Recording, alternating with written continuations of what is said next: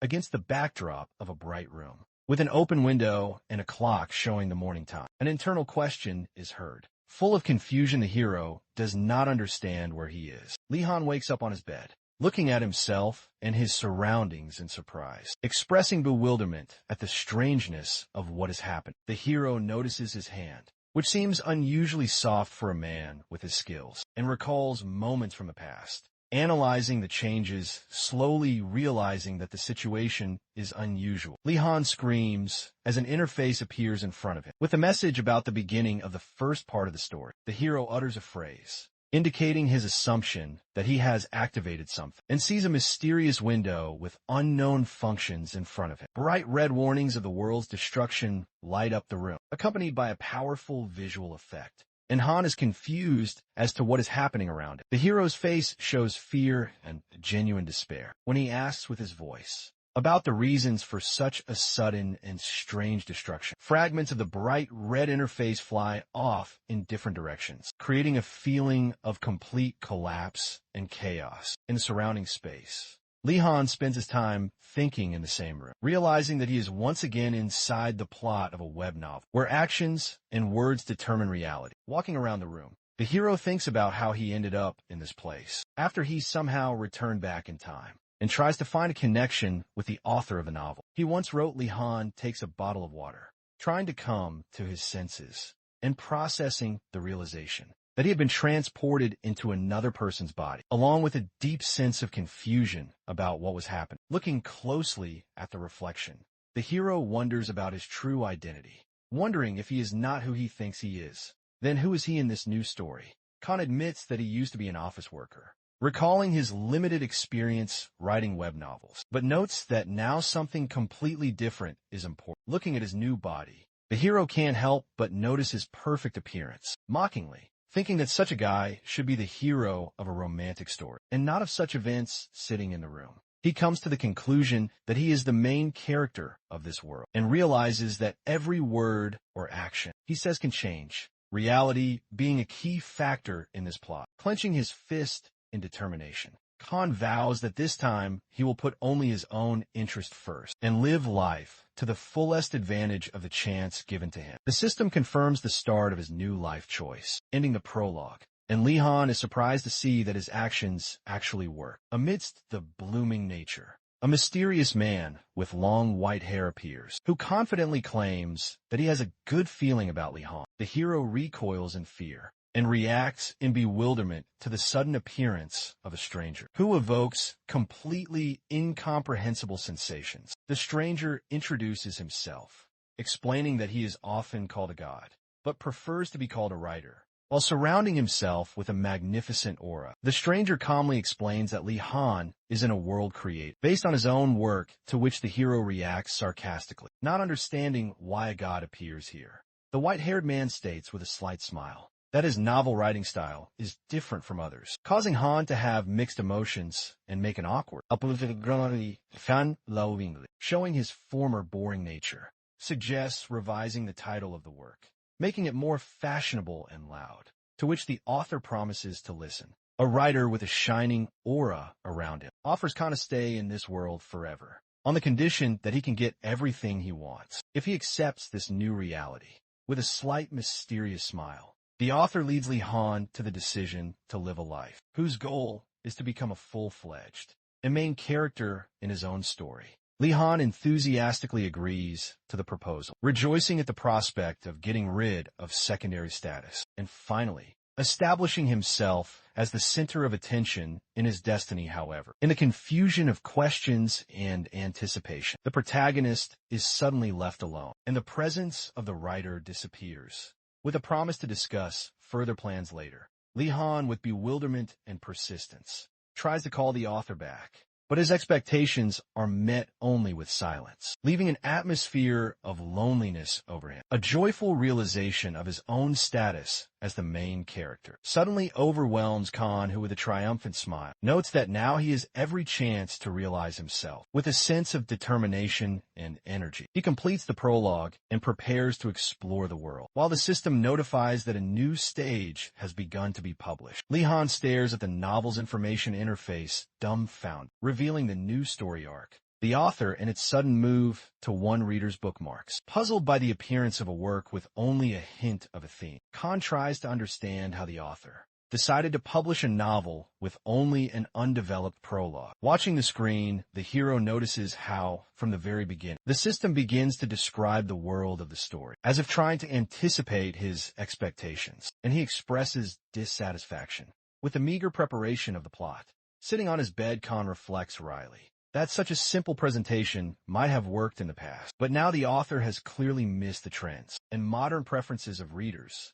Inspired by his new status, Han decides to take control of his development from now on, reclaiming his strength and creating his own path to success. Turning upward to the god, author Han asks with intriguing interest about the martial arts he had mastered in the past, wanting to know how great his abilities were. The system suddenly announces that Han's martial arts are now called the Heavenly Demon God Arts, emphasizing their unrivaled power and uniqueness. An illustration of majestic fighting techniques appears, which cover the proper control of breathing and mastery of different fighting styles, from a sword to the fist and step.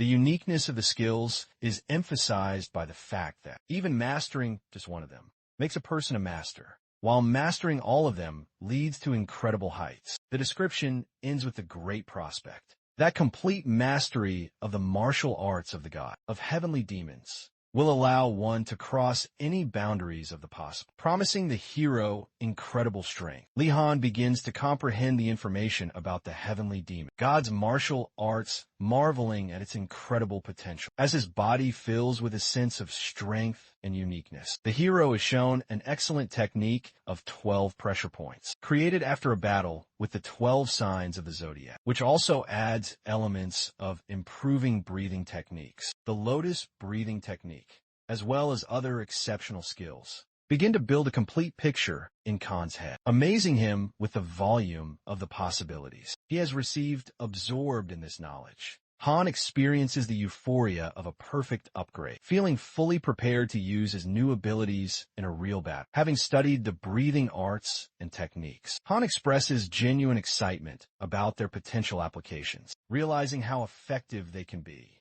Gathering his resolve, Han clenches his fist and declares that he is ready to test his powers, clearly showing his intent to use a new level of skill. The silence is suddenly broken by a loud knock on the door, accompanied by a demand to open it immediately, threatening to break it in if Khan refuses. Visibly tense, the hero approaches the doorway, not understanding what is happening, but preparing to meet an unknown threat. It turns out that the mysterious stranger was invited by someone without a clear purpose, which forces Khan to exercise caution and figure out what is happening on his own. Reflecting with bewilderment on the strangeness of the situation, Khan comes to the conclusion that this writer is, indeed, distinguished by his unusualness and penchant for the unexpected. A man in a brightly colored Hawaiian shirt bursts through the door, shouting loudly at Han for his supposedly bad password, causing chaos in the room. With a slight mockery, the stranger says that Khan looks better than he expected, and the confused hero tries to understand who he sees in front of him and why this person is here.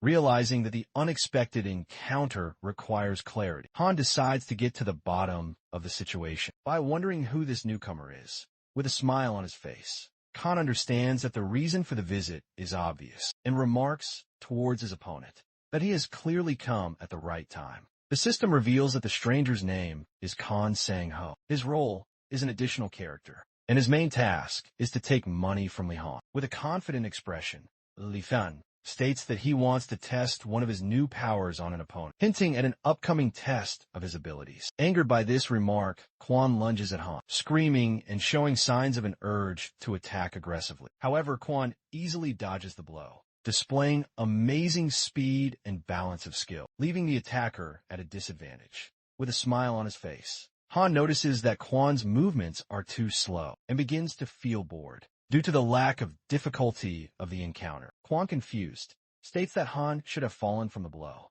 but the hero calmly replies that the pace of the attack is too predictable and slow. Han casually notes that this situation is not surprising, since he is now the main character, and warns his opponent not to rush to conclusions. An angry Quan strikes out, screaming But his aggression clearly does not impress Han, who remains calm and confident in his abilities. Memories of past moments in Han's life flash before his eyes, helping him use the techniques from the memories with precision and confidence. His body synchronizes with his previous life's experience, allowing him to flawlessly deflect an opponent's attack. By performing a perfect move using his new heavenly demon martial art, Han envelopes his opponent in ominous energy, demonstrating the power and destructiveness of his strength. The force of the attack sends Quan flying backwards, his body losing its stability as the energy strikes him from head to toe, emphasizing the inevitability of his defeat. Lying on the floor and coming to his senses, Quan forces out a mixed sound of confusion and awkwardness, realizing his losing position. Han, standing over him with an arrogant smile, declares that Quan has lived too long without learning to respect a true master. Quan adds that many things in life are not as simple as they may seem, emphasizing the difference in their strengths and skills. With cold confidence, he concludes his speech by advising Quan not to trust his eyes, because Han's true power goes beyond the visible Han. With a thoughtful look, admits that there is no such thing as justice in the world, expressing his philosophy about reality. Suddenly, the writer appears, sitting in a shining stream of light, and remarks with a grin that such words are worthy of a real protagonist. Han approaches the writer with excitement, asking how the protagonist should use his abilities and martial arts to achieve his goals. The writer reveals the shocking fact that Khan has returned to the past because he was killed, adding that revenge will now be his ultimate goal. A surprised Han tries to object and points out the inconsistencies in the annotation. But the writer admits with a slight laugh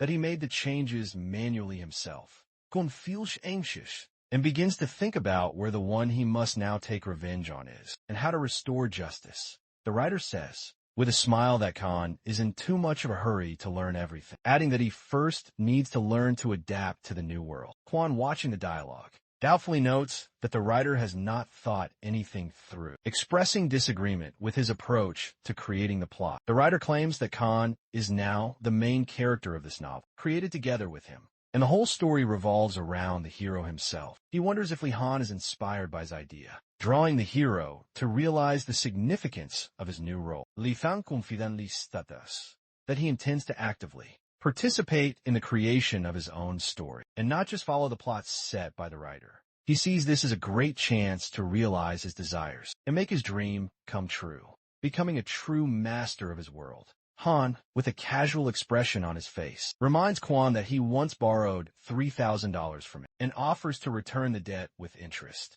increasing the amount to $30,000.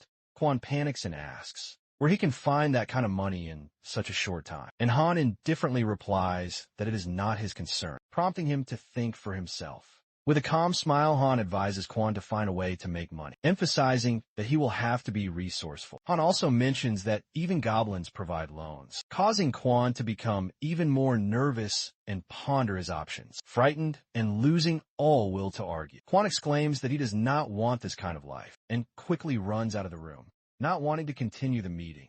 The writer, observing the situation, admires the idea of adding fantasy races, such as goblins, believing that it will add depth and interest to the story. The system instantly confirms the addition of new races: goblins, orcs, elves, and dwarves, confirming the integration of fantasy elements into the world. Khan notes with satisfaction that everything he says is born in this world, enjoying his new ability to influence reality with words. The writer suddenly comes up with a new idea, proposing a fusion of the worlds of martial arts and fantasy. Much to the surprise of Han, the writer happily adds that the events will begin from the moment the worlds collide, at the end of World War II, which makes the story unique and exciting.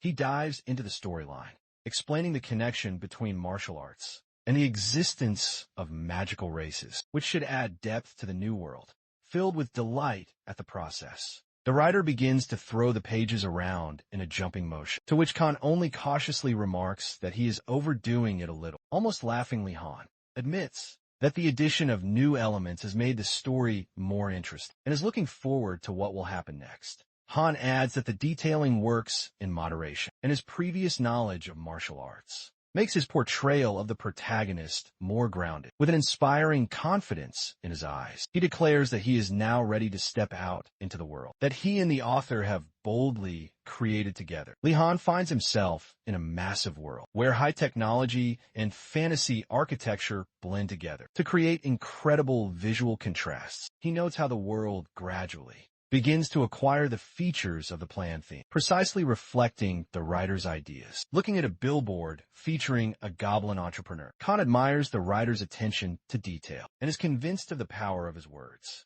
Lee Han ponders the need to strengthen his body, making it stronger and more resilient for martial arts, and begins to consider where he should go to do so. The hero understands that his thoughts and words evoke certain memories of the protagonist's life, which gradually become part of his personality. He finds himself in front of a majestic building, symbolizing an important place in the world, where apparently he will be able to release his ambitions. As he climbs the steps, Han realizes that his thoughts and desires are manifesting in a new world, shaping the reality around him. The system announces the addition of the Muram National Union, which emerged from the alliance of the Injustice and Justice factions, united by the power of the new era. The system adds the Muram Unification Embassy in Korea and the Golden Spring Kingdom, making the world even more multifaceted and rich. Lee Han decides to direct this confusing story into a safe and logical direction, trying to maintain balance in this world created by the writer. As he approaches the counter, he encounters a female operator who looks up at him questioningly and offers her help, claiming that since he is the main character, there will surely be something suitable for him here. Han decides to take the opportunity to strengthen his position. He voices his intention to register as a martial artist, which he believes will open up new prospects for him and confirm his current status. The registrar informs Lee Han that his application has been accepted and he can go straight to the interview, which inspires him to become the world's strongest hero, as stated in the story's title. During the interview, the hero learns that his efforts and potential are impressive, although he cannot name his clan or his teacher, which raises additional questions from the consul's consul Ju Won-baek, who was in charge of the interview. Emphasized that a student like Han will make his comrades proud by showing his respect. Ju Won-baek tells how, after the worlds collided, many people, especially the elderly, were unable to adapt, suffering from loneliness and change. The consul adds that those people who help to cope with difficulties are now called righteous and invites Khan to join Muram if he wants to dedicate himself to this mission. Khan thanks him for the high praise, but notes that his speech has dragged on, since the hero did not come for the sake of conversation, but with a specific purpose. Khan explains that he wants to meet with the consul, not as a newcomer of Muram, but as the head of the Dragon Sword clan, which arouses visible interest in the interlocutor. Ju Won-baek shows curiosity, asking about the purpose of Han's visit, who suggests getting straight to the point, demonstrating his seriousness. Khan shares a plan to hold a major event, centered around the Dragon Sword clan, hinting at a special treasure the clan has in its possession. The hero reveals that this treasure is the first heavenly decree of the primordial fire, which previously belonged to the protagonist himself before his return, which is confirmed by the system. The system explains that the first heavenly decree of primordial fire contains the soul of a heavenly demon, making it an incredibly powerful artifact. Ju Won-baek's role is elevated to a supporting character, and his aura becomes even more vibrant and impressive, highlighting his importance in the current story. Lee Han calmly states that he is the true owner of this treasure, and has therefore come to collect it. After completing his part of the job, Ju Won-baek looks at Han with confusion, wondering how he dares to lay claim to such a valuable thing, hinting at the need for an explanation. The consul demands an explanation, activating his battle aura to emphasize the seriousness of the situation and test Khan's intentions. Lee Han, observing Ju Won-baek's behavior, notices that everything is going according to his plan and decides to take action further. He focuses on his magic and activates a powerful spell, intending to take back the treasure that belonged to him in the past, adding a new technique to his repertoire of abilities. Khan's sensitivity to magical currents increases, and the system confirms the addition of the 12 pressure points. Great technique, Rabbit, making him even stronger. The power of his technique continues to grow, and along with this, the chi energy increases, which is confirmed by the system. and visually manifests itself around the hero. Li Han notes that the technique seems completely unbalanced, but is amazed at its potential. Realizing that with each sign, its power becomes more incredible. Ju-won Byak scornfully remarks that Li Han's ability to control Qi means he has chosen the path to death. Questioning who sent him, Li Han replies with a slight grin that he, being the main character and the strongest in this world, is not one whose life will end so easily. Angered by the hero's calm response, Ju Wanbaik declares that he will reveal his dark secrets himself, activating a powerful energy strike with his sword. Han, faced with a sudden attack, is thrown back by a powerful blow, his body instantly reacting to the enemy's strength. While admiring Ju and Beck's speed, Li Han realizes that his sensitivity has greatly increased, allowing him to better analyze the enemy's actions. The hero realizes that the improved sensitivity allowed him to avoid a critical outcome, and the system confirms the addition of the Thousand Beast Strike. Combat art Ju Won-baek focuses the power of the Thousand Beast Strike, one of the most difficult techniques of the Dragon Sword clan, emphasizing its complexity and power. Meanwhile, the writer watches what is happening with enthusiasm, enthusiastically commenting on the events, while Khan critically evaluates the need for his intervention. Ju Won-baek throws another powerful punch, and Han is faced with his immense speed and energy. Try to find a moment to counter. The hero, caught in a fast-paced clash, realizes how fast and dangerous his opponent is, persistently making his way through the energy flows. Li Han assesses Ju Won-baek, noticing that he is different from the person Han knew in the past, which furthers his doubts. Ju Won-baek also notices a change in Han, believing that he clearly does not have the abilities of a second-generation human. Like before, despite the confusion, Han decides that he needs to get the treasure and prepares to attack, actively intending to use his power. The system confirms changes have been made to Ju Won-baek's character. His abilities are enhanced, increasing his threat to Han.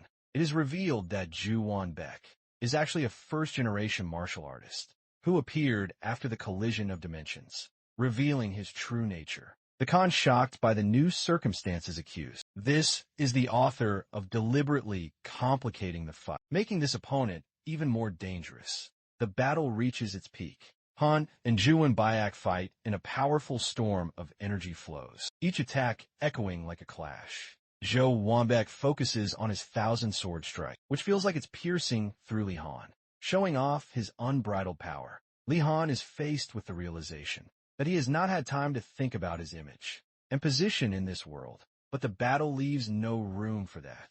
With renewed determination, Han shouts out the activation of his Form 7 technique, revealing a hidden potential that promises to change the course of the battle. Using his seventh form, Li Han creates vortices of powerful energy, surrounding himself with an ominous aura, and rushing to attack Ju Won-baek. Han's energy blast knocks out Ju Won-baek, causing his body to fall backwards as streams of power explode around him. Stunned, Han is surprised to find that he put in all his power, but the result was not what he expected, causing him to question his actions. He reflects that Ju Won-baek is just an ordinary person who is protecting his clan's treasure, while Han has put in excessive effort, like punching a sack of potatoes.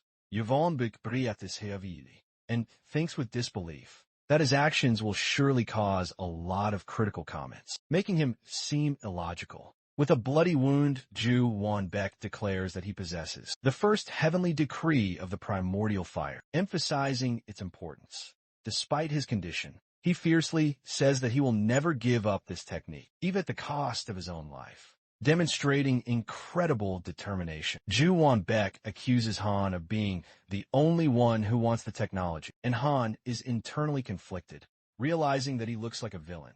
Frustrated, Khan realizes that he needs to find a solution that will allow him to get out of the situation while maintaining a dignified image. Sympathetically, someone gently places a hand on Ju Won-baek's shoulder, asking why he had to fight beyond his capabilities, hinting at a peaceful end to the conflict. Ju Won-baek acknowledges with a weak smile that Li Han must have overcome many hardships, but warns that for the clan, this is the greatest treasure, but for Han it could become a deadly poison. Li Han confidently says that the Dragon Sword clan no longer needs to bear this heavy burden, showing a noble determination to take on the responsibility. Ju Wanbaek is amazed to realize that Li Han is using the energy of the heavenly demon, Lotus Breeding Technique, an absolute power that is only passed on to the victors. The system reports that a change has been made to the first heavenly decree of the primordial fire, the reason for which is to lighten the burden on the Dragon Sword clan. Additional information reveals that anyone who is not a successor of the Lotus breathing technique will suffer from extreme heat if they use this treasure.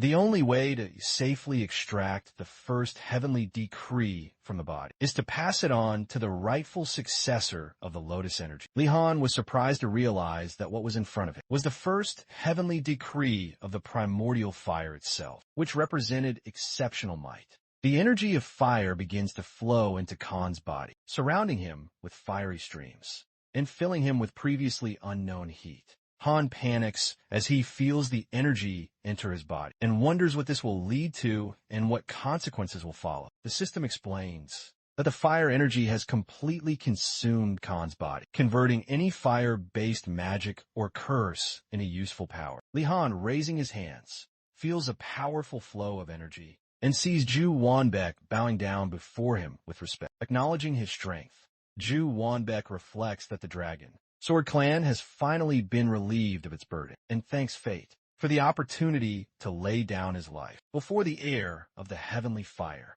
Li Han, looking at what is happening, notices the completion of the situation with a smile, and the author adds the last important touch to the story. The hero proudly recognizes himself as the main figure in this story, filling himself with a sense of satisfaction from the achieved power and new status. Ju Wanbaek gives Li Han a special identification document, giving him the status of an advanced master and the ability to move on. Li Han thanks Ju Wanbaek for his time, acknowledging the importance of their meeting and the value of the knowledge imparted.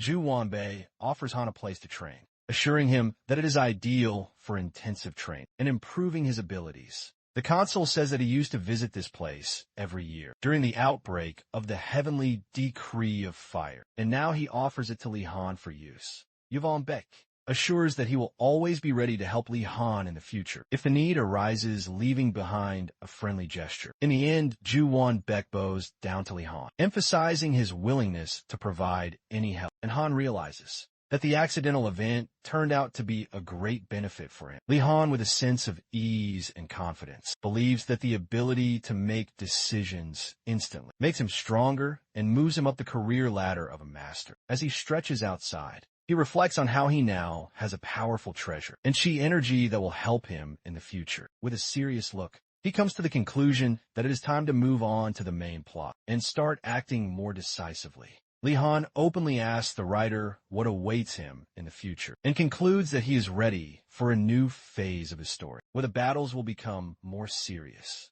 With a grin, he suggests that his enemies will now be much stronger than before, which only makes him want to become even more powerful. Walking around the city, he realizes that the plot is becoming more and more interesting, and he eagerly awaits what the writer can surprise him with. Li Han is somewhat surprised by the news of parallel worlds, and ponders the implications of the emergence of a new race, wondering what direction the plot will take. The system specifies that the parallel world is a space that has been expanded since the merger of dimensions, adding new opportunities and threats. The demons that appeared in the parallel world become unique creatures, like elves and orcs, and their world also seems to have collided with existing worlds. Li Han notes with a hint of sarcasm that the plot is gradually becoming more complex and extensive than he expected, anticipating further challenges. Li Han tries to understand the complex information about the three groups of creatures coming through the door with irritation.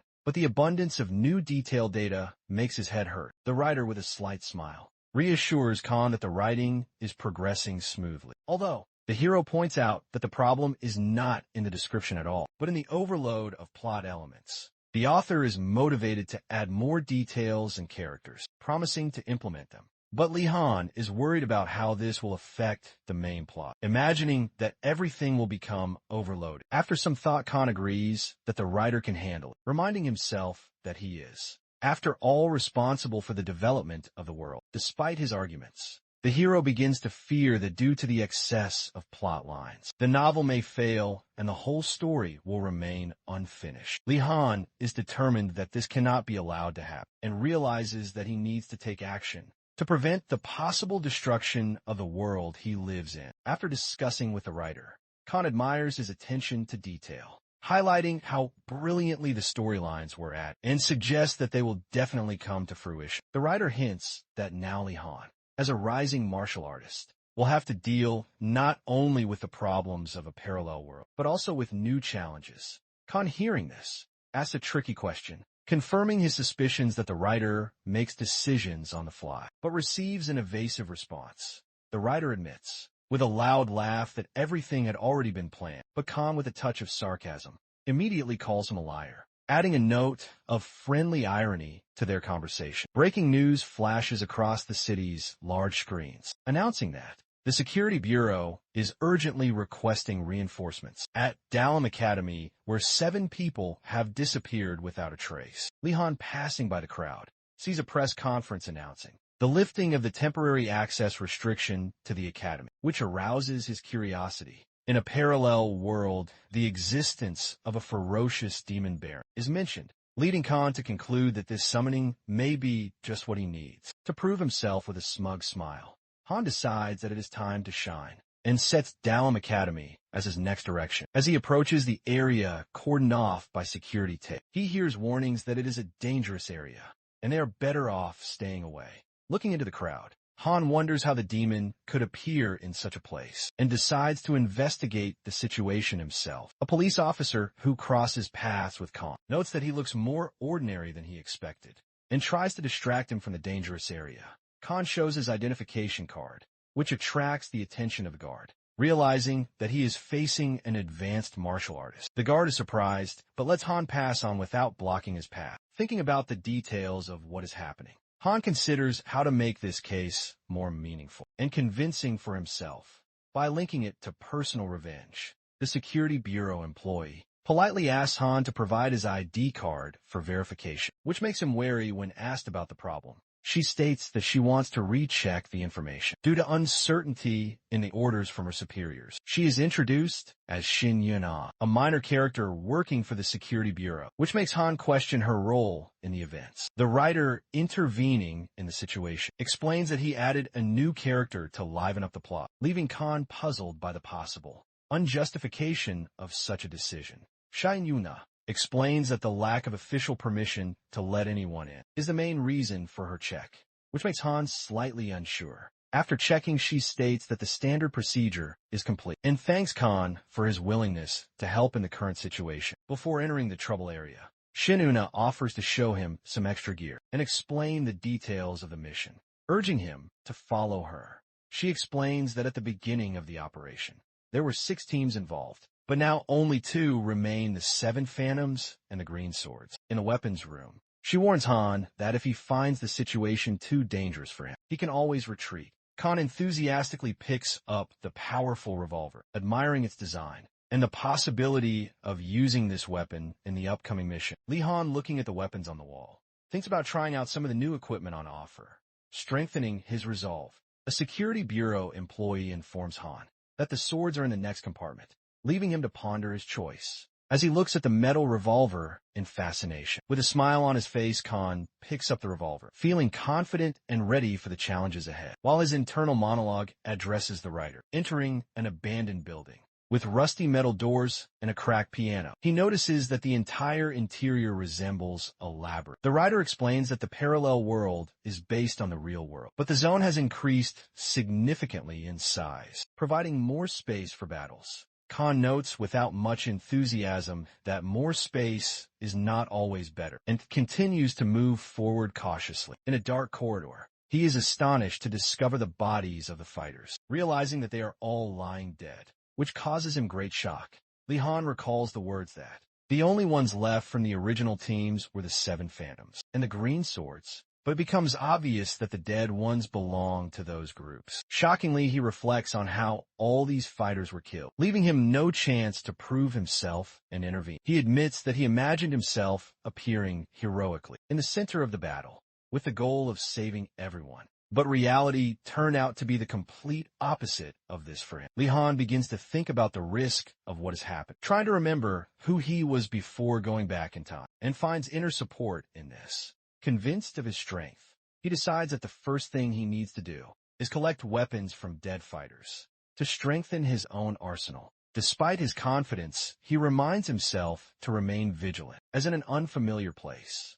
It is impossible to predict what might happen. Picking up a grenade from the floor, he thoughtfully notes that one should not underestimate the author, as he is capable of adding unexpected twists to the plot. He continues to move slowly forward along the dark corridor with closed doors, thinking that everything could change dramatically at any second. With interest, Han decides that he needs to check what is in the office, and quickly heads towards it. While running down the corridor, he suddenly activates a grenade, but manages to throw it away, falling to the floor and dodging the explosion. The explosion blinds the room with bright light, creating a dramatic scene, and Han prepares to find out what lies behind the open door. Entering the director's office, he realizes with slight annoyance that there is nothing inside, which makes him wary. Han is suddenly attacked by frightening creatures and immediately goes into alert mode, analyzing the situation. The sharp demon men rush at Li-Han with a screech, demonstrating their agility. Sharp claws and teeth that can tear apart flesh. Han dodges with acrobatic ease and counters with his blade, slicing through the nearest demon and leaving a glowing arc of energy in his wake. He fanning his ear and adjusting his knife, hears an unknown voice praising him for the effective destruction of the disgusting creatures. Remaining on guard from the thick darkness, emerges a huge leader of the Sharp, people whose lust for killing can be felt, even from a distance, and Li-Han prepares for another fight. Inside the monster's chest glows the heart of a demon, a rare artifact from a parallel world that can be recycled in various ways. Increasing the hero's interest, the leader rises into the air, creating a powerful shockwave that makes Khan's ears pop, but he remains calm and observant. Following him, a whole flock of lesser demons rushes in a race, surrounding Khan from all sides and creating a chaotic wall of claws and fangs. The hero grips the hilt of his sword tighter, thus provoking all opponents to attack simultaneously. With an unperturbed expression, he looks up to confirm that all the enemies have indeed gathered, preparing the ground for a large-scale counterattack. At this moment, the leader, letting out a piercing roar, heads straight towards Khan, opening his fanged mouth and shining with a pulsating hardcore, which beckons the hero to a decisive blow. Li-Han smirked and decided to get rid of the noisy leader first. Otherwise, the other demons would not let him concentrate. With the sword raised, he charges straight at the giant demon, warning that they will both get a beating for having such a loud party, playing on the contrast with the threat. With a sharp movement, he rises into the air and falls from above, turning his own fall into a deadly spear against the rising, sharp man. Landing in an epic cut, Han instantly seizes the initiative and crushes the nearest demon with a powerful kick and sword strike, breaking the enemy's momentum. The hero delivers a horizontal slash with impeccable precision, knocking the demon down before he can react. Changing weapons, he takes out an automatic grenade launcher, grinning in anticipation of an all-out barrage. With booming bursts, he turns the cramped space into a firestorm, piercing the ranks of demons with sparks from gunfire and flashes of explosions, dipping his blade into the bloody arc. Li-Han gestures contentedly to invite the remaining opponents to continue the dance of death. Suddenly, he remembers the grenades, grins, and gives the pack a present, throwing a bunch of explosive devices right into the thick of it. A thick cloud of smoke and debris rises towards the ceiling, as the system reports that his chi has already reached level 180, thanks to the burning heavens. Submitting his new power, the writer enthusiastically holds out a light-bearing pen and suggests that Li-Han use the new form of the great 12 pressure points technique in the final battle, while also hinting at the refinement of the 7th form. The two of them discuss a name for the upgraded vehicle and Khan, upon hearing the option reluctantly, but nevertheless approves of a powerful and effective name, designed for a one-time deadly attack. The system registers the renaming of the form, and in the background, another demon prepares to attack, prompting Khan to find something valuable in this place between fights, to the writer's surprised exclamation. Khan concentrates purple energy in his palm, noting that he came to sort out the parallel world. But the real important thing is the specific purpose of the meeting with the demon. He releases a hot stream of chi, emphasizing that having a clear motivation will make the chapter more interesting, and suggests that the author go along with it for the sake of drama. Receiving a nod, Han and the writer simultaneously rush down, splitting the ground with a flash of ultraviolet blade that cuts through the surrounding creatures. Li Han raises his sword above his head and brings it down in a swift fall, charging the blade with the seventh form to break through the demon leader's defense. The blade slams into the monster's chest, sending out a wave of energy, and a deafening scream emanates from its mouth. As the demon's heart cracks under the crushing blow, after a successful reception, Khan, wiping blood from his fingers, mockingly asks the writer if the script is finished, hinting at the endless revisions. The writer happily reports that it is ready, but the sheets of script begin to crumble in Khan's hands, causing him to be perplexed and suspicious of the fragility of yet another final draft. The system announces a new title, and the hero instantly becomes alert, remembering his true purpose more clearly. A flashback plays against an icy backdrop, where Master Li Han once fought under the frozen blade king, watching as the interdimensional conflict escalated into all-out war. In the thunderous glow, the great mage appears, leading an army with the intention of ending the war once and for all, emphasizing the scale of the conflict. The screen fades to darkness, and text states that only one warrior emerged victorious, before showing an exhausted but alive Li Han lying on the battlefield. The dawn panorama reveals Li Han as the only survivor among the ruins, symbolically laying claim to the heavenly demon's legacy. In the present, a mysterious dark sorcerer materializes from the violet flame. The Khan and the writer below discuss that there is still time to obtain secret texts and treasures before the war begins, reminding them that the artifact once belonged to them. Smiling, Khan notes that the sooner he gets his inheritance, the better, because after returning to the past, time plays on his side. The writer starts a lively conversation, and Khan agrees, grumbling that it would be nice to finish the job quickly and have a bite to eat. Khan's footsteps echo down the smoky corridor as he calls for the hidden enemy to appear quickly, to end it all once and for all. As his appetite only grows, Li Han opens the door and confidently announces that he has finally found his opponent. Looking at the purple chaos inside the room, on the dais sits Baron Svaya, a demon of the 7 demon standard-bearers who looks absolutely serene, as if his every move obeys the laws of this world. Suiji states that he is already starting to feel bored, encouraging Li Fan by saying that his appearance was a long-awaited event. With a mocking grin, the demon notes that ordinary people have lost all interest in him, but hints that Li Han may be an exception. The hero talks to the demon, offering to stop empty talk and speed up the end of their meet. Since Li Han is gnawed by an ever-increasing hunger, Svidrigail loses his composure from Khan's defiant words. Demonic rage flashes in his eyes, and in response he clenches his fists. The Baron activates his ancient demonic technique, raising a powerful magic circle and filling the space with purple, black energy crushing the boundaries of reality. Li Han is stunned by the sudden surge of power, wondering why the difficulty has increased so much, and prepares countermeasures to withstand. SFE sneers with a fang grin, asking Khan how it feels to witness his overwhelming power, while he himself raises the energy to threatening levels. With a blast of dark light, Svikimans Li Han Tu Dispe, emphasizing the enormity and absolute control of his powers. Swiddick, with growing boredom, admits that the duel is not living up to his expectations, and decides to increase the intensity of the fight in order to reveal the true potential of his opponent. Li Han, without losing his resolve,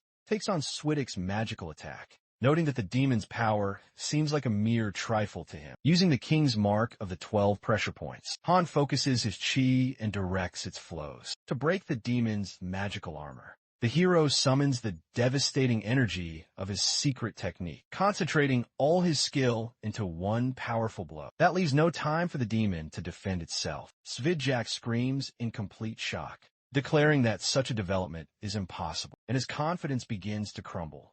The shocked demon finds that his perfect demonic technique is being cracked at the seams by Khan's power, leaving him virtually weaponless. Li Han slashes through the vortex of magical energy, moving closer to the demon for a final decisive blow. The destructive waves caused by Khan's suffocating attack begin to destroy all the spells and magic circles protecting Sviji. At this point, the hero rushes forward with a bright smile, uttering a defiant phrase that confirms his absolute dominance over his opponent. Khan, filled with purple energy, delivers a heavy and perfectly aimed blow that pierces the demon and ends the battle, leaving Sviji completely powerless. Li Han ends the fight with a move, inserting the weapon into his mouth, with the sound of energy disappearing around it. With a slight grin, he says that the game is over, claiming his decisive victory over the demon. Sve, struck by Khan's power, explodes into pulsating energy, disappearing in a piercing purple vortex. Li Han floats in the air in complete silence, briefly enjoying the moment of absolute triumph over the darkness. In his hand, he discovers the Heavenly Legacy, a source of incredible power. Ending the chapter 100%, looking around the battlefield, he notices that victory came easier than he expected, and now his thoughts are occupied only with hunger. He approaches the writer, who is deep in thought, noting that he looks devastated. Li Han is surprised to notice a strange circle of glowing comments that suddenly begin to revolve around him. Comments reveal the opinions of readers, who enthusiastically respond to the plot, demand new chapters, and express their expectations. The hero looks at the many funny comments with amusement and declares that the readers have made his day, lifting his spirits before continuing his story. Li Han thoughtfully discusses the past of the comments with the writer, and the writer panics as he tries to figure out why. This particular comment became one of the best, feeling that something is fishy about it. The hero reflects on highlighting the best comments under each episode, admitting that sometimes they can not only motivate, but also destroy the work. The writer, who has similar feelings, understands Li Han's panic, because he himself has faced similar problems. Li Han emotionally accuses the writer that the series could have been completed if the main character had behaved better, explaining how important every minute is for the readers. Unable to understand his own feelings, the writer concludes that the work may be cursed, reminding himself of his fragile mental state. Li Han watches the sudden onslaught of comments that plunge the author into a state of despair and tries to understand what is happening around him. The writer, clutching his head, literally sees before him the disintegration of the reality he created and wonders whether it is necessary to start everything from scratch. Li Han raises his voice, calling on the author to pull himself together and prevent the possible total destruction of their world from the effects of careless words. The hero opens his eyes after a brief awakening and vaguely wonders whether the work has been left alone or will still be continued. Li Han, under the light of the new commentary, exclaims in surprise, realizing that the reader's sincere words refresh the writer and give him joy for the whole day. He notes with relief that the writer has come to his senses and allows himself to relax. After the tense events, the man satisfies his appetite by vigorously eating rice soup, enjoying a moment of simple earthly pleasure. After the meal, Li Han happily reports that he has cleared out every last crumb, while the system announces an addition to his character. The supplement list states that Li Han's favorite food is rice soup, which he must eat at least once a week to maintain his sanity and balance. Li Han notices that his body is reacting strangely again. Could this all be due to another addition to his parameters? Suddenly, a security bureau employee appears at the table, informing that it was she who made the order and asking not to worry about it. They sit down at a common table, and the girl thanks Li Han for successfully closing the parallel world, opening an atmospheric dialogue. She admits that she did not expect his easy success and switches to a business-like tone, informing him of an important offer from the security bureau. Li Han's question about what sentence exactly is meant makes him wary and wonder if the author added anything else. Before hearing the details, Li Han's attention is distracted by a child who lets out a delighted cry when a hero helps him eat something delicious. From the table, a little boy asks Li Han with admiration if he is a martial artist, while admiring his equipment. The boy's mother, apologizing for his behavior, calms Li Han down, but he just brushes her off, claiming that everything is fine. Li Han, smiling sweetly, shares with the boy that he recently finished clearing out Durham Piano Academy, hinting at the mission he just completed. Interrupting the conversation with the boy, Li Han was called out in a loud voice, causing a slight commotion in the cafe. The hero looks at his interlocutor with bewilderment and asks why she's screaming like that. Because in his opinion, it is not such a secret. The girl admits that she made a fuss because the information about the closure of the parallel world had not yet been made public, and adds that she was a little worried. Getting to the point, the Security Bureau representative reveals that they want to offer Li Han a job in their organization. The girl emphasizes that for his contribution to closing the world, the hero deserved the title of a new star and a separate, well-deserved position. The system suddenly notifies Li Han that new techniques have been added to him, including the unchanged cultivation and the unchanged 7 sword strikes. The Bureau's representative explains that they want to organize an official statement for the press about the closure of the parallel world and offer to use the press center they have prepared. The Security Bureau representative admits that she's going crazy from the impossibility of changing already written plans and offers to report any additional conditions for cooperation. Li Han decides to take advantage of the current situation, noting that he is not yet sure about hiring, but leaves the possibility open. He states that he fully trusts her with the matter of organizing the official statement, showing that he is ready to act. Through the Bureau, the hero reflects on the fact that the opportunity to become famous is a good path, and it is easier to let circumstances help him achieve this than to achieve it himself. Li Han offers to exchange contacts by sending a message about his needs to make further communication easier. After the meeting, the hero returns home and, while taking a shower, notices with surprise how quickly the response to his message arrived. A message from the Bureau confirmed that his request had been approved, and a plan had been drawn up with all conditions agreed upon. Li Han decides to spend time analyzing the heavenly legacy, sensing its powerful and mysterious energy that begins to manifest. He looks forward to unlocking the incredible potential of the object, recognizing how important its connection to future events is. The new text states that the summoning essence from the parallel world is linked to the location of the heavenly legacy and can be used to completely control it. And Li Han activates it with a determined expression, preparing for the next step.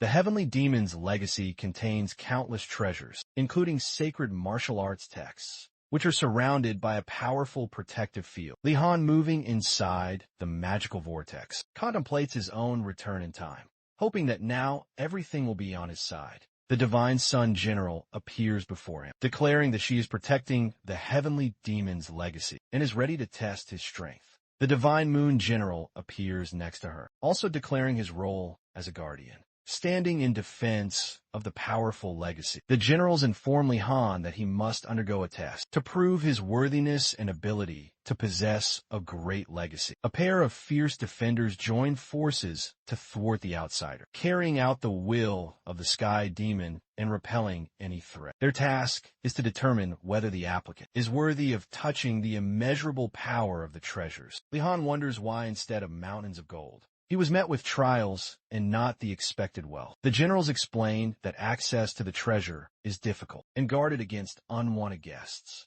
Despite Khan's fighting prowess, the writer reveals that there are 2 types of tests, with weaker candidates being tested for determination and fortitude under extreme conditions. Li Han learns that passing the test is only possible after reaching a certain level, and that physical strength is powerless against magical illusion. The second test is designed for strong candidates who are ready to fight 2 formidable generals at once. The Divine Sun and Moon, the generals, have the ability to summon heavenly soldiers when multiple challengers appear, which leaves Li Han confused as to the point of such difficulty. Li Han is shocked by the intention to make him undergo the test again, even though he already did it in his past. The Divine Sun General smirks as he challenges Li Han, reminding him that tricky tricks won't help him avoid a fight. Li Han greets both generals with genuine joy, stating that he has already passed their test and is ready to do it again. The system records that Li Han has already completed the test of 2 generals, and the defenders themselves begin to understand who they are dealing with.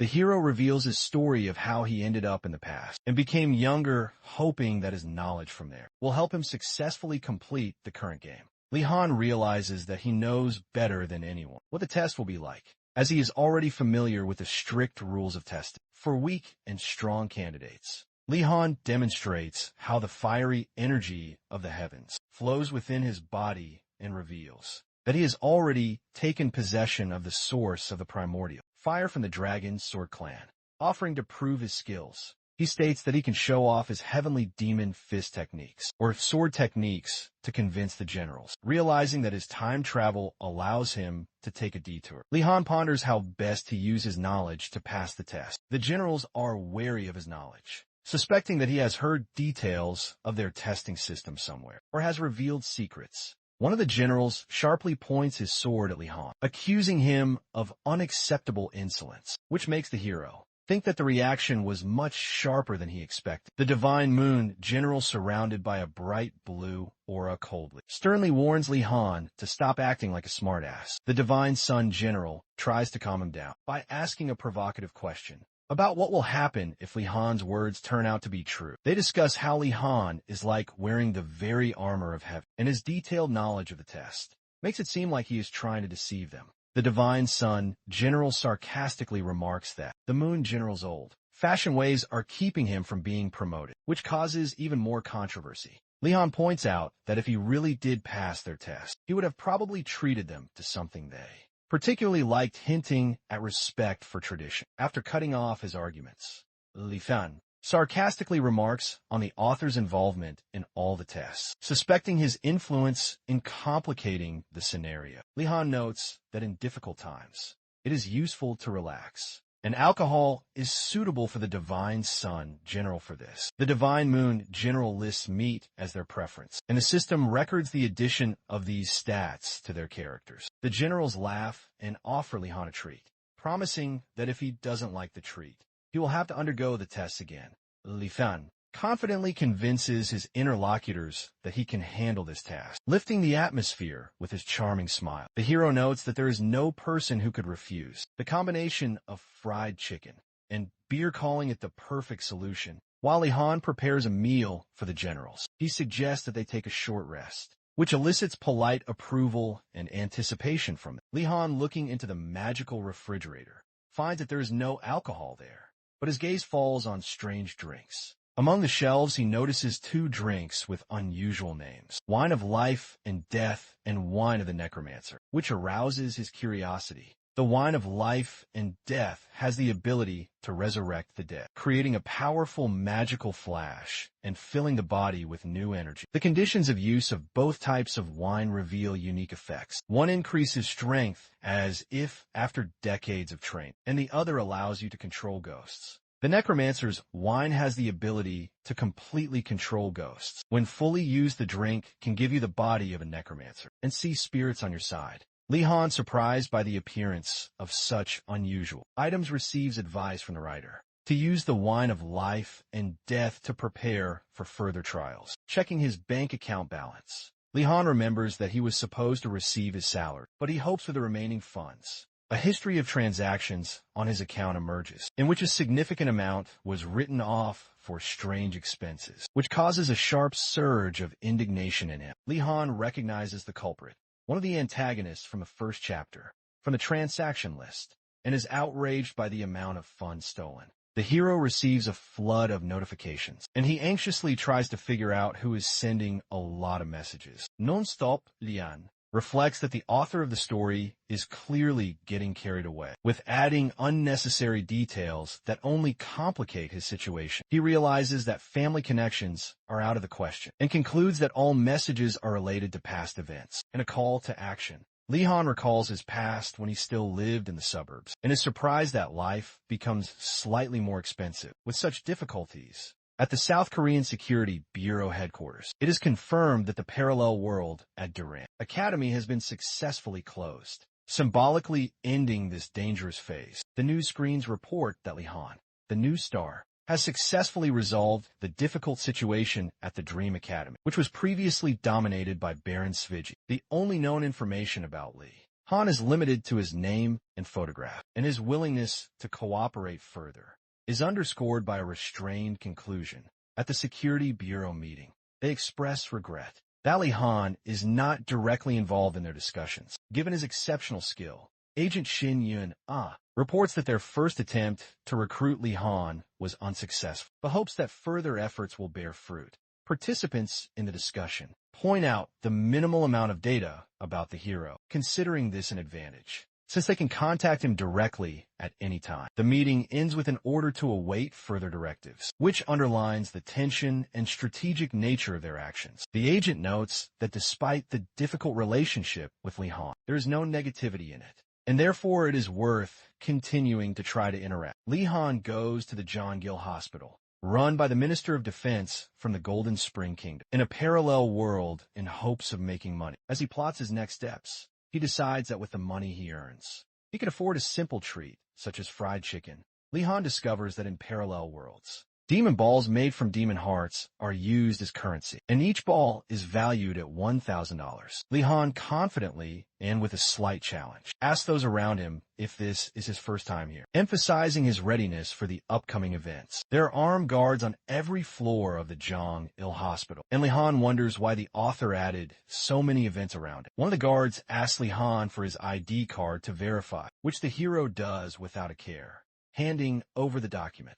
After scanning the card, the system confirms the records are clean and allows Li Han access to the restricted area of the building. A door opens in front of Li Han, leading to a mysterious room from which a strange hum and something like vibration is heard. Li Han speculates that after selling the items from DRAM Academy, he will visit the black market to use the proceeds. He notices that the hospital walls are covered in a strange black organism that was previously a demonic mushroom and is spreading a strong neurotoxin, causing him to worry about the workings of the world. On the street, it becomes clear that all people have gathered inside this space, where warlike martial artists and unique characters are intertwined. Among those present, you can see representatives of different classes, such as magicians, elves, and warriors, which adds to the atmosphere and mystery. The market is buzzing with offers from all sides, from new swords for beginners to crystal balls made of diamonds, and participants are actively discussing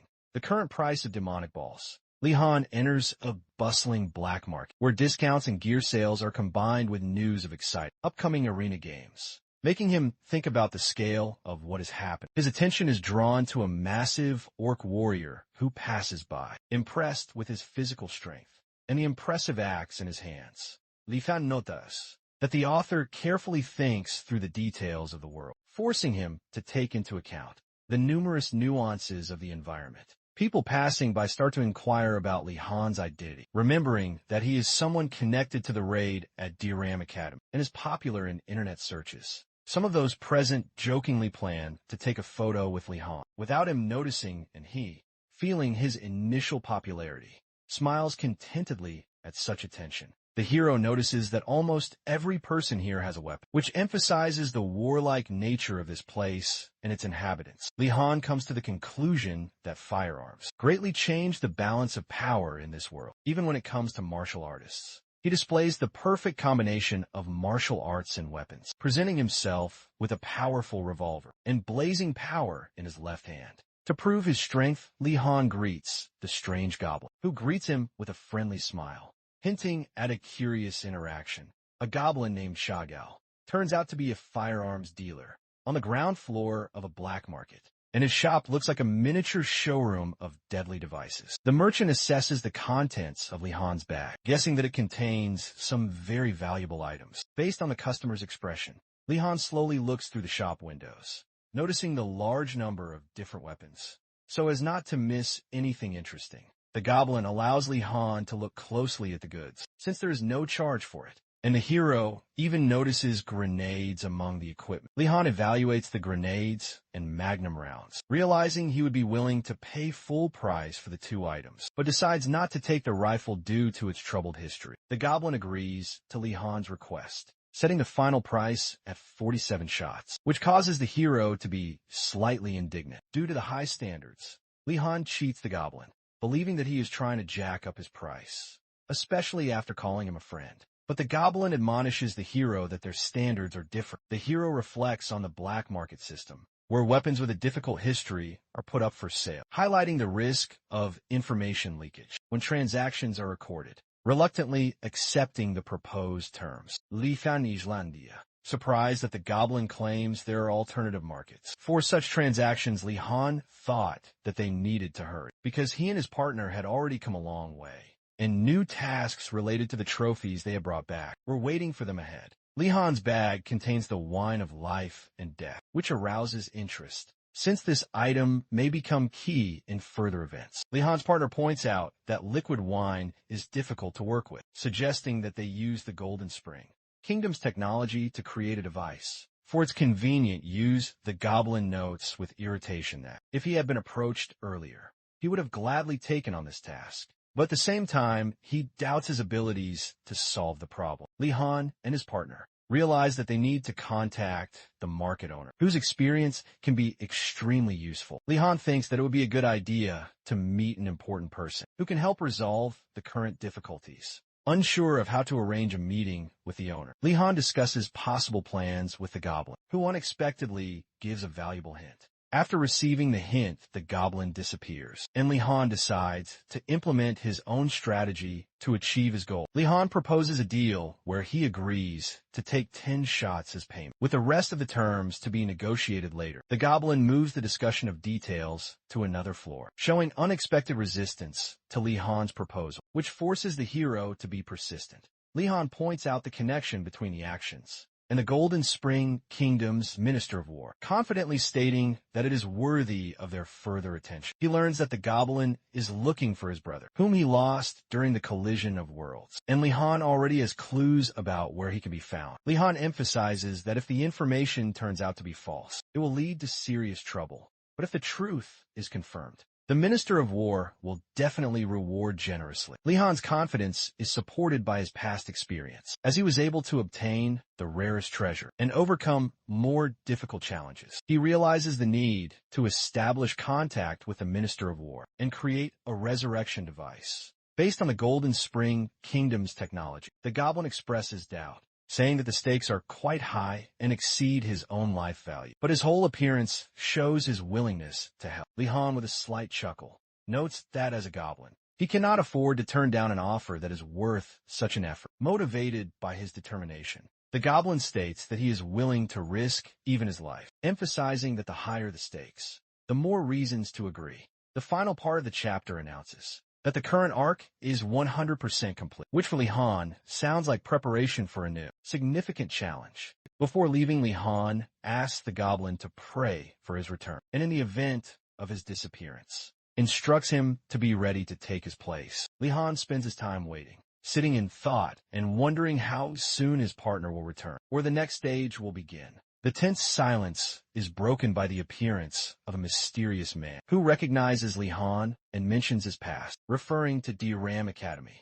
Li Han is dissatisfied with why the author added a new character to the plot, which seems unnecessary and mysterious to him. Li Han's partner enthusiastically suggests visiting the arena, considering it a powerful spectacle and part of their adventure. Despite the mediocre motivation, Li Han uses that. If the main purpose of a meeting is to show the arena, then it is only a ploy to expand the narrative, causing him to want to decide how to proceed. The mysterious man, with an almost self-confident smile, asks Li Han if everything is known about him, and arouses hidden suspicion with his behavior. The man lightly mockingly suggests that Li Han knows him, thus suggesting a game of sorts. He introduces himself as Zhang Yong of the Blood Clan, which immediately sets him apart from the rest, and indicates that he belongs to a strong faction. In the future, Zhang Yong becomes a villain, and the head of the Blood Clan under the second name Akatsu, which suggests the possible danger of collaborating with him. Li Han assessed him as an intelligent opponent,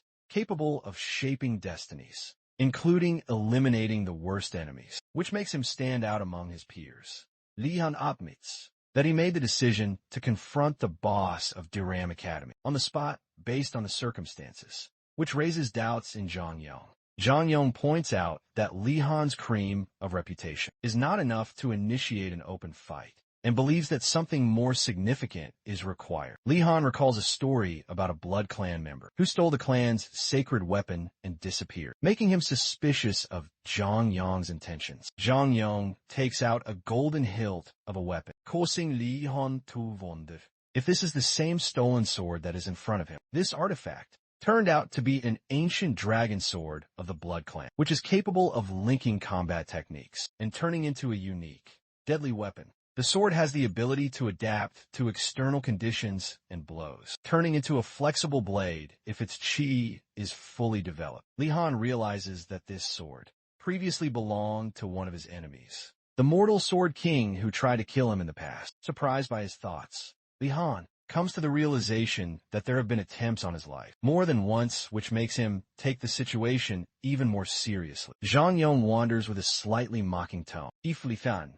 has enough skills to see such minute details without being a newbie. Li Han hints with a slight chuckle that Zhang Yong seems to underestimate his abilities, which only increases the intrigue between them. Zhang Yong proposes that they put it all on the line and find out who is stronger in a winner-takes-all fight, pointing to Li Han's meager possessions. Yung Yong emphasizes that his entire value lies in a few demonic balls and demonic essence, depriving his opponent of confidence. Li Han takes out a demonic essence that emits magical light and confidently states that this item will definitely arouse the interest of his opponent. Zhang Hyun becomes wildly excited when he learns that Li Han has the real demonic essence and agrees to wager his sword against her. Zhang Yong expresses disbelief that Li Han was able to obtain such a rare artifact during his first raid into the parallel world, lamenting the unfairness of life. By offering to have a fight to test whether luck was on Li Han's side, Zhang Yong demonstrates his willingness to test his skill. Li Han ponders how to fight the man who seeks to become the clan elder, while deciding to obtain his sword.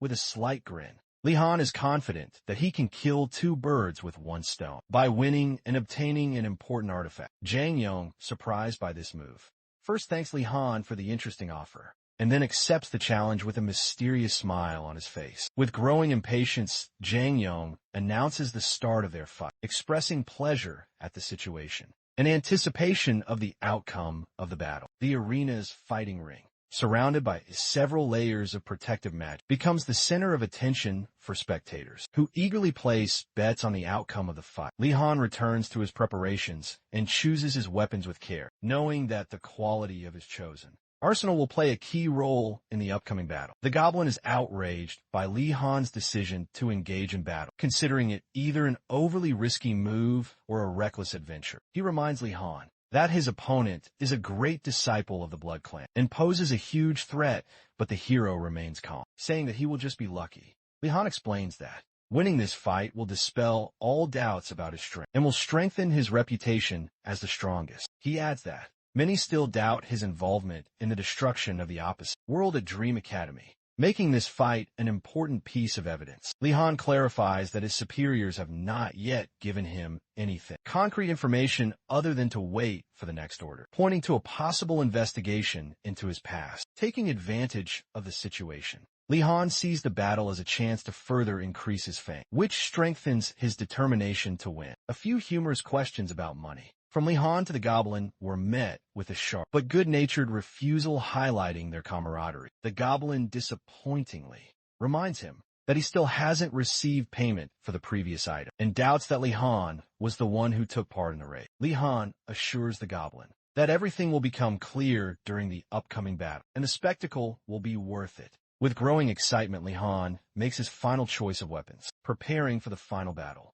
In the arena, Li Han confidently declares his intention to advance to the master rank, preparing for the arena battle. The audience discusses the bets and rules of the upcoming winner-takes-all fight with Li Han in the spotlight. The arena screen displays updated battle information, confirming that, as per Li Han's request, his level has been changed to master. Viewers react violently to this development, not believing in Li Han's courage and predicting possible difficulties for him. The master level grants the owner the ability to materialize chi and create energy armor, which is usually inherent to representatives of famous clans. Li Han playfully persuades his fellow goblin to place a large bet on his victory, but he refuses, not wanting to take the risk. As he leaves for the battle zone, Li Han remains confident, glancing over his shoulder and stating that his success will be obvious. Li Han enters the arena with confidence in his abilities, and the spectators fill the stands, preparing to witness the main fight of the day. The host announces the contestants, highlighting the status of great disciple Zhang Yong and new star Li Han, causing a wave of enthusiasm among the audience. Li Han maintains a confidence mila, guessing from his opponent's expression that he is underestimating him as a serious opponent.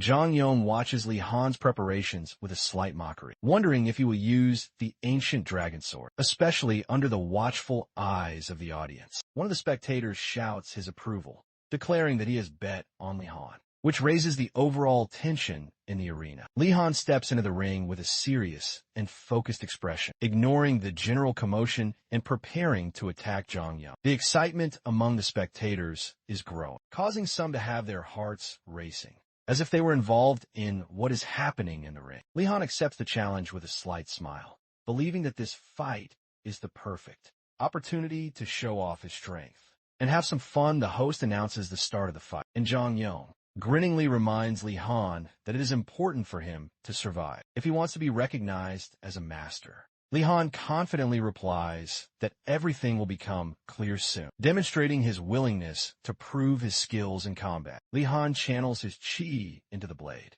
creating an impressive, glowing effect that leaves onlookers amazed at his skill. Everyone around, including the audience, begins to discuss the materialization of chi, coming to the conclusion that such a thing is usually only available to true masters. Zhang Yong is also taken aback by what happened, realizing that he is facing an opponent who may be stronger than he thought, which adds to the intrigue of the fight. Li Han, with a confident smile, assures Zhang Yong that he still has something to surprise him with, demonstrating his willingness to reveal his hidden abilities, entering a radiant flow of chi before the fight begins. Les anicaps atteint atmosphere, captivating the audience with a spectacular display of strength. He uses one of the signs of the great technique of 12 pressure points, releasing the power of cosmic energy, filling the arena with bright waves of light. The rat technique is used, which transforms and refines chi energy through lotus breathing, creating the effect of complete dominance. Despite his reluctance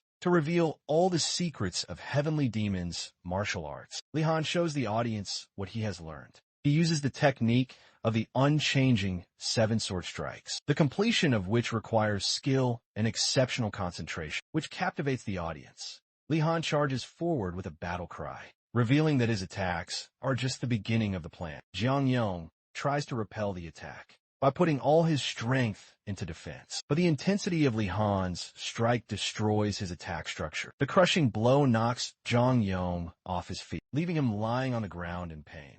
Invisible damage from the force flow. Zhang Yong realizes that if it weren't for the artifact protecting him, his life would be in danger, and begins to wonder what kind of technique Li Han used. Realizing its deadly superiority, Li Han delivers a devastating blow from above, surrounded by bursts of energy, causing Zhang Yong to panic. As he lies on the ground, Zhang Yong is stunned by Li Han's power, calling him a true master, and realizes that the time for thinking is running out. Yong Yong, breathing heavily, gathers the rest of his strength, realizing that Li Han will not stop, and he needs to do something immediately. Gritting his teeth, Zhang Yong decides that his only goal is to get out alive. Despite the relentless pressure from Li Han continues his attack by performing a 3rd strike of the golden slash technique, completely destroying the enemy's defense. Zhang Yong's face contorts in horror as he realizes that his defenses have been completely destroyed, and another blow is inevitable. Li Han, with a cold gaze, quickly completed his attack, hitting Zhang Yong and demonstrating absolute superiority. Emitting a powerful stream of chi, Li Han appears in front of Zhang Yong, causing him to question his instant death. Zhang Yong, in despair, refuses to accept his fate, believing that death in this place is meaningless and unfair. He glances at the ancient dragon sword, which is his last hope to save himself and continue the fight. Zhang Yong ponders that using the ancient dragon sword here might expose him as a thief, but there is still a chance to turn the tide of the battle. Li Han coldly states that his goal is to completely finish off this opponent, adding to the drama in a swift attack. Zhang Yong uses the Blood Clan's light technique to try to evade and counterattack with new speed. Li Han creates a vortex of energy that temporarily holds Zhang Yong back, preventing the enemy from fully developing his attack. Jang Yong is aware of the limited time in this world, but manages to take advantage of the opportunity to grab the ancient Dragon Sword Daspita Anola Jing Lithan Ski. Zhang Yong is confident that the Blood Clan's precious sword will give him an incomparable advantage. However, the sudden appearance of Li Han, who had broken through the whirlwind, shocks Zhang Yong, leaving him confused by his opponent's speed. Realizing that Li Han destroyed the vortex with unexpected ease, Zhang Yong is terrified and tries to understand how this is even possible. Full of panic and confusion, Zhang Yong realizes that his current techniques and weapons are no match for Li Han's power. Li Han goes on the decisive offensive, demonstrating the fourth strike of his technique, attacking with such force that Zhang Yong no longer sees any chance of salvation. Zhang Yong is knocked down by Li Han's powerful strike, his body engulfed in bright flashes of energy, highlighting the power of the final blow. The host announces the end of the fight, declaring Li Han the winner, standing confidently amidst the smoking rubble. The goblin watching the outcome exclaims in surprise, not believing that Li Han actually defeated such a strong opponent. The spectators, shocked and delighted, realize that they have witnessed one of the most exciting and powerful battles in the arena. In recent decades, Li Han continues to reproduce his unique technique of the unchanging seven-sword strikes, demonstrating its fifth devastating strike. Multiple projections of Li Han surround the arena, creating the illusion of lightning. Fast aggression that takes the audience's breath away. The audience, shocked by what is happening, discusses the origin of this technique, mentioning its creator, a legendary master known as the Unchanging Reaper. The goblin, recalling events from Li Han's past, is stunned to realize that the hero has inherited a technique that many thought was lost. Li Han's story covers his preparations before his return, including his attempts to master the Heavenly Demon Fist technique and finding the legendary technique on the black market. Li Han delivers the seventh and final blow, which hits the arena with such force that the spectators are left in complete silence. At the magnitude of what has happened, Li Han unleashes his powerful finishing blow, so powerful that one of the arena's walls, protected by magic, shatters from the intense vibration, causing everyone to gasp in amazement. Monitors throughout the arena broadcast the moment of Li Han's victory, and the spectators unanimously praise his incredible strength and skill. The public, including the skeptics, unanimously acknowledged that Li Han demonstrated the level of a true master. In this fight, the host pompously declares that today's fight was the birth of a new star, while Li Han is embarrassed, realizing the scale of his triumph. Li Han is surprised that he got so carried away that he didn't even realize the moment of his victory until the audience started shouting his name. The stands erupt in loud cheers, calling for Li Han to come forward and accept the honors for his performance in the arena. With the arena cracked from the devastating attacks, the spectators continued to chant Li Han's name in recognition of his greatness. The goblin hands Li Han the microphone, offering to give a thank you speech, which puts the hero in a slightly awkward position. Li Han, having collected his thoughts, states that this performance has proven his participation in the raid at DRAM Academy and universal recognition is inevitable. He smiles and challenges all doubters to come down to the arena and try their hand, confidently ending his speech with a bold offer for new fights. After Li Han's bold statement of challenge to his opponents, those present begin to discuss whether anyone would dare to accept a challenge. With no one daring to enter the arena, the host declares the match over, awarding Li Han an extra 200 shots for his impressive performance. The monitors around the arena show an image of a smiling Li Han, making a victory gesture as the spectators loudly applaud him. The arena fills with sounds of congratulations and excited shouts, creating an atmosphere of triumph. And all eyes are on Li Han.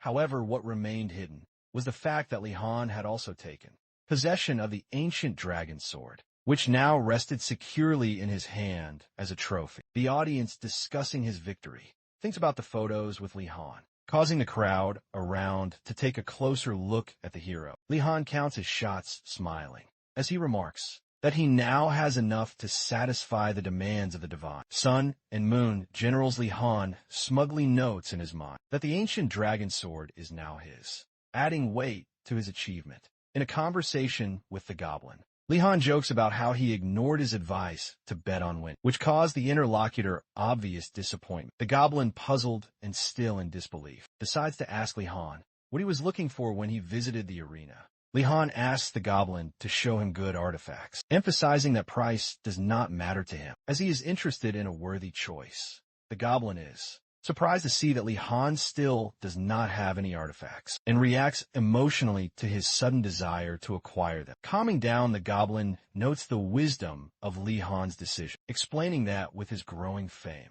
good artifacts will become especially useful, although their price may be high. Li Han asks to find something suitable to improve weapon defense, entrusting the selection process to a goblin and trusting his judgment. Suddenly, a manager named Ra joins them, his appearance reminiscent of Chagall, which makes Li Han smile slightly. The manager apologizes for the delay, explaining that the store is always busy, but despite this, he is ready to help with the selection. Li Han explains to the manager that his goblin friend actively helped him in risky situations, and asked that his efforts be rewarded adequately. The goblin, embarrassed by the praise, becomes indignant, assuring that the manager already owes him, and hints at his little trick with the rewards. With a slight grin, Li Han allows the goblin to feel at home, not worrying about him, trying to take advantage of the situation, making fun of the situation. Li Han pretends he didn't hear anything, telling the goblin to relax while he chooses the right artifact. Manager Ra explains to Li Han that, although the world is prejudiced against goblins, no one pays back debts as sincerely as they do. After a short introduction, Ross suggests moving on to serious matters, causing a tense feeling in Li Han, who knows that the matter concerns the Minister of War. Golden Spring Li Fan winces internally at the thought of the upcoming meeting, but reassures himself by reminding himself that his success in the arena was an important step in his plan. Rao reassures his colleagues and agrees to settle matters peacefully if Li Han truly has a valid reason for being involved in this matter. Li Fan confidently states that he intends to explain his connection to the situation, revealing that he knows about the Minister of War's brother. Ra explains with sad determination that his boss's main desire is to find his brother, who disappeared under mysterious circumstances. Li Han comes to respect the Minister of War's determination and realizes that this desire outweighs all other ambitions, reminding himself that the situation is extremely serious. Li Han prepares a decisive explanation, aware of the importance of his actions and words. Ross suddenly reveals that the minister's brother is already with Li Han, causing the latter to be confused and want to find out what this means. R.A. asks again in surprise, clarifying Li Han's words and trying to understand the details of this mysterious connection. Manager R.A., somewhat surprised by Li Han's words, clarifies that they have carefully checked all the details and repeats with disbelief that the minister's brother could be with him. Li Han reacts to potential doubts with restraint, making it clear that he would not joke about such a topic, and begins to discuss the nature of evil magic. Li Han explains that dark mages draw their power from such primordial elements as sadness, pain, and death, which makes their essence close to demonic. He goes on to describe how everything that has happened is part of a carefully planned plot to eliminate the Minister of War by manipulating his emotions. Manager Ra makes an observation about how the minister was greatly changed by the desperation of finding his brother, and that this desperation became the key to strengthening the curse of the magicians. Li Han emphasizes that the minister's sadness over the long-term loss becomes more pronounced as time goes on, strengthening his dark intentions. It is gradually revealed how the minister's younger brother, who has been isolated for decades, experiences constant pain, becoming the source of an additional curse. Ra, concerned about what is happening, demands clarification, trying to understand what kind of place could influence such an intense connection between the minister and his brother. Li Han suggests that the key to the mystery lies in one of the items the minister always keeps on him, although its nature remains unknown. Reflecting on the nature of the curse, Li Han comes to the conclusion that the mages deliberately made it more powerful, accumulating pain and suffering over decades, leading to the final stage. The death of his younger brother threatens to tear his soul apart, and a curse built on the pain of bondage will finally prevent the Minister of War from having any spiritual freedom. Manager Ra explains that the curse will completely take over the minister, binding not only his body, but also his soul, making him a puppet of the dark magicians. Ra wonders why the mages would need this, suggesting that even the minister's capture was only due to the immense value of his power. Li Han agrees with the argument, adding that the accumulated power in Golden Spring is of such a scale that even a Kadeta in the state would be possible. Li Han then reveals that the mages intend to use force to take over the kingdom, manipulating key figures to further their ambitions. Meanwhile, someone is grumbling discontentedly that what is happening is causing inconvenience, and notices that someone new has appeared. One of the audience members suggests capturing the newcomer, accusing him of refusing to take tests, which creates a new source of conflict. The second character confidently declares that he will deal with the offender himself, threatening to take decisive action if there is resistance. At this moment, Li Han appears,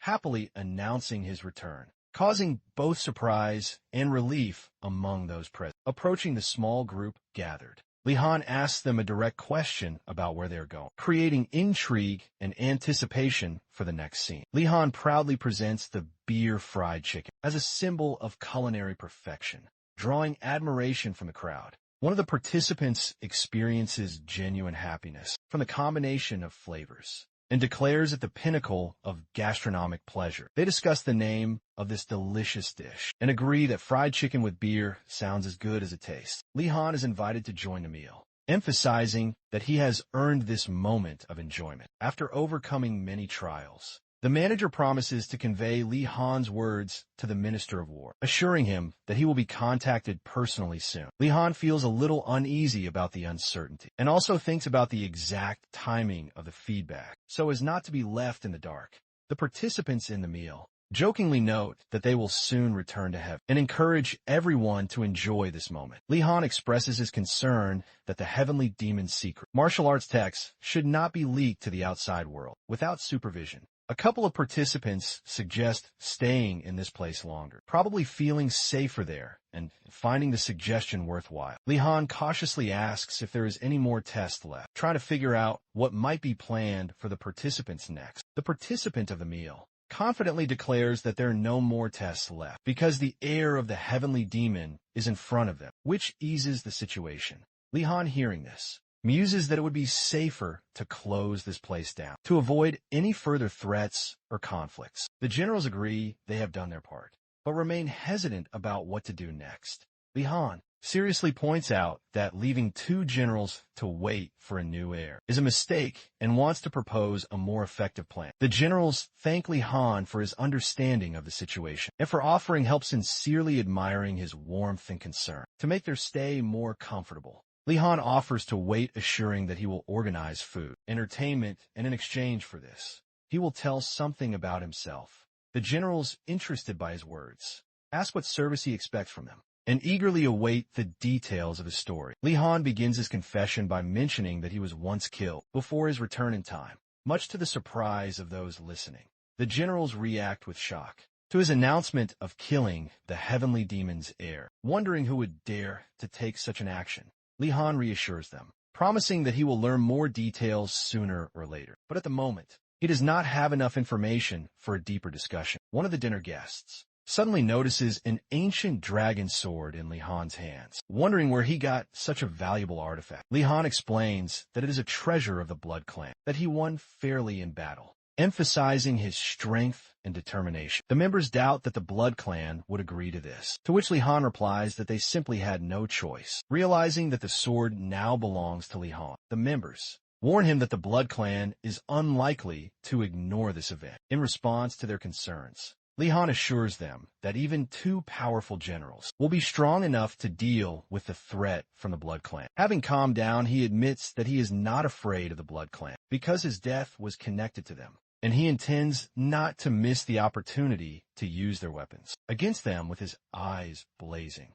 Li Han declares that he plans to take revenge on those responsible for his death, including the Blood Clan. One participant recalls the wise saying that the desire for revenge only keeps a person in his own wounds, trying to convey that it brings harm. The second member advises Li Han not to be obsessed with revenge, explaining that a new life is given to be appreciated and not to focus on the past.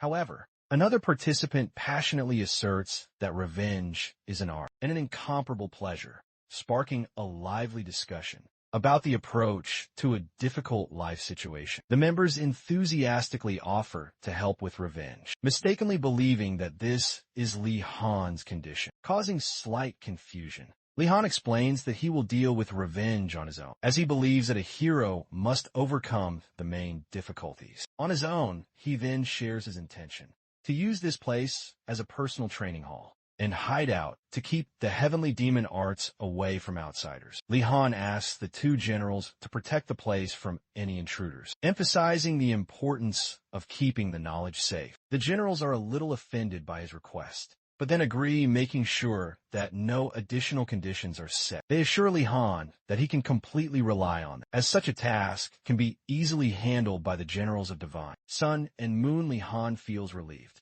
deciding that there is no need to worry about the Blood Clan anymore, and his plan to make this place his hideout was the right choice. At this time, the Minister of War studies the report of Li Han's combat achievements in the arena, acknowledging his skill level and wondering about his potential. The minister wonders why a person with such abilities did not come to him, immediately noting Li Han's uniqueness. After receiving clarification that Li Han is only a guest and does not pose a threat to the royal family, the minister speculates that the young man is more interested in helping than causing conflict. The goblin, when making a request, offers to trust him, once promising that his efforts will lead to the desired result. He thinks about the black magician's curse, realizing that if it is true, then the matter is more complicated than he thought. The goblin comes to the conclusion that his brother may be inside the ring he always carries with him, awakening a spark of hope. With a heavy heart, he reflects on the pain his brother has suffered for half a century and decides to save him as soon as possible. An order is immediately given to bring Professor Wig, who is able to understand the situation,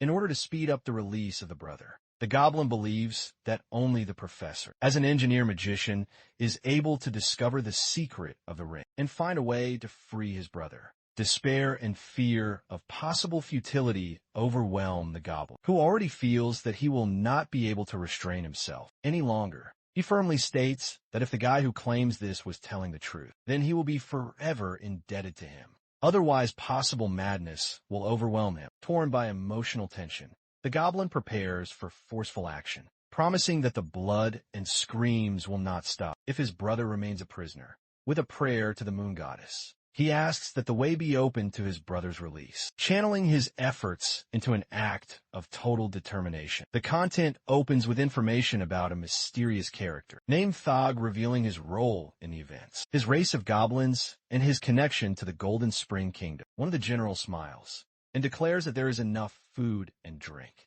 suggesting that they stop, creating an atmosphere of comfort. Li Han and the general's wife share a cheerful moment, agreeing that just being around each other is enjoyable and lightens the mood. Li Han admits that talking to General Sun helps him forget about stress and assures that he is always ready to help if needed. The conversation smoothly moves to a discussion of the very concept of stress, and the general, with slight curiosity, perceives this as new knowledge for her. The Sun general, lying next to her, insists that she be addressed by the clear and simple title of Sergeant, which creates an unobtrusive comic atmosphere. General Moon Laoxteasing Lifan, noting his straightforwardness and unique approach to interaction. General Luna suddenly asks for money, admitting that she has no way to earn money due to her duties guarding the place, which adds lightness to the conversation.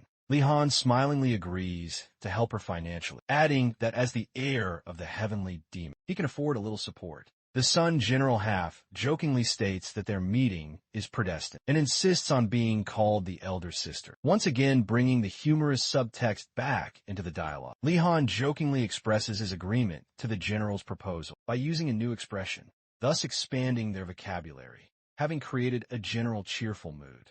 Another general adopts this expression, maintaining the conversation and adding a comic note to the dialogue. General Moon asks Li Han to call him Big Brother, with a little self-confidence, continuing the playful dynamic between them. In response to this request, the situation becomes truly absurd when General Luna, unable to withstand the tension, loses consciousness from his own persistence. Li-han and General Sun, watching this, can't help but laugh and discuss together how fun the past day was. The atmosphere of the evening is filled with warm communication, laughter, and lightness, emphasizing that life does not always have to be serious, even for the main character. The story of Li-han, who was brought back in time after being betrayed, is further fleshed out, revealing that he chose not to dwell on revenge. The chapter ends with a discussion of how special this story was, created by Li-han. As the main character left in the quiet of the evening, Li-han ponders whether he has managed to create something worthwhile, hoping that there will be more worthy events ahead. The shot shows a mysterious figure, watching from the shadows with a slight smile, creating intrigue and hinting at further developments in the plot. General Luna, interrupting his sleep-deprived state, asks if there is any food left, to which he is advised to rest later to regain his strength. Li-han announces with a mysterious smile that he wants to show something unusual that will attract the attention of others. He deftly takes out a revolver, showing it off with a slight grin, surprising them with the unexpected appearance of the weapon. General Luna is surprised and inquires about the origin of the unusual piece of iron, receiving an explanation that in front of him is a real revolver. Li-han decides that it is easier to show the weapon's action than to explain it in words, and prepares to demonstrate it in action. He notes that this weapon is capable of firing bullets at incredible speed, calling it the embodiment of the essence of the modern world. The generals are perplexed by the fact that the use of a revolver does not require use, which opens up opportunities for ordinary people. They are even more shocked to learn that simply pulling the trigger is enough, which calls into question the need for martial arts. But Li-han assures that in the hands of a master, the weapon reveals its potential. Li-han invites the generals to try using the revolver, awakening their genuine curiosity and desire to try it out in action. General Moon carefully takes the revolver in his hands and asks if he is holding it correctly, while Li-han directs him to visualize a target in front of him. To shoot, General Moon fires a revolver while remaining on his feet, causing Li-han to praise him, and the other observers to be delighted with the result. The white-haired observer, with a slight grin, asks Li-han if he has now decided to start teaching others how to shoot. He admits that he has long been curious about how martial artists could use modern technology,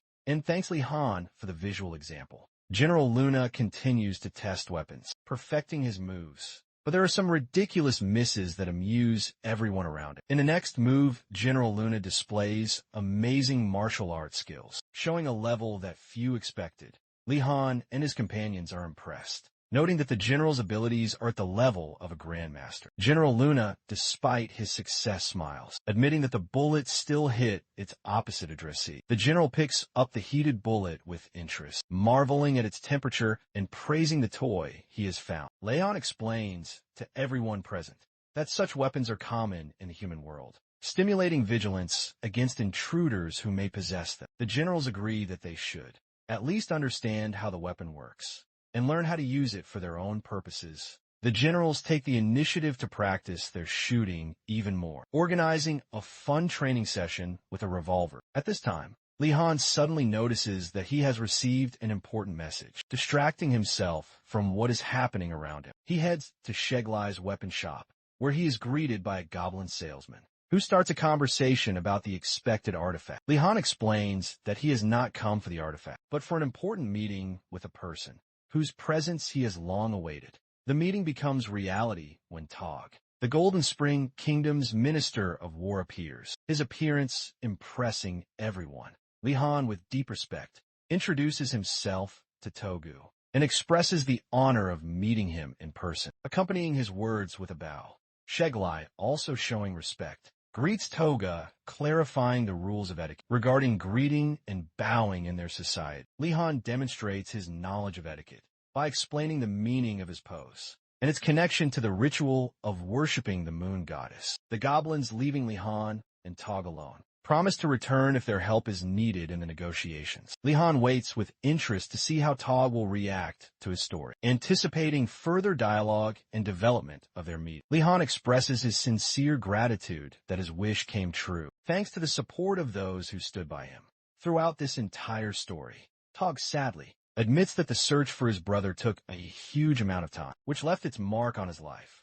He reveals that his brother was indeed in a ring he had been carrying for years, and realizes how close the solution had been all along. Li-Han expresses regret that his guess was correct, and looks down respectfully to express his condolences for what he had experienced. He notes that Togo and his brother had to endure incredible suffering, which is impossible to remain indifferent to. Li-Han reflects on what is happening, stating that although it is just a fictional story, his sincere respect and sympathy for Togo is real. Deep emotions penetrate Togo's heart, who allows himself to cry for the first time, expressing surprise that Li-Han made him cry. The correspondence between him and the other characters shows their assessment of the events, and the white-haired hero pours out emotions from the touching story. Li-Han jokes about his actions, admitting that while his mistakes could have led to complications, he is glad he brought joy to everyone.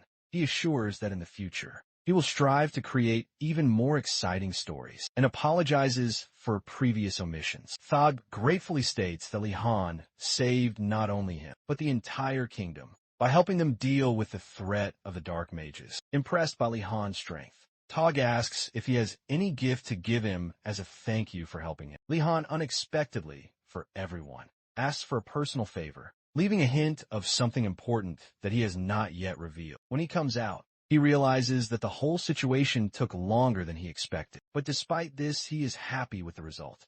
The white-haired hero, reading the rankings of the strongest in the world, shows himself in action by joking about his 23rd position, which Li-Han sarcastically rejoices at. Li-Han warns his friend, reminding him that the total number of chapters published is limited, so he should act wisely. He notes how easy it is for a plot to go in the wrong direction if it strays too far from the main plot. Instead of wasting time on useless thoughts, he pushes his allies to quickly come up with a worthwhile goal in order to focus all their efforts on achieving it. The story moves to a new location, where a new atmosphere opens up, and interesting changes in the plot are foreseen. The new location is followed by the appearance of a mysterious character, surrounded by magic circles, which will mark the beginning of a new event. As a reward, Li-Han is given a rare opportunity to choose between a unique energy essence and a legendary weapon that displays immense power. Thog, apparently driven by gratitude, again asks Li-Han if he has any wish that he would like to fulfill. Li-Han shows off his new device, the life and death cycle clock, and explains how it works with a slight smile. The watch, created by Professor Vig, activates the moment the wearer's pulse reaches zero, adding an element of surprise to modern technology. Li-Han ponders the logic of the very fact of the possibility of rebirth after death, asking internal questions about morality and purpose. He comes to the conclusion that there must be gods in this world, but now he has a chance to return even after death. At this point, a new faction is introduced, the cult of the death god Clotho, which adds an atmosphere of mystery. The reason for the faction's appearance is explained through Li-Han's fear of displeasing the death god, pushing the plot in a new direction. Li-Han sarcastically discusses his past, impulsive decisions that lead to such unexpected consequences. One of the new cult members offers Li-Han a specific involvement, asking if he would like to pray for someone whose life should be remembered in death.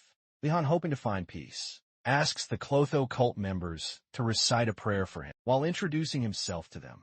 With irony, he questions the cult's methods, noting that the deaths of pilgrims resulted in the transfer of valuable plots of land to them. Li-Han notices a familiar girl among the crowd and is struck by her words, which suggest a desire to present him in a better light to the death god. The girl advises Li-Han to take better care of himself, but he himself reflects on her attachment to the author of the story, claiming that he personally does not feel a connection with her. At the same time, he emphasizes their lack of a common way and believes that their paths differ significantly from each other. The girl suddenly asks Li-Han about his intentions regarding the Black Sword of Despair, claiming that it is too difficult to handle alone. Li-Han, hearing her words, is surprised by her knowledge of the sword and suspects that she may have been tracking it. The girl tries to catch up with Li-Han, emphasizing that he should not be left with such a burden without support, but he resolutely refuses her help. She tries to explain that the Blood Clan has begun to unfold its actions, and fighting them alone would be foolish. Li-Han, despite her warnings,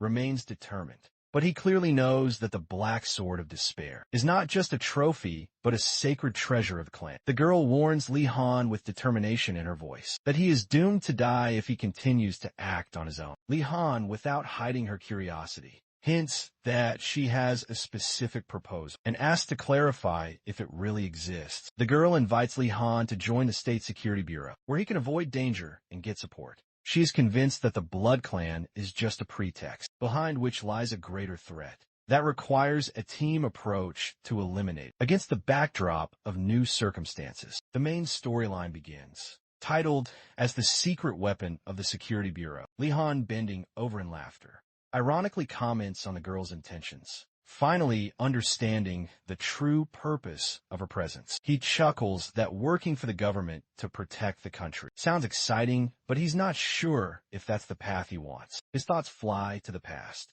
where he once also lived for the sake of others, but it ended in death, and he does not want to repeat this mistake. Li Han is determined to change his approach, so as not to face tragedy again, and from now on he will act differently. The girl draws attention to Li Han's new attitude, suggesting that not only new places and events await him ahead, but also a new path to understanding himself. Li Han, with interest in his voice, asks the girl if she is in charge of the lawless zone, wanting to know more about her actions. When he asks her about the location of the zone, she briefly replies that it is in Incheon.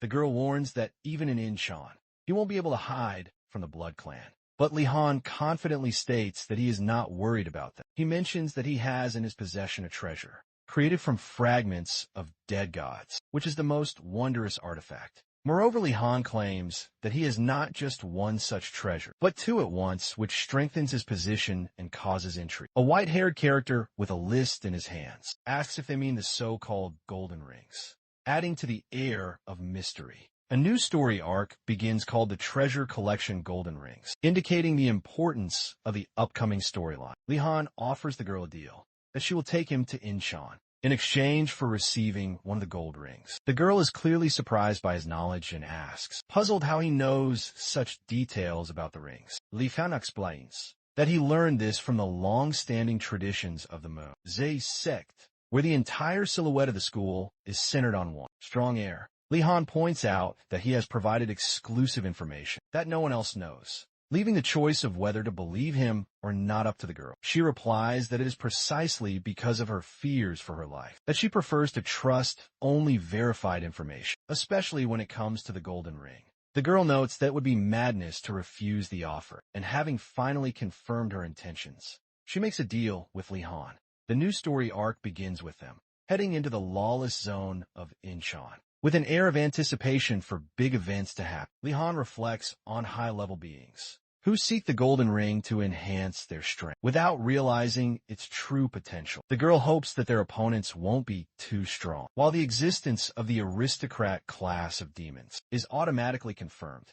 Information about the golden ring, is being finalized, and Li Han notes that he will receive it as a reward for his plans. In the following chapters, she is internally worried, recognizing that accompanying an unverified person into a lawless zone is a crime on which her career depends. Li Han notes that in the past, government officials would eliminate criminals for the sake of social stability, noting that such methods are no longer relevant. The girl comes to the conclusion that the modern world is driven only by force, and sees their trip as a chance to cast aside all her prejudices and build a new reality. Li Han reflects that he lives in a unique time, where even curiosity can become an envious trait, noting how his sudden appearance has added color to the routine. With ease and his signature smile, he teases the girl, asking if he is really that attractive. The girl, blushing, becomes confused in her emotions and thoughts penetrate her consciousness that her help to Li Han is due not only to the golden ring,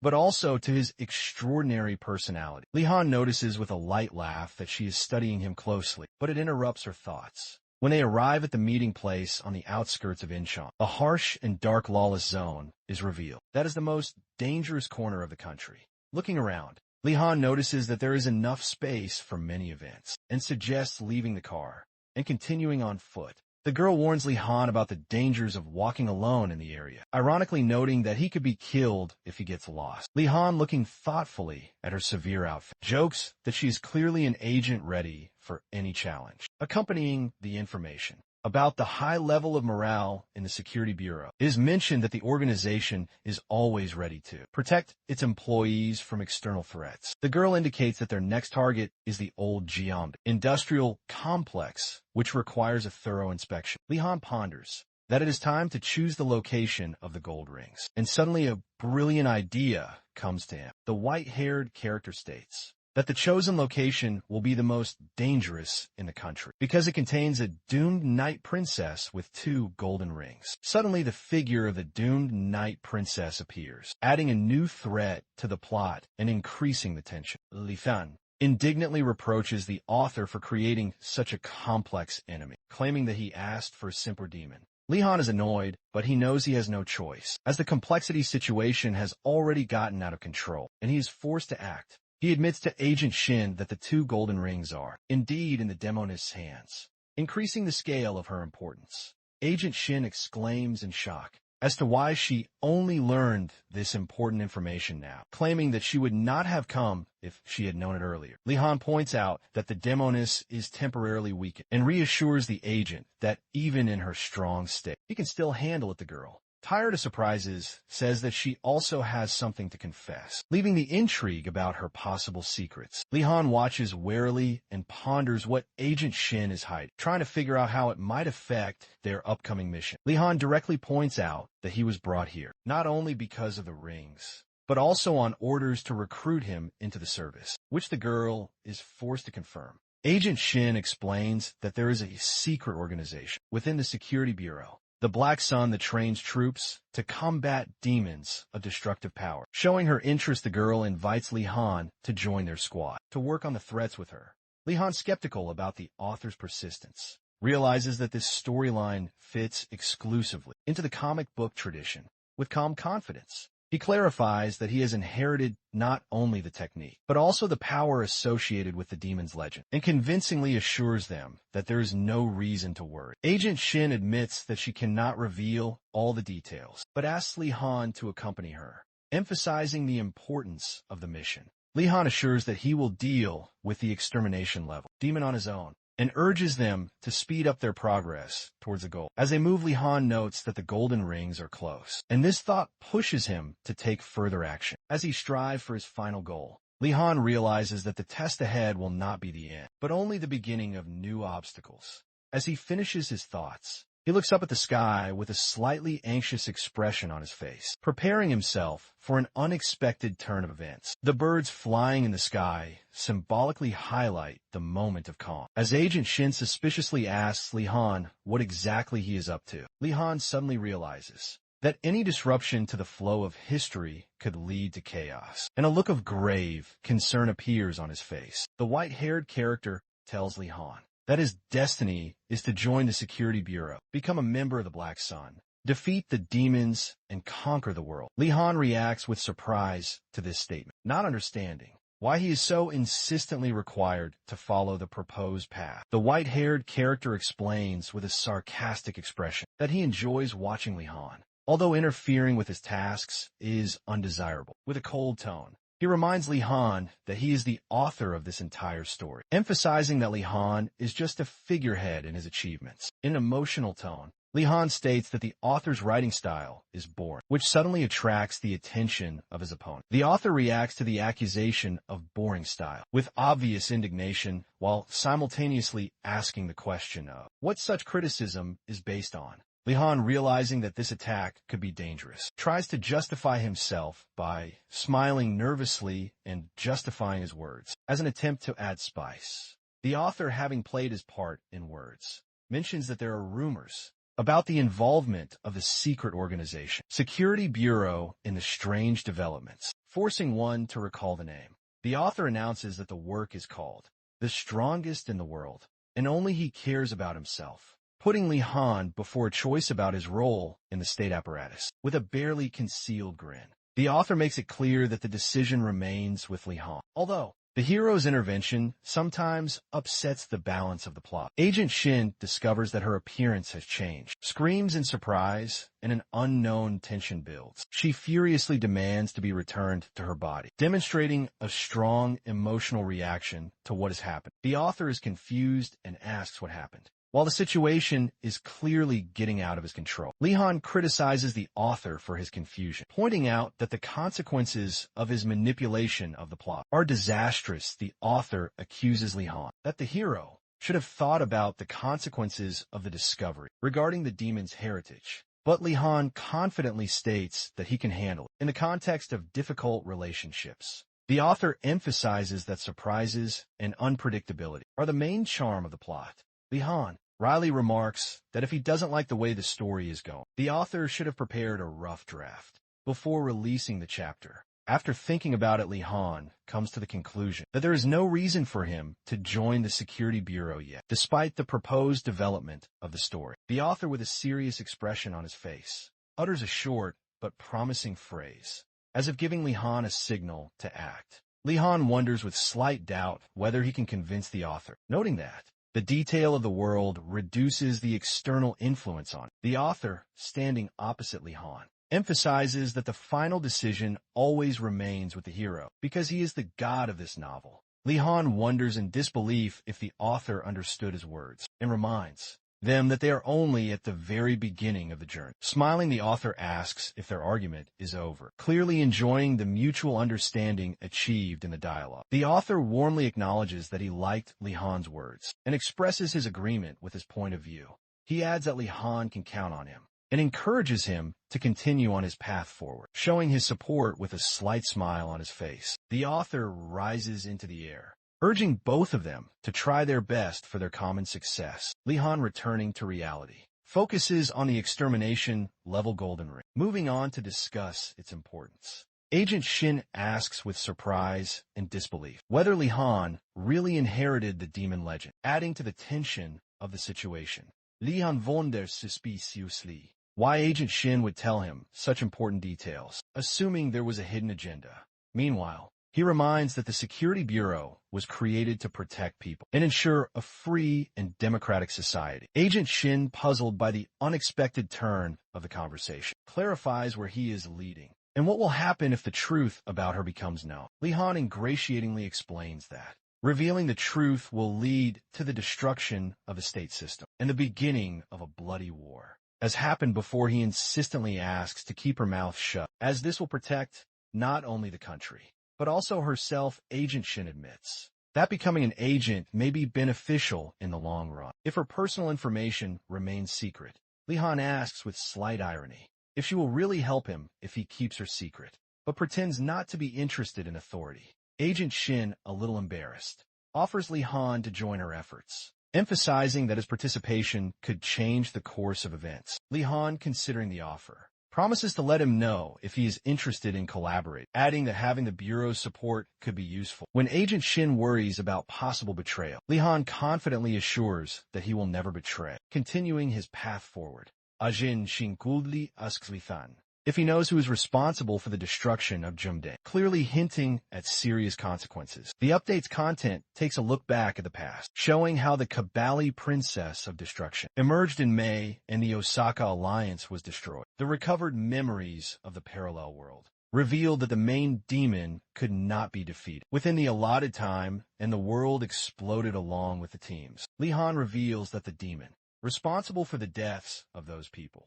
is Kabali, who is now in the same city. Agent Shin is shocked to realize that the high-level demoness who used Helloga's magic in Osaka is now threatening that location as well. Despite her doubts, Li-Han claims that Kabali is temporarily weakened, but his underlying lack of confidence in his abilities can be felt. Li-Han adds that their goal is not to directly destroy the demoness, but to seal her, which seems more strategically sound. He smiles and assures that the difference between winning and being sealed doesn't matter to him, as either option is beneficial to him. Li-Han warns that the main threat right now comes not from the demons, but from the street robbers who are already following them. The situation escalates when three armed thugs rush towards Li-Han, and Agent Shin screaming and suddenly interrupting their conversation. Agent Shin, with a determined look, prepares for the onslaught of armed assailants, keeping the situation under complete control. Li Han, demonstrating impressive agility, instantly neutralizes one of the bandits,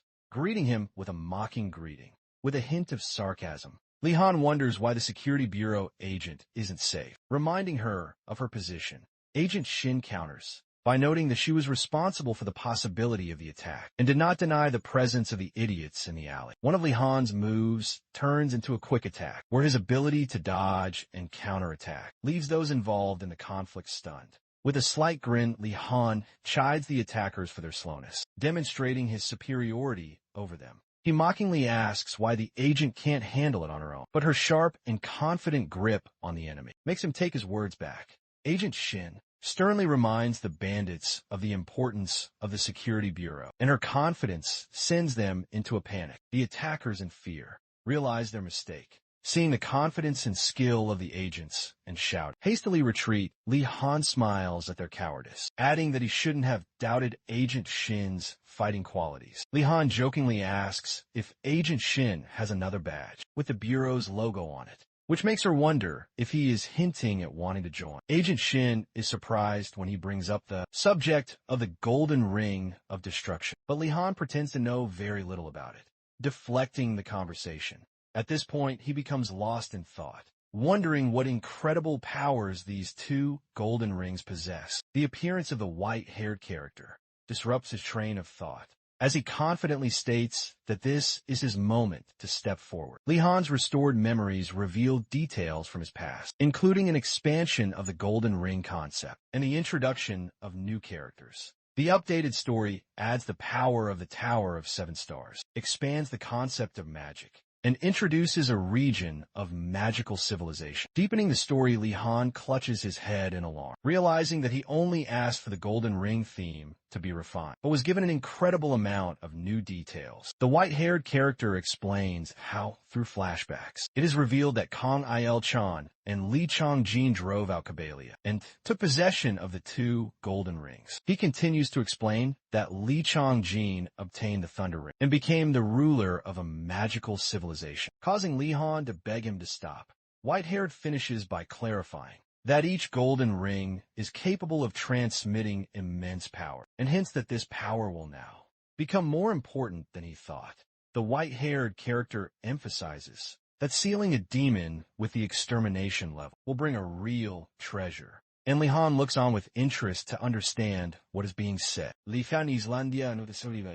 Asking what exactly is in front of them, try to make out a silhouette or what is happening in the distance. Before their eyes opens a picture of a parallel world where fiery chaos rages, raising a lot of questions about the current state of affairs. Agent Shin cautiously asks if Kabali is there, while Li Han adds that there are other high-level demons in the world. As well, Li Han notices the discrepancy, noting that no one warned him about entering this dangerous world, which makes him doubtful. Agent Shin mentally reminds herself to be careful, knowing that demons of this level are already a threat. That requires a strategic approach. As Li Han approaches the line of contact between the worlds, he becomes convinced that it will be impossible to cope with the task alone and suggests moving gradually. Agent Shin inquires about the precision of Li Han's plan to seal the demon, and he reminds him that even the destroyed Osaka managed to push back one of its kind. Li Han confidently states that he has the means to suppress a demon of the extermination level, and his determination leaves no doubt. Despite his inner uncertainty, Li Han reflects that, even without knowing the extent of the demon's weakness, he should be able to at least manage to seal it. Li Han explains that by using a fire crystal with immunity to fire attacks and the blood of a heavenly demon for pressure, he will be able to deal with the current threat. However, he understands that a high-level demon from a parallel world remains a huge threat that cannot be looked upon lightly. Li Han boldly rushes through the flames, his thoughts filled with uncertainty about what exactly awaits him beyond this barrier. Suddenly, he feels a flash of change within himself, noticing a strange glow in his eyes, and realizes that something hidden and powerful is being revealed. Shadows from the past come to life before him, now identified as sworn enemies. adding to the atmosphere of tension and anxiety. Li-Han bitterly recalls his sworn enemies, whom he feared even before returning to the past, causing a painful awareness of the past conflict. On his path, three of the most powerful enemies of his life arise: the King of the Way, the King of Life, and the King of Law, each of whom poses a dire threat. With an overwhelming surge of energy, Li-Han acknowledges these powerful opponents as his sworn enemies, sensing the power he will have to deal with.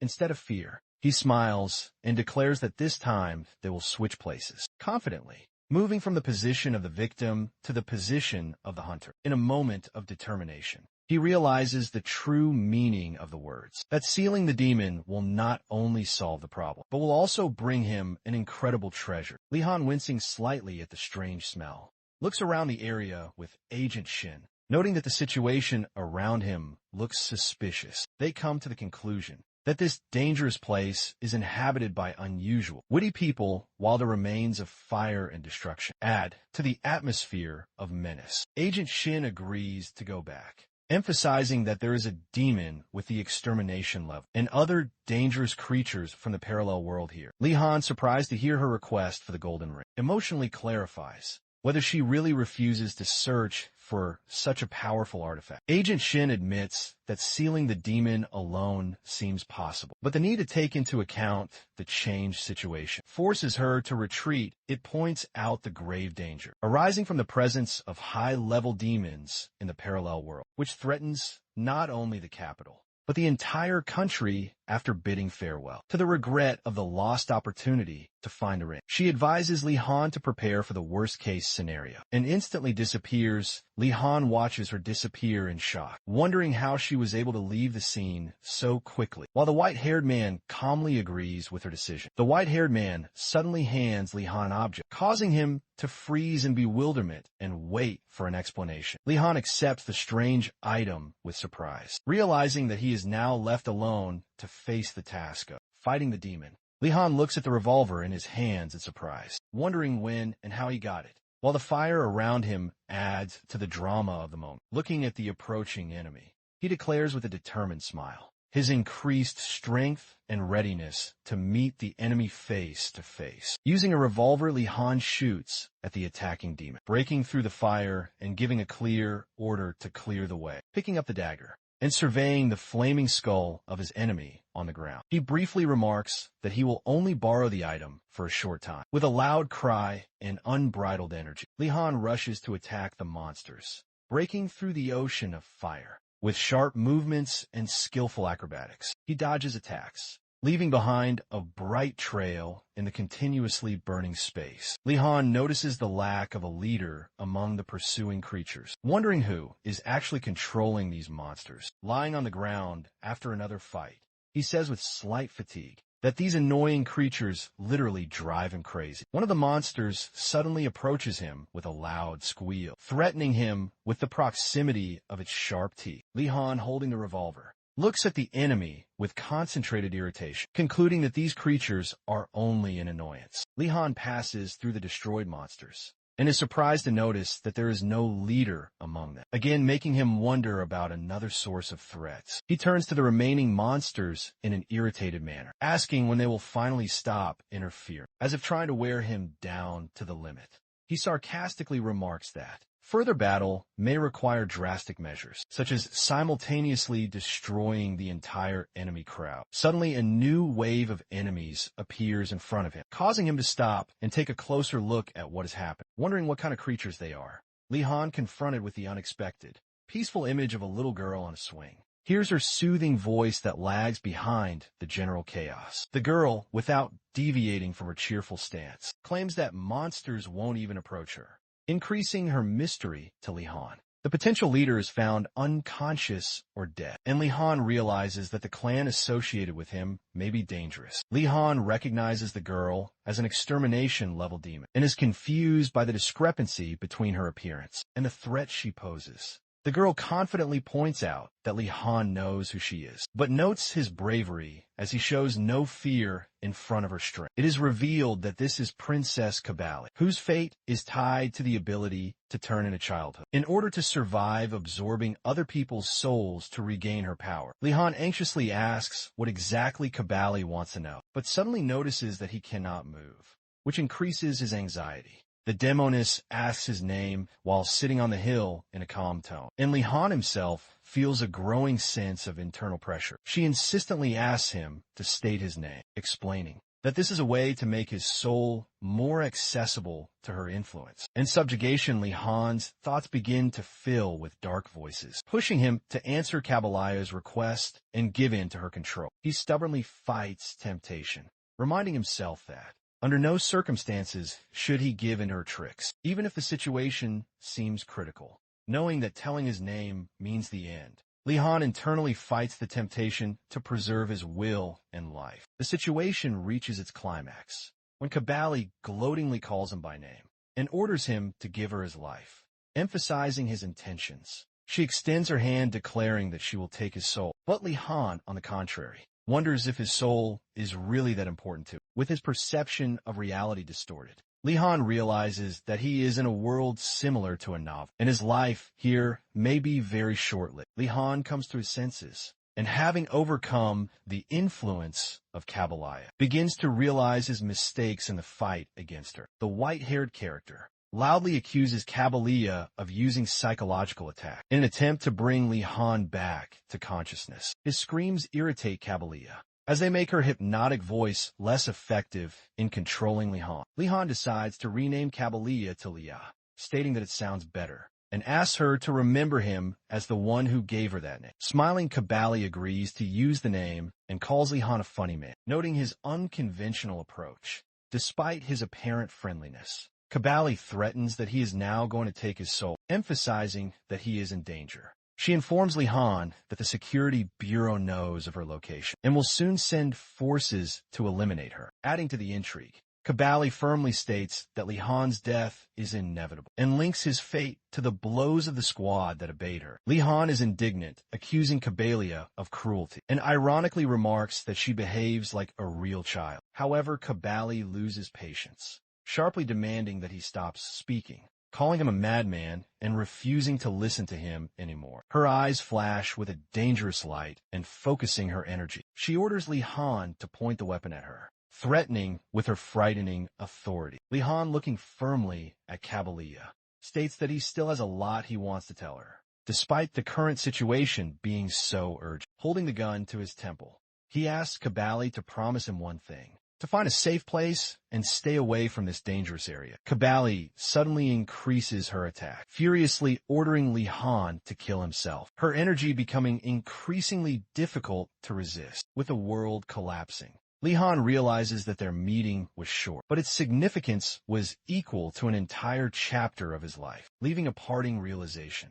The world around them begins to collapse due to their dialogue, in which keywords indicated incompatibility. In this space, increasing chaos and destruction. The state of shock makes Li Han question what really happened, and why everything changed so suddenly. Lost in thought, Li Han realized that his mind had indeed succumbed to Kabaliya's mental attack, confirming how powerful it was. The white character notes with displeasure that Li Han didn't even bother to listen to him when the forceful flow of events threatened his life. Li Han replies with a lively self-confidence that he had no other choice, but at the same time, his passion and fighting spirit delight those around him. The character points out that Li Han's eye color changes when he acts of his own free will. The white character is happy that he managed to save Li Han and confirms with a smile that he was in an extremely dangerous condition. He describes Li Han's actions as overconfidence, explaining that he purposely ignored his words, remaining true to his path.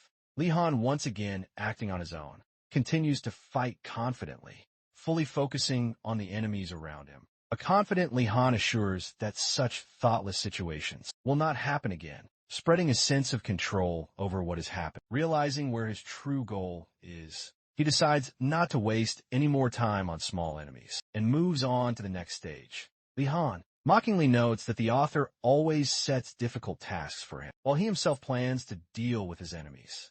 without stopping at intermediate goals. With a smile, he provokes the monster as if playing with, and at the same time does not lose his vigilance in the heated battle. Kabali the fans Bahabiyo, admires his bravery and acknowledges his uniqueness. Still interested in learning his name, Lihan ponders that Kabali, although a destruction-level demon, doesn't look like a classic monster at all, making him wonder about the author's intentions. While contemplating, Lihan is distracted and reminded to focus on the task at hand, causing him to have a mixed reaction between fear and embarrassment. Lihan ramins himself that his opponent is an extermination-level demon, but she is weakened and not at her peak, which forces him to gather his thoughts. Kabali hovers above the ground, confused as to who he is speaking to, demanding to know his name, leaving tension in the air.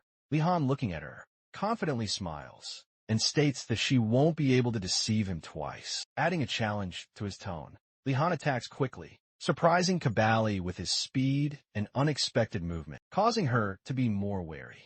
Kabali screams in anger, wondering who Lia is and why her opponent is using that name, adding to the drama of the scene. During his maneuver, Lihan mockingly points out that Lia is her name, which, by the way, she also liked Kabali, releasing powerful streams of fire, demands that Lihan stop resisting and state his name, her rage reaching its peak. Fire engulfs the surrounding area, and Kabali, stunned by her attack, wonders if she hit Lihan. Lihan emerges from the flames, holding a revolver, defiantly shouting her name, posing a new challenge for her. Kabali, in defense, creates a powerful energy barrier, stating that any actions Lihan takes will not affect her. Her resolve is unwavering. Lihan realizes that his previous attacks are ineffective and decides to change tactics, stealthily drawing his weapon with a new maneuver. He confidently launches a new attack, with a provocative statement that this is just the beginning, rushing towards his opponent with determination. Lihan's gaze is full of firmness, as he decides to engage in hand-to-hand combat, to break her defense and throw her off balance. Their clash turns into a flashy exchange of blows, with Lihan using all his speed and strength to dominate the fight. Kabali tries to put some distance between them by releasing an explosive attack, but Lihan decides to become even faster to not give her a chance. Breaking through the barriers, Lihan demands that Kabali stop running, showing his utmost determination and resilience. He understands that he must constantly attack in order to not give Kabali a time to question and respond, accelerating his advance. Lihan uses a new technique called the seventh form, creating a powerful flow of energy in battle, enhancing his superiority. Kabali, feeling the lack of strength in his weakened body, admits that in his current state, he cannot do anything against it. With Kabali's options increasingly limited, she considers using hellfire as a last resort to turn the tide of the conflict. Kabali soars upward, using the surrounding hellfire as a weapon, loudly declaring that he will not stand idly by and take attacks. With a twisted rage on her face, she screams that she will never lose to someone like Lihan, her determination becoming even more sinister. Kabali releases a stream of fire towards Lihan, proving his power and trying to suppress his advance. Lihan transforms his internal power, focusing it to strengthen his body and increase the effectiveness of his attacks. He uses the 12 pressure point technique, initiating the mouse and snake techniques, which bolster his combat prowess. By transforming his meditation technique, he enhances his energy and brings his body to a state of maximum readiness. Lihan uses the third form of the heavenly demon palm technique, creating a fantastic energy field to fight on equal terms with the demoness. Kabali, with a mad laugh, claims that she will never lose and releases an explosive charge, demonstrating her immense battle fury. Lihan responds with a stunning energy blast that takes the form of a giant palm, crushing the entire area around it. After the powerful collision, only a ruined land remains where traces of their battle burn out, showing its devastating consequences. Despite the destruction around her, Kabali remains confident in her laughter, reflecting an ominous determination to continue the resistance. A giant, bright, energetic palm forms above her head, hovering menacingly in the sky, filling the space with a powerful aura. The impact of this force crushes the surface of the earth, causing powerful vibrations and creating an epicenter that becomes part of the final battle. Lihan, with calm determination, directs his energy directly at the cabal, weakening its resistance and seizing control. The image of Li Han, surrounded by golden sparks, gradually completes the ritual, and cabal begins to crumble into streams of light. Two shining golden rings appear,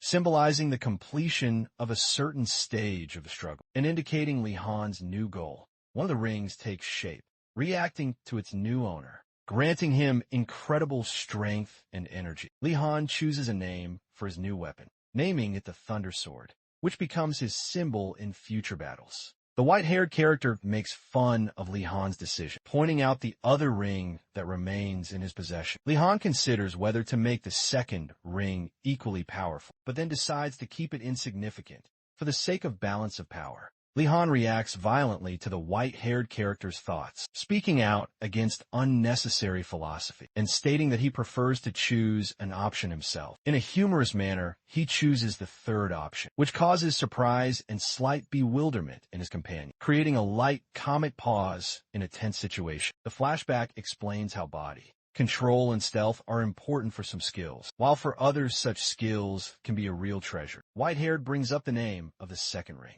suggesting that if it is the Thunder Sword, then the second object should have a significant name. Li Han begins to ponder a possible name for the ring, filling the pause with amusing misunderstandings, such as the suggestion of calling it deodorant. The white companion approves of any name, admiring its creativity, and Li Han, with slight self-satisfaction, emphasizes that he is always good at choosing names. Li Han, realizing the importance of collecting such artifacts, feels a slight sense of pride and understands why many people hunt for such things. The white-haired character asks the author with interest if he had fun creating the functions and names for the treasures, to which he receives an answer that implies that he did. Li Han Relay notes that the most valuable treasures are not always immediately visible, pointing to the head as a sign of the development of inner wisdom. Meanwhile, Kabali awakens in an unknown dark dimension, screaming into the void, asking where she is and if anyone is around. Kabali is enraged to realize that her opponent's plan was to use her power to the point of exhaustion.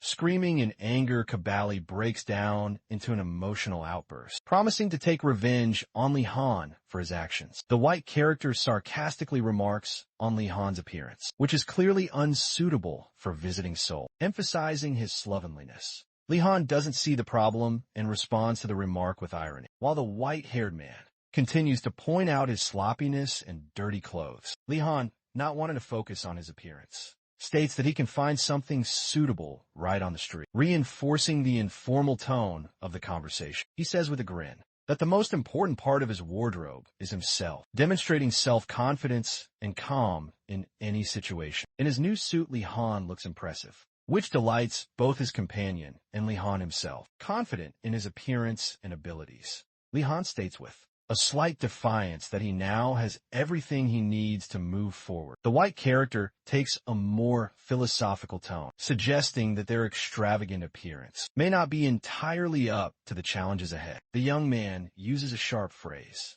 to urge the white-haired man to end the conversation and focus on the current task. Kabali panics when he realizes where he is, screaming about hunger and hopelessness. Losing his composure, a huge cloak slowly covers the stage, and a voice explains that she is in a sealed room. Inside her opponent's mind, a detailed description of the mechanics of the locked rooms appears before Kabalia, explaining that her power is limited, and the space is controlled by Li Han. Kabali, realizing that the entire conflict was planned from the very beginning, shouts loudly demanding that the enemy show himself. Li Han appears in the confined space of the 10-meter room, showing his complete dominance over the situation. Enraged, Kabali lunges at Li Han with all her remaining aggression, but is limited by the confines of the room.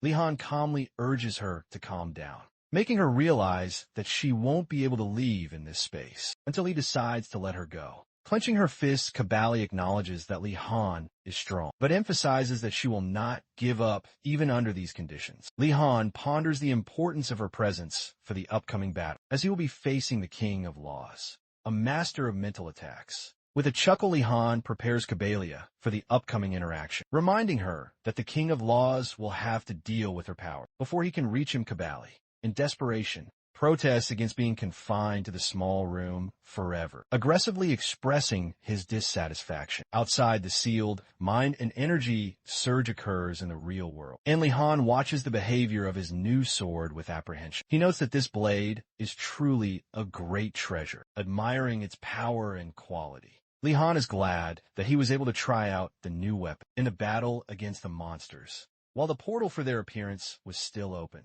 he remarks that the remaining monsters may be useful to him in the future, hinting at their continued use. Li-Han prepares the slain monsters and offers Kabali a meal, recalling her complaints of hunger.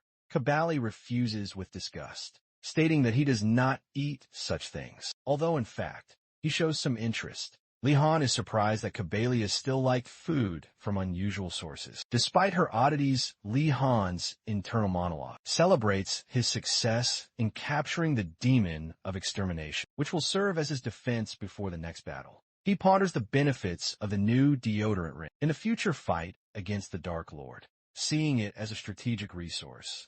Having witnessed the power of the Thunder Sword, Li-Han is confident that this weapon will play a key role in the next confrontation. Walking through the ruins, he considers what is happening to be quite natural, because only the main character with a unique destiny deserves to control such artifacts. The white-haired friend notices Li-Han's obsession with a new shield and chides him, as if hinting at the need for gratitude for the help provided. Li-Han gratefully avras that his development as an artifact collector was largely due to his companion, and sincerely thanks him, emphasizing his gratitude. Li-Han makes an approving gesture, confusing his companion with a question about the exact reasons for such gratitude. Li-Han suddenly discovers that important items, the life and death clock along with the Dark Core, have gone missing, leaving him confused. In a panic, he runs through the ruins and reviews what happened, realizing that he lost them in the heat of battle, and now cannot find them standing in the middle of the ruined city. Li-Han wonders if his fellow citizens need help, ready to provide support to those around him.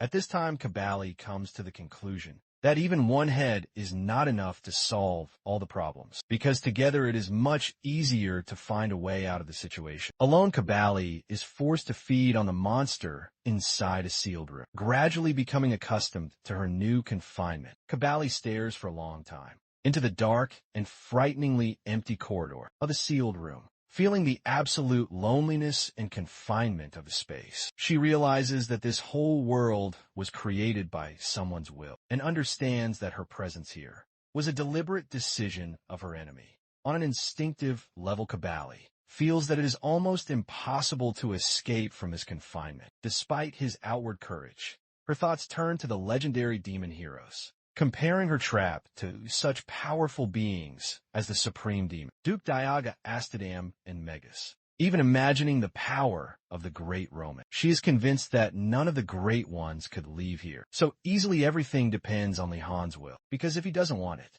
it will be impossible for Kabalia to leave the room. She thinks angrily of her captor and dreams of tearing him apart, but she understands that escape requires much more than just strength. Smiling slyly, Kabali notes that she doesn't know exactly what her enemy is looking for, but plans to take advantage of the situation. She is once again convinced that two heads are better than one, and tries to find an alternative path to freedom. Manhwa Li-Han, searching for the lost items, compares his search to trying to find a needle in a haystack amidst the chaos of ruins. What irritates him most is the fact that he is forced to waste precious time on this, instead of preparing for the next challenges. In the sealed room, Kabali begins shouting that she can help Li-Han if he hears her voice, attracting his attention with her noise. Reacting to her cries, Li-Han suddenly shows curiosity and asks how exactly she intends to help him. Kabali confidently declares that if she is released, she will definitely find everything that was lost, offering her deal with excitement in her voice. Li-Han waves her off, not wanting to listen to empty promises anymore, and leaves, adding that he can always bring her back if necessary. Intrigued by her sudden pause, he nevertheless asks to continue, to which Kabali withdraws into her thoughts and does not dare to reveal all the secrets. She realizes that only she can save herself and is going to split her soul into pieces. in a desperate attempt to gain at least some freedom. Obtaining a fragment of a demonic soul becomes a difficult task because only the supreme demons are capable of such a thing, and their sacrifice binds them with the strongest bonds. Having made his decision, Kabali grimly acknowledges that in such a ritual, the demon makes an oath to share his fate with another, which is stronger than any marriage bond. Inside herself, she does not understand how she will return this fragment in the future, and yet she decides to take such a risky step for the sake of liberation from the mental prison. Kabali looks at Li Han with deep emotion and thinks that this man is truly destined for a great future and is capable of changing the fate of the world. She decides that finding out the truth about him and uncovering his secrets will help her escape to freedom, and inspires herself to take the next step. Kabali confidently hands over a shard of his soul to Li Han, completing an important ritual and demonstrating his inner resolve to trust him for the sake of the fight ahead. Li Han catches the fragment with disbelief, but also surprise, and the system confirms the creation of a unique connection between them for a future adventure together. With a smile and a touch of humor, Li Han asks if he has now become an Estella for Kabali, the owner of a part of her destiny. Kabali reacts powerless to this question, shocked by the effect and depth of the demonic contract. They had just made an internal comic scene plays out between Li Han and the white-haired companion, who wonders if Kabali has now become his heroine. Li Han responds sharply, pointing out that Kabali is truly an ancient and mature demon, and not just a little girl in appearance. Li Han sits down thoughtfully and reflects on how extraordinary his situation is now. After the contract with the demon, he agrees with his companion's thoughts, but wonders if there will be problems due to the unusual nature of Kabalia, who now resembles a child only in appearance. Li Han's mind is filled with guesses about her true form, and he is convinced that the real Kabalia looks completely different from what she does now. At this point, Kabali picks up the sought-after artifact from the ground and asks if this is really what he has been trying to find for so long. Li Han sincerely thanks Kabali for the find and confirms its destructive nature, after which he suggests continuing the joint search for the remaining relics. They discuss their next step, coming to the conclusion that they need to find the potion of life and death hidden inside the broken watch case. Kabali clarifies that this is a trophy from the world of martial arts, which acts as a powerful elixir, capable of strengthening even an ordinary person. Embarrassed by the word moron, Kabali tries to justify her harshness, and Li Han jokingly states that this is not the way to address one's own Estella. In a playful manner, Kabali catches up with Li Han with a scream, and the white-haired companion watches with affection as their relationship develops. Somewhat tired, they discuss the difficulty of finding the elixir and admit that despite their combined efforts, the task remains difficult. Li Han notices how exhausted Kabali is from the previous events, as she was weakened before meeting him,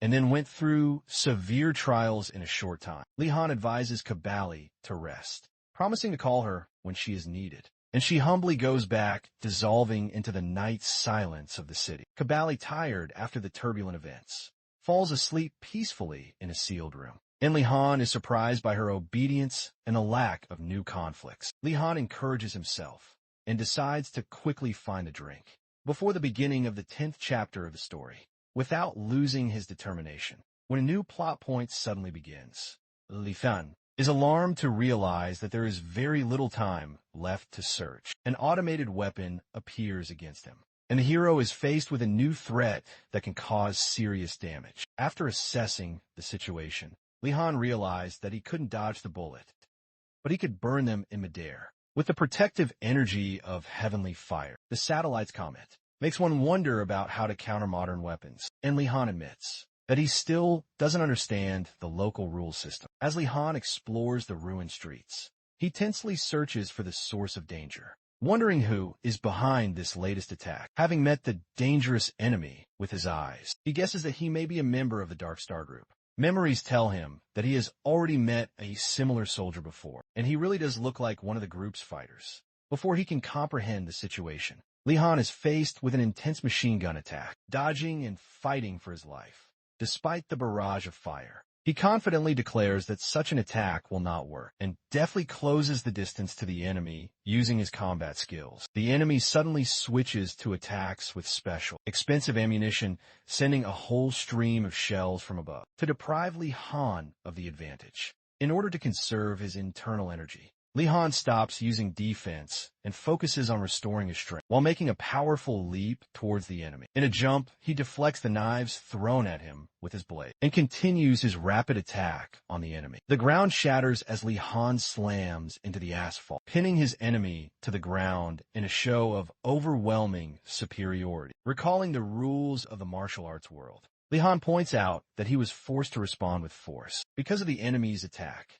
Standing on the ruins, he notices that he is surrounded by several fighters at once, and prepares for a new wave of battle. Looking around, Li Han realizes that he is facing 2 assault squads at once, and there are probably snipers hiding somewhere nearby, which complicates his situation. Perceiving what is happening as another trick of the author, Li Han asks with irritation whether such difficulties are being thrown at him on purpose, and his companion advises him not to give up. The soldiers begin to approach with weapons at the ready, and the system reveals detailed information about the enemy commander, Kong Il-chun, a captain of the Dark Star, who has unique defensive abilities and absolute loyalty to his organization. One of the Dark Star soldiers sternly demands an explanation from Li Han, asking about his connections to a powerful weapon called extermination. Right before the hero's eyes, descriptions of artifacts flash, such as the essence of summoning, and the restored watch created to control life and death. Information about a digital medal of honor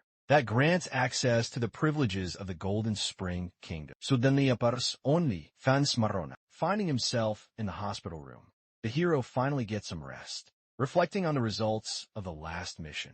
After completing another chapter, Li Han analyzes what happened, and believes that the difficulties arose due to their planning errors. Lying on his bed, he hopes that the new chapter will fix everything, including the key action scenes. In the hero's memories, a thought arises about a fight that he was supposed to have, but the event never took place, causing slight bewilderment. The group's soldiers admit their mistake in assessing the situation, assuming that Li Han was under the spell of a demon, and offer him cooperation. Despite the tense situation, one of the officers expresses dissatisfaction with the tone of the hero's conversation, but receives only a cold disregard. In response, Li Han wittily remarks that more allied hands could make the next stage of the mission easier, but faces a new test of his spoils, explaining that his artifacts were gifts from the royal family. Li Han uses this opportunity to strengthen his position. In front of the group, one of the commanders asks for help, getting to the hospital to see some high-ranking officials, which leaves Li Han confused.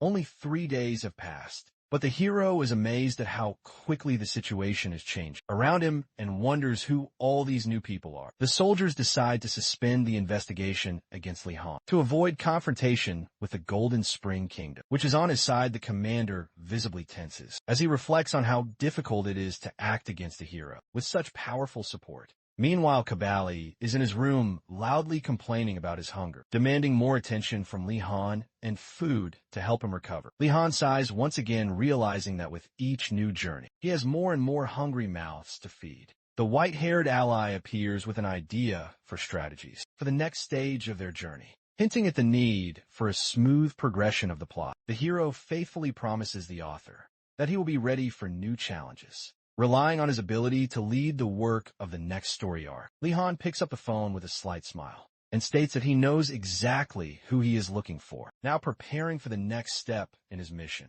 When discussing a potential search, the white-haired companion points out that a person not in the guild would most likely be found through the job market. The white-haired man enthusiastically discusses talent recruitment, demonstrating his passion and willingness to create a new round of development for a new ally. Meanwhile, the train, rushing rapidly across the railway bridge, symbolizes the hero's transition to a new stage of their adventures. Li Han and his companion ponder Kim Min, Jun's unknown past, trying to figure out what role this man might play in their journey. Li Fan recibas a masaja, reassuring him that the current task can be passed on to others, and he has the opportunity to return home to rest. The companions consider possible storylines where Min, Zhang could become a disciple of one of the Sword or Justice Kings, but find it too boring. Li Han finds the proposed idea of turning Ming Zhang into a villain who committed a terrible massacre surprisingly tempting. An image of a mad demon arises in the imagination, causing the world to tremble with its ruthless power. The white-haired man enthusiastically accepts the idea and decides to formalize this plot, confidently starting work on its implementation. He wonders if Li Han can handle such a dangerous and unstable ally, considering it important to recruit him before he goes completely mad. It turns out that in this country, Ming Zhang was known as a bloodthirsty mad demon who left a trail of destruction in his wake. During the time he was active, he destroyed several martial artists formerly known as kings. The exact reason for his madness remains a mystery, but hints are given of his past, where his fate could have been different with different choices. If Ming Zhang had taken a different path, he could have become a genius and the pride of great Buddhist monks. Li Han notes that he never encountered this demon in his past life, as its activities began after the monster's death. However, meeting the boy allows him to conclude that he will become the mad demon of this era. At the entrance to Wanmiang Elementary School, Li Han realizes that before him is a child who is destined to become part of the greatest future chaos. The child suddenly starts running, ignoring instructions, causing chaos among those around him who are trying to stop him. The soldier shouts, reproaching the boy that without the support of the team, it is impossible to get to the right place. The scene ends with a soldier grabbing the child by the clothes. But Li Han intervenes, rebuking the adult for being rude to the child, thus setting the tone for a new conflict. When Li Han appears before the crowd, people immediately recognize him and are amazed that the famous hero of recent events stands before them. A lively discussion begins around it, and someone mentions his victory over the demon, admiring his strength and courage. The soldiers nearby confirm his status as a rising star and ask what brought him to the Zhonghak school. Li Han calmly replies that his visit has a reason, but his attention is drawn to the tense atmosphere around the school. One of the soldiers tries to explain the severity of his actions towards the boy, although it seems like an excuse for their cruelty. The boy shows aggression and resistance, but his gaze reveals hidden pain and accumulated disappointment. The soldier shows a willingness to deal with the boy on his own, which makes Li Han wary and distrustful. Li Han notices that the boy, although unrestrained, clearly hides deep resentment and pride behind his behavior. The boy responds sharply to Li Han, accusing him of interfering and showing detachment from the entire situation. Looking at everything that is happening, Li Han suggests that the boy think about the future, pointing to the school and opening up a new opportunity for him. In response, the boy expresses doubt and sarcasm, which only emphasizes his intransigence and internal conflict, trying to approach from a different angle. Li Han gently asks if the boy wants to join him, seeing hidden potential in him. The difficult situation makes Li Han emotional, but he decides to act with patience in order to win the boy's trust. Meanwhile, his white-haired ally suggests finding a way to adapt the boy's story so that he can enter Wanmiang school. Li Han carefully asks not to complicate the situation, emphasizing that the key role belongs to the boy. The ally enthusiastically gets to work, identifying the necessary changes to the story and suggesting a new idea for implementation. Suddenly, Li Han's attention is drawn to a statue around it, and he begins to have a strange premonition that there is something sinister hidden behind it. While he was thinking, a woman with bright red hair approaches Li Han and confidently calls the hero by his name. Her greeting takes an unexpected turn, and the woman's figure exudes charisma and unshakable confidence. The woman tells Li Han with a smile that she is pleased to meet a man of his caliber. Li Han confidently walks out onto the street, attracting the attention of the crowd, who immediately recognize him as a famous hero with recent exploits. Passers-by discuss his reputation, surprised that they can see a celebrity in person, and loudly share rumors about his exploits. The soldiers recognize Li Han and notice his growing fame, asking why he has come and if it is related to the school's admission. Li Han replies that his interest in the school is quite serious, but the situation around him makes him curious and wary. The soldiers try to justify their harsh behavior towards the boy, but Li Han notes that their actions seem too strict. The boy tries to escape, but at the same time, he shows aggression and hidden pain, which makes his past seem even more mysterious. One of the soldiers asks permission to deal with the boy himself, expressing his willingness to use his own methods. Li Han admits that the boy's past may have pushed him to act, in ways that lead to him becoming an outcast. But the situation is alarming. The boy responds aggressively to Li Han's intervention, highlighting his displeasure with someone interfering in his life. Despite the boy's pride and rudeness, Li Han patiently offers to talk and find out his intentions. In order to get closer to him, Li Han points towards the school and asks if the boy wants to go there. Seeing the internal conflict and hidden doubts in him, the boy responds with disbelief, showing his independence, but hinting that he has many scars from the past. Li Han, thinking about how the author made this character so tragic, decides to act more carefully in order to win his trust. The white-haired companion suggests coming up with a story for the boy, emphasizing that the development of the plot should take into account his complex character, continuing his thoughts. Li Han notes that the boy's situation may be serious, but hopes to find common ground. Li Han confronts the boy again, mockingly asking if he is ready, which causes him to once again demonstrate his independence in the dialogue. They agree to go get food to relieve tension and try to start a conversation in a less formal atmosphere. Once at the diner, Li Han notices the boy's uncontrollable appetite, realizing how difficult it will be to completely tame him. Li Han understands that the boy's pride and bravado will make it difficult for him to get closer, and that more patience and time may be needed. He asks one of the important questions, going into the topic of the boy's past, in order to better understand and establish trust in future plans. The girl sarcastically reproaches her interlocutor for his attempt to behave nobly, accusing him of the fact that such kindness arouses suspicions of hidden intentions. The guy with the spoon in his hand coldly asks if anyone from their shared past thinks he is dead. The guy's imagination conjures up an image of a dark magician, known for his sinister experiments on children, which he recalls in conversation. The sinister figure of a dark magician in a cloak becomes a symbol of horror, and a dark reputation. The guy ironically accepts the information about the death of the magician from a mad demon, while the interlocutor, showing caution, refuses to consider himself as someone connected with dirt. Smiling mysteriously, the guy asks a provocative question about whether his interlocutor wants to take revenge, accompanying the proposal with a slight mocking intonation. The young man recalls his past and firmly notes that he understands well the desire of another to take revenge for the insult inflicted. Suspicions are heightened when the other person at the table expresses doubts about the true intentions of the guy trying to help by persistently asking questions. The interlocutor suspects that there are some personal goals behind his help despite the apparent kindness. The guy confidently states that he is not acting for the sake of his interlocutor, hinting at his own hidden motives. The interlocutor expresses his doubts about the guy's sincerity, but makes it clear that the only thing that matters to him is the opportunity to take revenge. The young man hesitantly debates whether he can stand up to the powerful mage, knowing his own weak skills.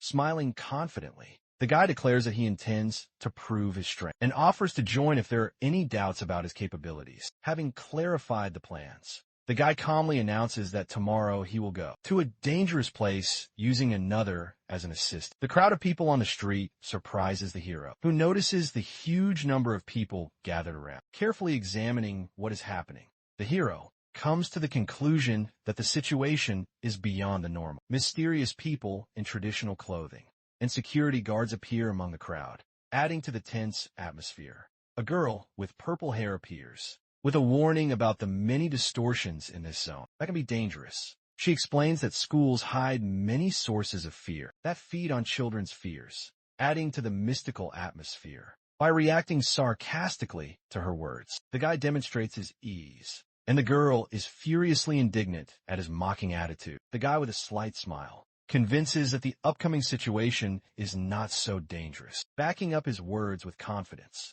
he shows the team's assignment sheet, but his interlocutor notes that talking to himself looks quite scary. While praising a good job, the guy makes a friendly gesture by patting his interlocutor on the head, which causes him to protest violently. An announcement about the start of the briefing for the raid into the parallel world is heard above the school building. Against the blue sky, a young woman with bright red hair checks the microphone and makes an impressive announcement that precedes the start of the raid. The description of the world confirms the multi-level structure of space, where parallel worlds intersect, adding mystery to the scene. We are informed that the school grounds are divided into classrooms, each of which represents a separate space of a parallel world. Lee Sumi confidently declares her leadership of the Alpha Team, adding seriousness and charisma to her speech. Park Il-sung, the leader of Team Beta, introduces himself as a representative of a prestigious set, creating a contrast in leadership styles. Lee Sumi insists that the participants follow their captain's instructions as she explains the plan of action for the raid. There is a commotion in the crowd as onlookers recognize the boy as Lee Han, a legendary figure known for his exploits. Someone in the audience, shocked by what is happening, whispers about the destructive events of Incheon, mentioning the hero's possible connection with them. The audience discusses the chosen participants, expressing surprise at why Lee Sumi singled them out, adding intrigue to the situation. Lee Sumi, with a playful smile, clarifies that she broke the usual rules for Lee Han's sake and hopes that his team will take care of him. Lee Han reacts ambivalently, realizing that her gesture is well-intentioned, but puts him in a difficult position in front of everyone else. With a decisive tone, Lee Sumi announces that it is time to enter the raid's boundaries, causing a tense anticipation. The elementary school building in the parallel world is shown, surrounded by swirling mystical energy, which emphasizes its unusualness. The raid participants climb the stairs of the main building in a column, further enhancing the atmosphere of mystery and preparation. Park Il-sung introduces himself to the participants, apologizing for the delay, and thereby emphasizing his professionalism and leadership qualities. Lee Han warmly shakes hands with Park Il-sung, establishing contact between them, symbolizing the beginning of their upcoming collaboration. Park Il-sung's thoughts reveal his distrust and inner doubts regarding Lee Han's strength, despite the need to maintain outward respect. Il-sung ponders why Lee Han is accompanied by Dirk's test subject, hinting at his questionable mission. Il-sung sarcastically suggests that Lee Han will not gain any benefits from the operation, and that the achievements will go to his own team. Behind his outward friendliness and smile, Il-sung hides his true plans, already mentally appropriating all the awards for himself. Lee Han indifferently agrees to Il-sung's order, keeping his tone light and calm. Il-sung firmly points out to the group that they need to go up to the 5th floor, showing his confidence in leadership.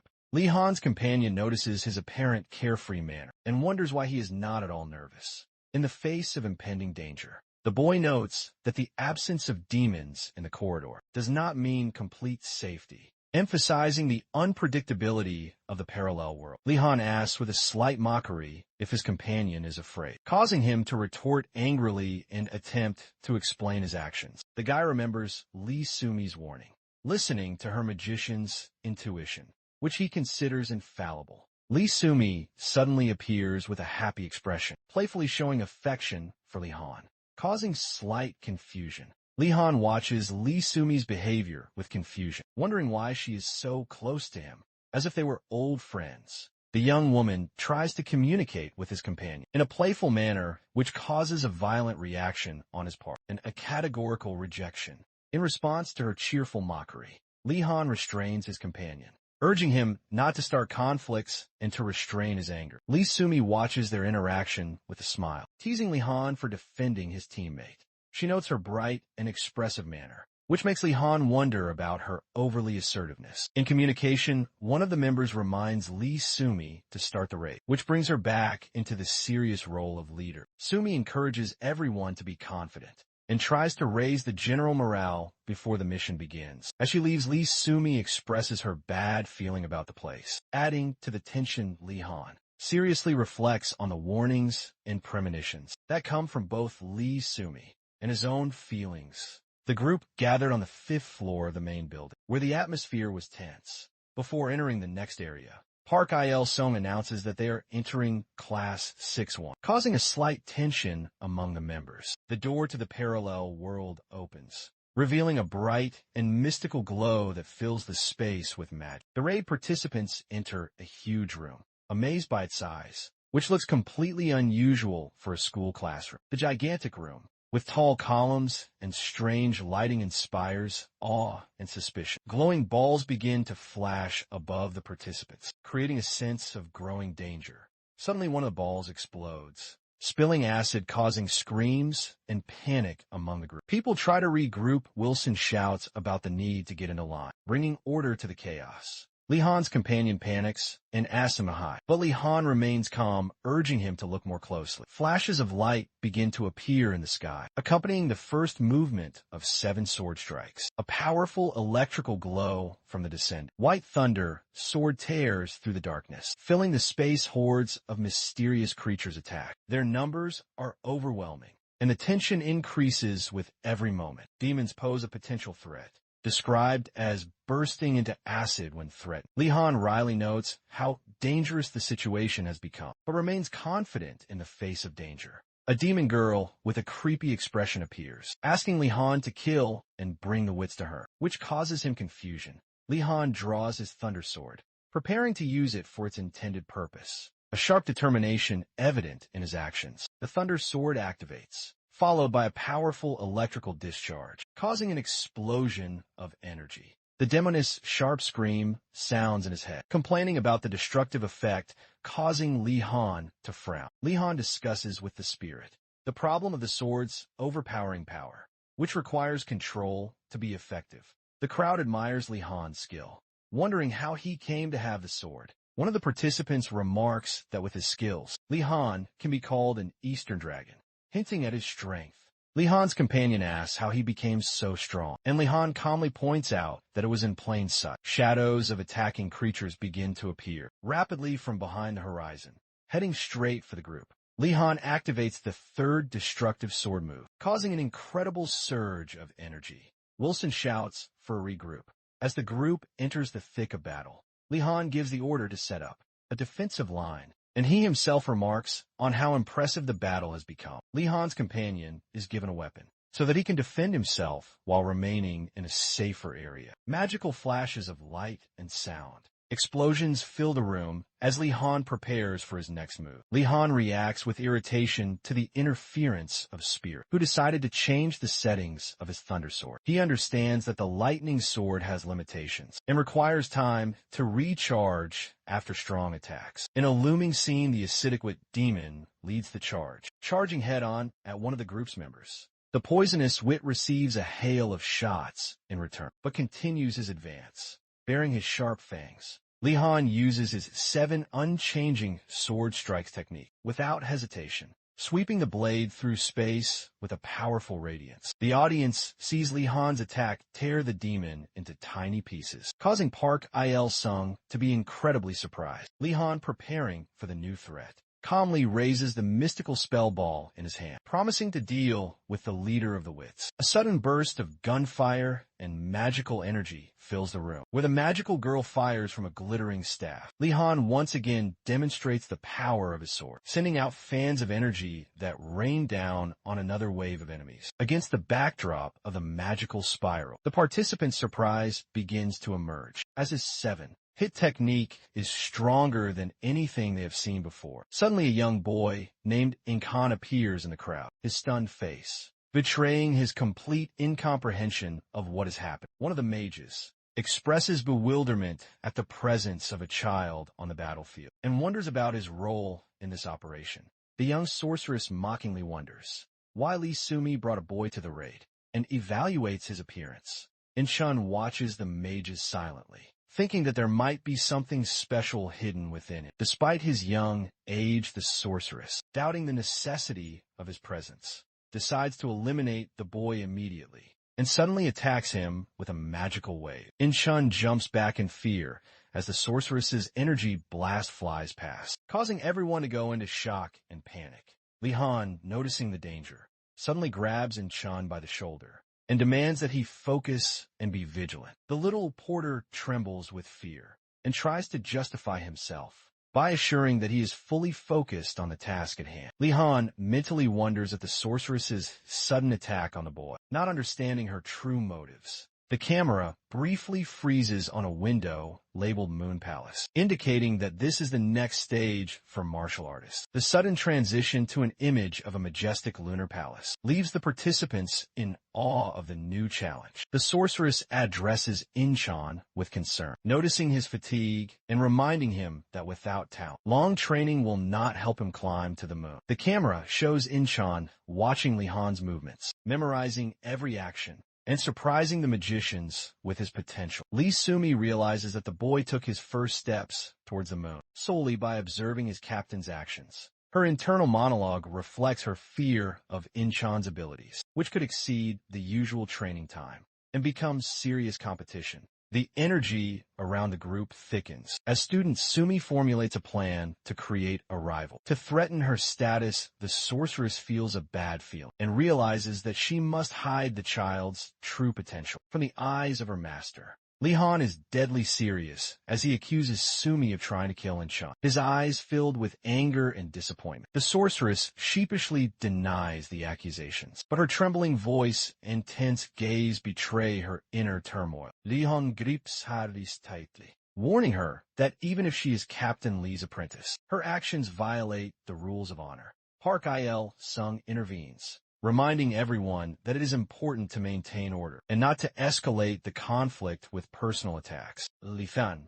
coldly thinks that he cannot let the attack on the boy go unpunished and decides to protect everyone who stands next to him. Inchan calmly reports that the attempt to kill him was not the first, and for him, it has already become a routine event. Despite the danger he experienced, the boy emphasizes that he did not need help and could have dealt with the sorceress himself. Inchan states in a serious tone that if the sorceress deserves to die, then he will decide her fate personally. Lihan coldly lets go of the sorceress, leaving everything to Inchan's discretion, but continues to keep her under control with his presence. Turning to the boy and confidently walking forward, Lihan shows him that he believes in his abilities and decisions. Inchan says with a firm look that he is not a pathetic brat, emphasizing his determination and strength of spirit. The guardian spirit responds with joy to Inchan's actions, stating that he always believed in his potential. He begins to cheer loudly and praise Inchan, commenting that his talent is truly amazing. His delight is further enhanced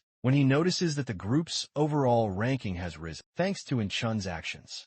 Lihan reflects on his success, making a sarcastic remark that it is all thanks to Mr. Author. By confidently making a meaningful gesture, Lihan emphasizes that everything will be fine if you trust him. Watching this for a long time causes Lihan to become lost in thought, where he realizes the strength of his attachments. Realizing that anger is filling his heart, he decides to focus on control so as not to let his emotions take over. At this time, the spirit continues to offer to move on, raising the mood with its enthusiasm and energy. Lihan decides to leave the spirit to celebrate, focusing on what lies ahead. Amidst the rubble and the electrical discharges, he notices that the enemies are appearing again, although weaker but in frightening numbers. Thanking himself for keeping the group intact, Lihan declares that he will not harm the sorceress. A man from the group appears with the intention of talking to Lihan, indicating that some issues need to be discussed. The heavyweight Mage Gu-wan admits that he and his fellow soldiers were shocked by Lihan's actions and the defense he showed. Lihan watches in confusion, as words of gratitude for his skills are directed towards him, leaving him a little embarrassed. Gu-wan calmly and confidently proposes an alliance to Lihan, describing his group as mercenary fighters willing to follow him. With a slight smirk, Lihan responds to the request to work for him, realizing that his defense of the boy had made a strong impression. Lihan is a little smug about how cool he looked in the situation, but admits that he doesn't want to attract unnecessary attention. An alarming thought flashes through his mind, that in the future, he will not always be able to protect his people from a repeat of such situations. With a determined expression, Lihan agrees to hire Gu-wan and his group, but asks them to take care of the boy's safety.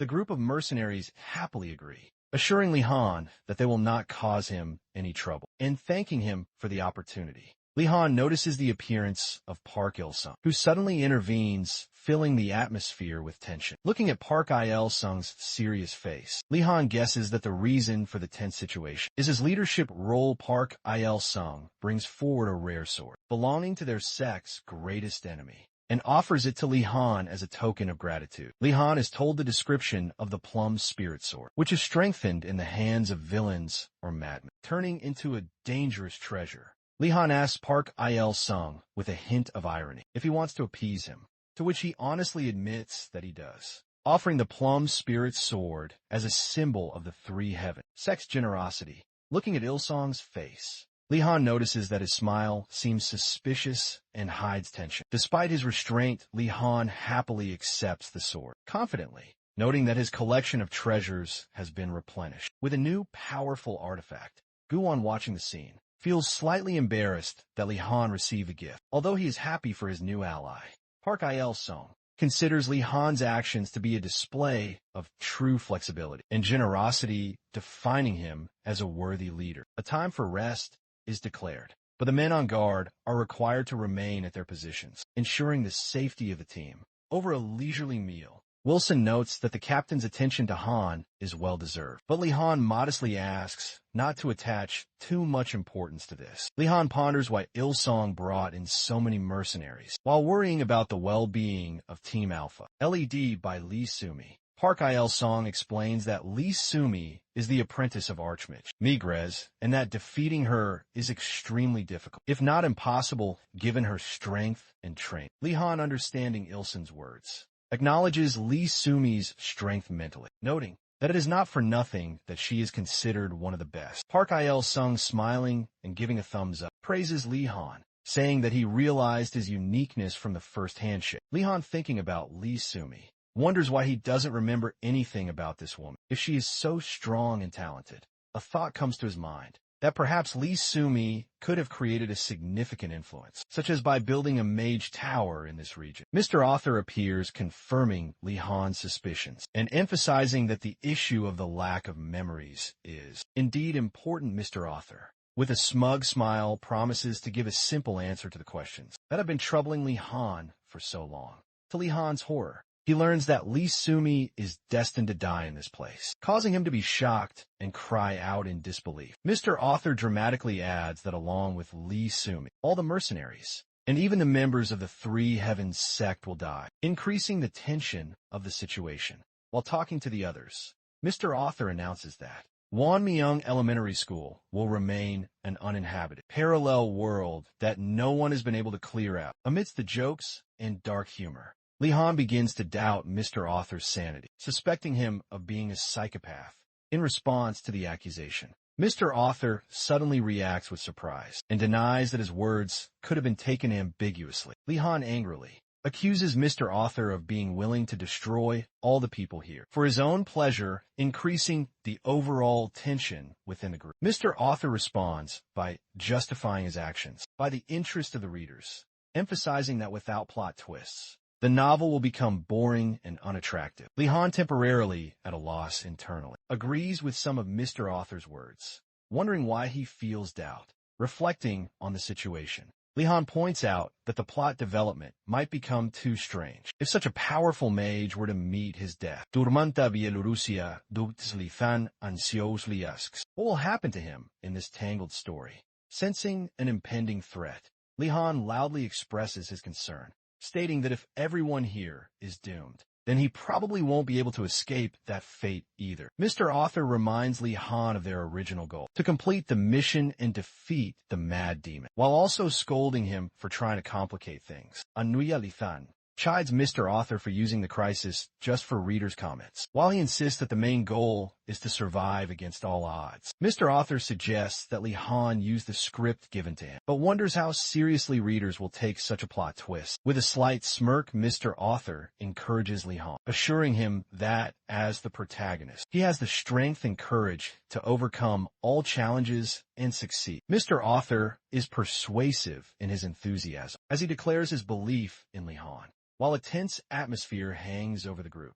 Park Il-sung is surprised by the sudden change of events, and is convinced that the team's prospects are becoming increasingly unpredictable. Li Han's inner thoughts paint dark scenarios, where his enemies grow stronger each time, and dangers loom ever closer. Realizing the gravity of the situation, Li Han realizes that the history they are making could lead to his death if the threat level continues to rise. The general confidence among the group maintains the hope that the mission will be accomplished, despite all the difficulties and doubts. Li Han realizes that simply suggesting a retreat will cause discontent among the team, which forces him to find a more balanced solution. Suddenly, a mysterious priest from the Church of Claudius appears, who is noticed by the team members who look at him with caution. The priest calmly declares that he will give all the spoils to Li Han, demonstrating composure and confidence in his actions. Continuing his speech, he insists on the ability to predict the death of those around him, causing a mixture of curiosity and concern among the team. Li Han expresses complete shock upon hearing the priest's prophecy that there is someone doomed. Among the people present, Li Sumi uses her ice guillotine technique, freezing enemies and leaving behind spectacular ice shards. After surveying the destruction, Li Sumi cautiously remarks that she expected more resistance, but perhaps her caution was unnecessary. One of the team members tells Li Sumi that everything is ready on the other side of the room, trying to get her attention. However, Li Sumi ignores the warnings and moves forward alone, citing the need to verify her suspicions. With grim determination, Li Sumi insists that her intuition is correct, and her vision may be confirmed very soon. Leaping over obstacles, Li Sumi penetrates deeper into the zone, realizing that the raid's failure will be inevitable if her assumption is correct. Li Han, sitting among the group, calls upon the priest to begin the divination, to know the fate of those nearby.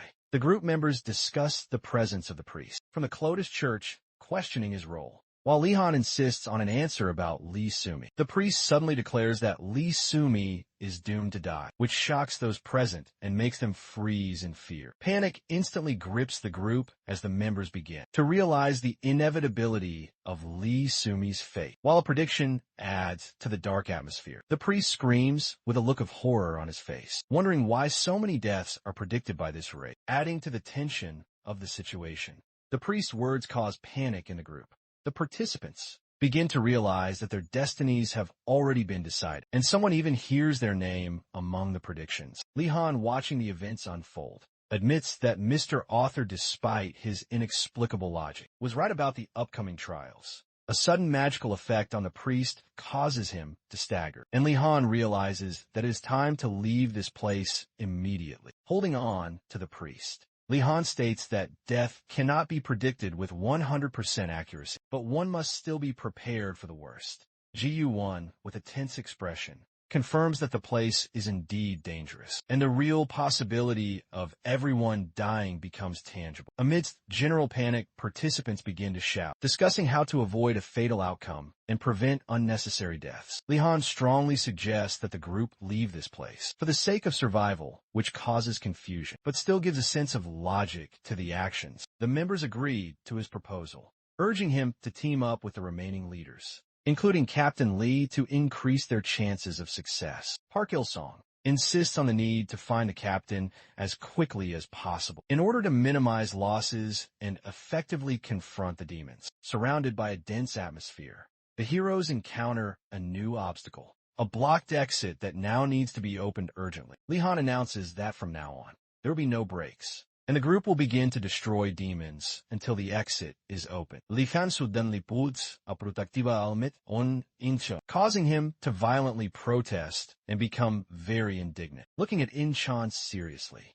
Li Han says that he will not ask him to survive, as such words will only bring trouble upon him. Inchan, stunned by Li Han's words, tries to understand their meaning, while Li Han simply asks him to be careful, backing up his words with action. Li Han once again secures the helmet onto Inchan's head, repeating his warning about the death flag. Li Han, slightly tired of Inchan's reaction, declares that he is heading to the center of the room to carry out some important task. Inchan reacts with surprise at the opportunity to go with Li Han, but categorically refuses, causing Li Han to smile slightly. Li Han performs his heavenly demon step technique, leaping forward in a graceful leap, surprising those watching with his power. Inchan reflects on how his views on technology and martial arts change after meeting Li Han, realizing their greatness. The mad demon, overwhelmed by Li Han's power, realizes his true strength and assumes that he is the one who can defeat her. Li Han activates the sixth form of the heavenly demon sword, displaying and exceeding even the demon's own expectations. Li Han creates an explosion of energy that blinds everything around, causing a storm of admiration in Shan. Screams for Li Han to destroy the death prophecy, hoping that it will give him a chance to survive and follow him, a powerful demon. Tromos appears before the heroes, whose presence fills the area with an atmosphere of fear and horror. Lee Sumi, hiding around the corner, realizes that she cannot face Tromos alone and expresses concern over the complicated situation. She muses that Tromos feeds on people's fear, growing stronger the longer his existence continues to inspire terror. Despite the fear and difficulty of the situation, Lee Sumi plans to attack the demon, realizing the need to strike now.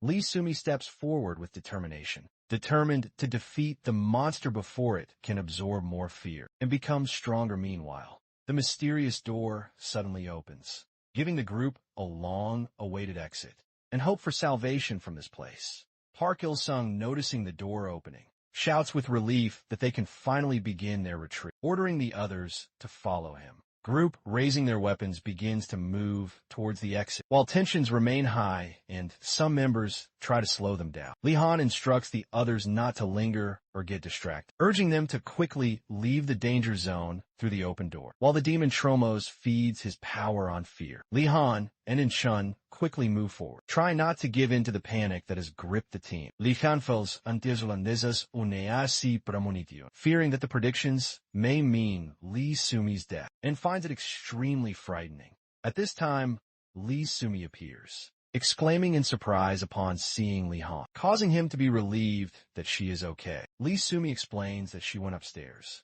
after discovering Troy Mose on the first floor, asking Li Han the same question about his actions. Li Han explains that the prophecies predicted their deaths, including hers, and they had already begun retreating for the sake of the team's survival. Lee Sumi recalls her own doubts and foreboding, disappointedly thinking about what they would have to face with Tromos. The remaining participants panic and discuss that Tromos is likely the boss of this parallel world, and their fear only makes him stronger.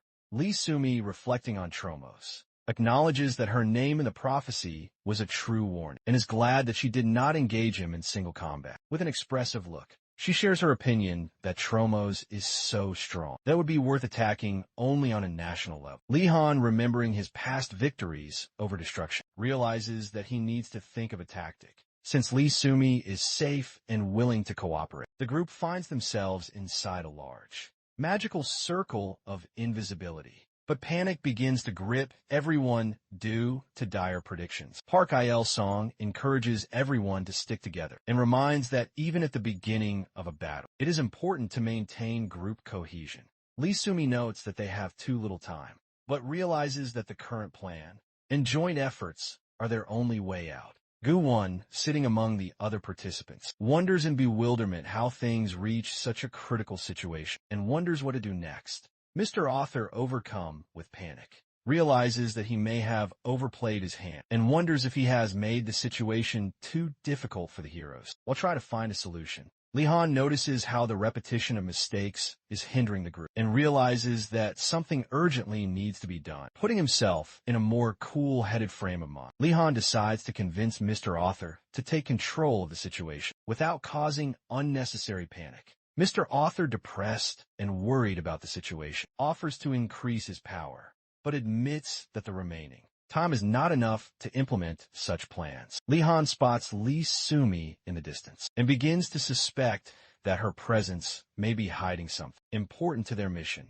With confidence, Li Han declares that he will take control of the situation, calling on everyone to simply watch his actions. Approaching Lee Sumi, he directly asks her about the plan, to which she replies that they have few options and they need to act together. Lee Sumi explains that none of the group is capable of defeating Tromos alone, and suggests that they join forces to develop a strategy. Li Han suddenly announces that he has a plan, which surprises Lee Sumi, who demands to know the nature of the plan. He speculates that the reason she came here is due to the creation of a magic tower, causing Lee Sumi to become confused and question how he knows this. Li-Han notes that in order to create a magic tower, Lee Sumi probably has a powerful magic item that serves as its base. The stone known as the Bloodstone turns out to be a magical artifact with a huge supply of mana and designed for such purposes.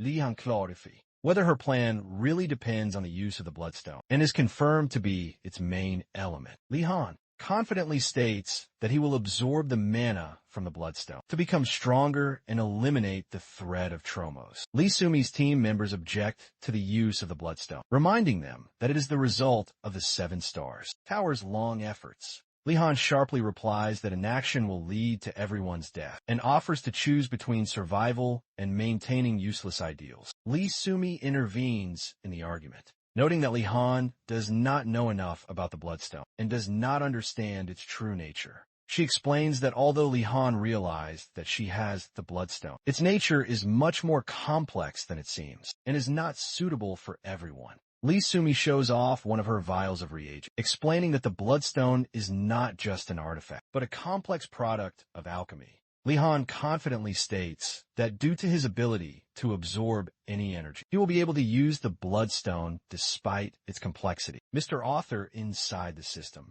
confirms that Li-Han's plan has a chance to work if Lee Sumi supports his proposal. Lee Sumi wastes no time in preparing the alchemical solution, showing her intent to make a difficult but necessary decision. Overcoming her doubts, Lee Sumi admits that if the entire group dies here, the magic tower will lose its meaning and allows the use of the stone's mana. Li-Han confidently states that if there is even the slightest chance of survival, then it is worth trying despite the risk. Lee Sumi, concerned about the limited time, reminds him of the urgency of action in order to make it before the critical point is reached. She points out that the demon Tromos feeds on fears, and the school itself is steeped in legends and fear, which only increases his power. Li-Han realizes that something big is going to happen by midnight, and they need to act now, or the situation will get out of control. He approaches the Bloodstone, assuring Lee Sumi and the others that it won't take long, and he is ready to begin the process. Mr. Author expresses doubts about Li-Han's ability to handle the massive amount of mana hidden in the stone, but Li-Han himself is determined. Realizing that unusual plot twists always involve trials, Li-Han finally decides to activate the stone. With a loud cry, Li-Han begins the absorption process, realizing the gravity of the upcoming test and its importance. The stone flashes with an intense light, and streams of powerful energy begin to be absorbed by Li-Han, causing him to feel a mixture of pain and determination. The team members start to panic when they see what's happened, but Lee Sumi convinces them to wait, as this is their only chance to save everyone. Lee Sumi, understanding the difficulty of the task, admits that it seemed impossible from the beginning, but still decides to believe in Li-Han's strength and determination. Her intuition tells her that Li-Han has special qualities that make him capable of overcoming impossible obstacles. Mr. Author watches in horror as Li-Han warns him that his body may not be able to withstand the Bloodstones. Immense energy, bright flashes of light, and streams of mana fill the space as Li-Han absorbs the Bloodstone. Despite advice to stop, Li-Han ponders that the absorption technique requires a strength advantage over the target. But the situation with the Bloodstone is completely different. The colossal amount of mana hidden within the Bloodstone is so great that it surpasses even the most powerful sets of techniques. Inchan, relying on his intuition, rushes to Li-Han, believing that his presence can somehow help. As he gets closer, Inchan activates the 12 pressure points technique, bringing his connection with mana to its peak. At the same time, a sudden burst of energy blinds Inchan and sucks him into a whirlwind that Li-Han is unable to fully control. Inchan screams as it finds itself at the center of a destructive mana flow, spiraling into chaos that becomes uncontrollable. The 3 characters watch the strange and unpredictable situation, in confusion, asking each other anxious questions, as if they do not understand what is happening around them. Amidst the fiery chaos, one character rushes, screaming to the aid of another desperately, trying to hold him back from falling into the abyss of rage and destruction. In the center of the fiery vortex are 2 people, one of whom seems to be hovering above the other, surrounded by a powerful stream of magical energy emanating from a shining crystal. under the sparkling peals of magic. The younger character is filled with light, transforming the mana in his soul into a new, unknown source of power in a fiery flash. The older character watches as some of the magical energy remains inside the younger one's body, becoming his inner power when the energy reaches its peak. The younger character clenches his fists with strong emotion, and magical vibrations begin to intensify around him. Joy and relief are reflected in the eyes of the younger character, who is convinced that the process of forming internal mana is gradually beginning to stabilize. The older character encourages the younger one with words of support, inspiring him to maintain his composure in order to complete the difficult and dangerous ritual. Those around comment on what is happening with surprise and admiration, noting how the stabilization of magic becomes a real miracle. In such a situation, a smile and genuine admiration appear on the face of the woman with bright hair, who acknowledges the success of the unfolding magical rebirth. The woman tensely asks the time, while the flaming magical dome reflects the light, creating an atmosphere of approaching climax. Determined, she concludes that there is enough time left for further action, but stresses the need to maintain focus. Against the ominous crimson sky, the deafening sound of the clock is heard, increasing the tension and threatening even greater events ahead. A mysterious man, shrouded in a green aura, appears in front of the massive clock, his presence embodying the threat and irreversibility of change. With screams of horror, the other characters realize that this stranger has changed the course of time, moving the clock hands and setting something irreversible in motion. The statues here begin to come to life and threaten those around them, creating an atmosphere of panic among those who still remain. Inside the magical dome, a colorful explanation shows information about a large-scale spell that temporarily disables the use of mana and magic. The girl with the book looks sternly from under her brows and is clearly irritated that she was distracted from reading by someone calling herself the commander of the Legion. A gloomy, cloaked demon man appears in front of the ruined building, apparently responsible for summoning demons from the gates of hell. With a loud cry and determination, the woman organizes the team, ordering them to prepare demonic bullets to fight the incredible threat. Surrounded by raging flames, the hero strains to stand firm in the face of dangerous chaos while protecting his young ally.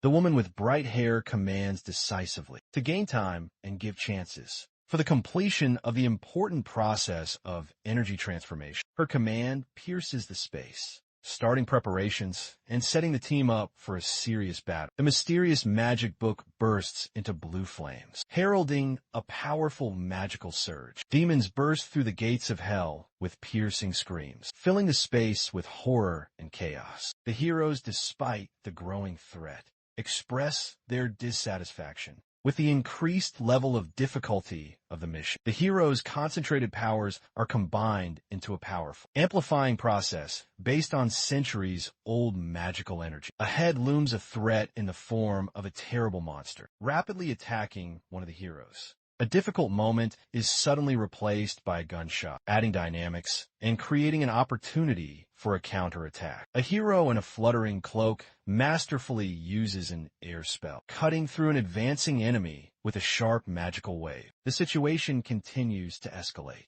The number of enemies increases, and the participants in the battle desperately fight for control of the battlefield. The man confidently directs his mana towards his younger ally, fully focused on the process. As a leader, the woman fiercely attacks enemies and gives commands without losing her fighting spirit, even in critical conditions. The heroes who fell on the battlefield find the strength to rise, but it is clear that each of them is at the limit of their abilities. One of the experienced participants in the battle recalls his many years of training, silently defining the current battle as the last in his career. The leader proudly notes that despite everything, he is glad to be at the head of the team. In the face of serious danger, a huge demon with red eyes, a terrible surrounding cloud of shadows, and an ominous aura of power appears on the horizon. One of the men admits that he did not expect his life to end like this, but decides to fight to the end. Gathering all his strength, the leader of the battle makes a bold leap,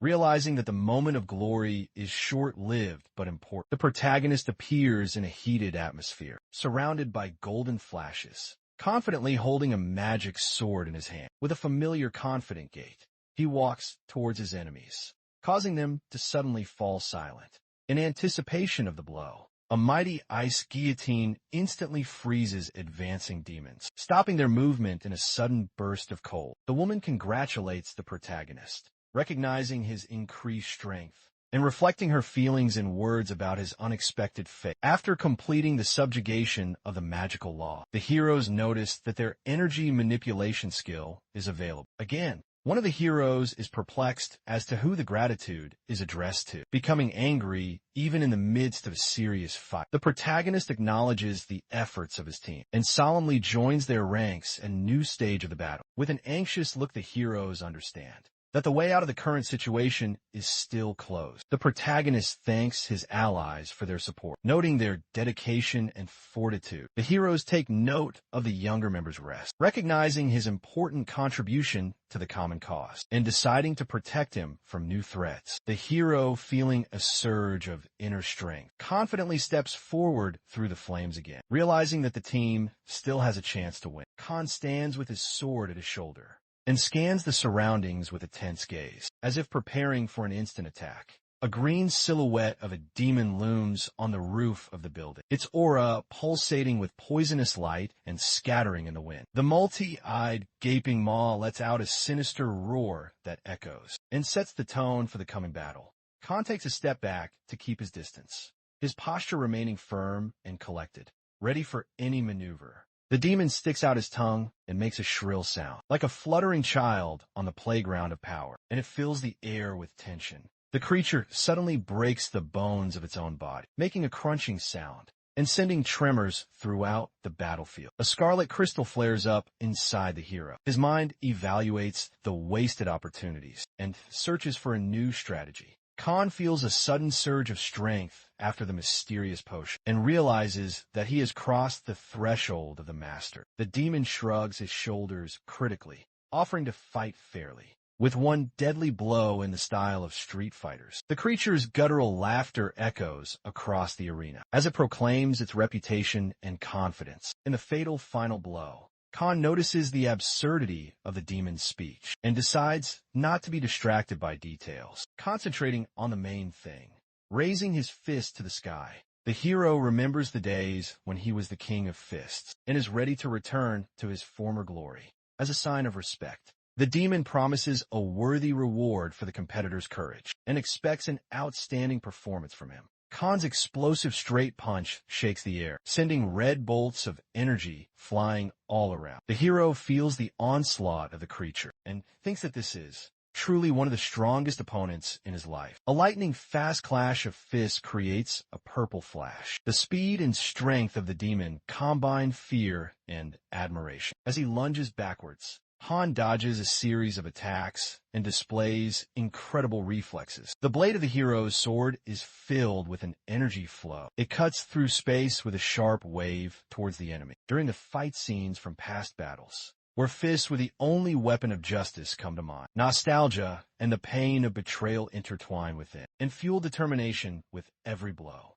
Memories of youthful ideals of justice and honor fill the mind. Like a bright storm, the betrayal of friends emerges as blurred silhouettes and breaks down barriers, setting off an internal flame of revenge. The heart is filled with a firm determination to avenge the fallen comrades, and this flame becomes a weapon. Khan gathers all his inner energy into a fist and prepares a blow that should put an end to the monster. His fist is enveloped in a dark purple aura, reminiscent of a power capable of destroying dragons. The demon shouts in rage that Khan was hiding his trump cards and reproaches him for his cunning, but is not afraid to reveal his own techniques. A whirlwind of energy lifts both fists above the arena. Sparks fly around, creating a sense of catastrophe. The creature screams and grabs the destroyed arm, accusing its opponent of foul play. Khan calmly counters the accusations, noting that he fought fairly with his fists,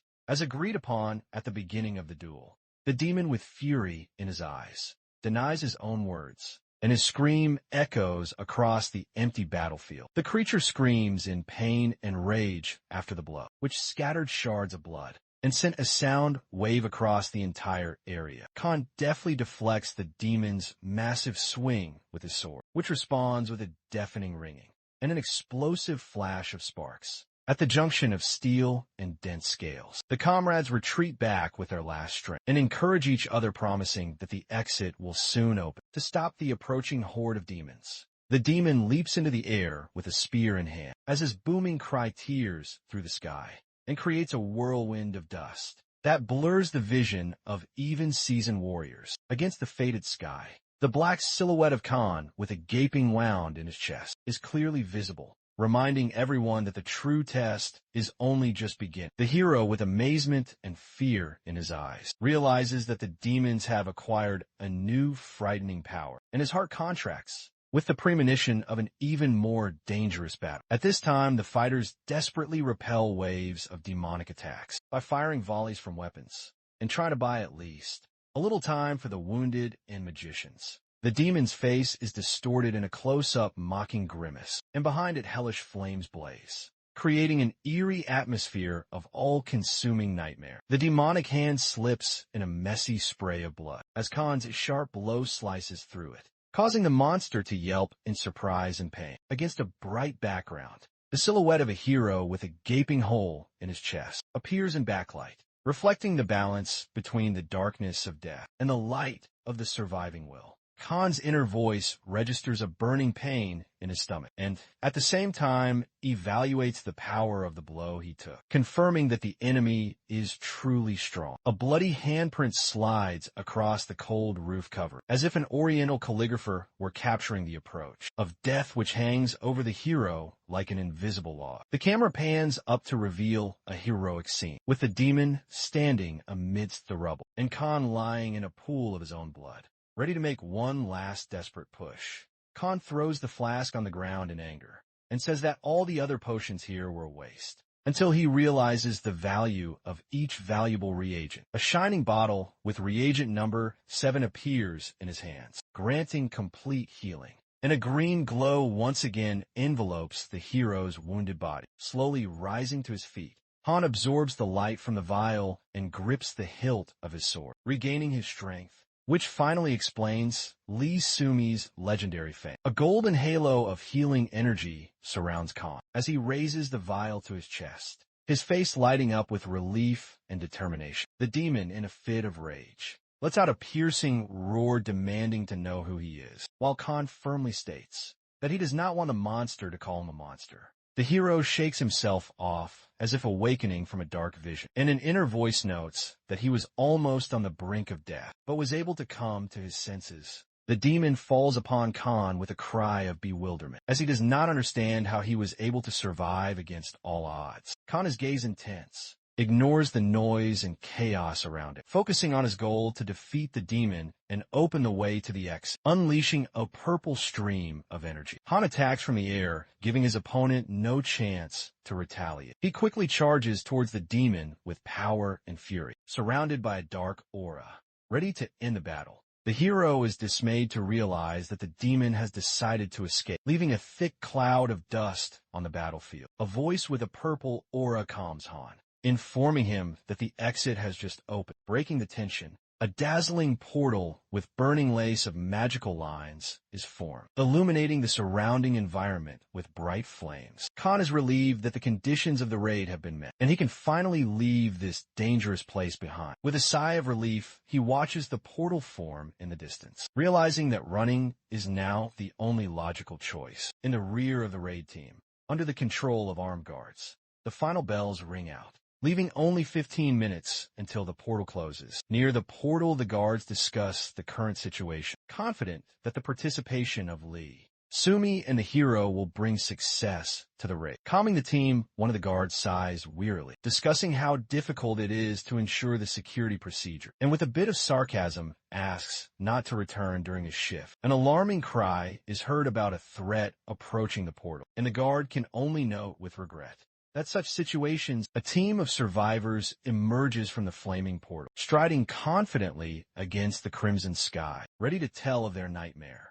A dark frame shows a crowd of 531 people entering the parallel world, emphasizing the scale of the tragedy and the difficulty of the task. In a tense silence, it is revealed that only 8 people remain alive, causing bitterness and shock at the losses incurred. The sinister figure from the church emphasizes the strength of his faction, promising that death will remember the names of fallen comrades. A figure with an aura of magical power addresses others, talking about its appearance and emphasizing the difficulty of the others' achievements, as if assessing their level.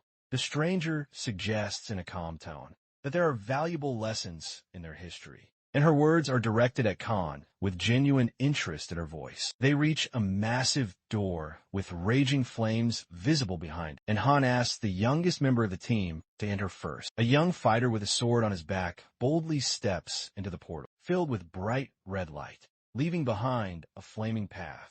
The Khan throws down his blade in anger, screaming, declaring his desire to surrender and forget everything that is happening.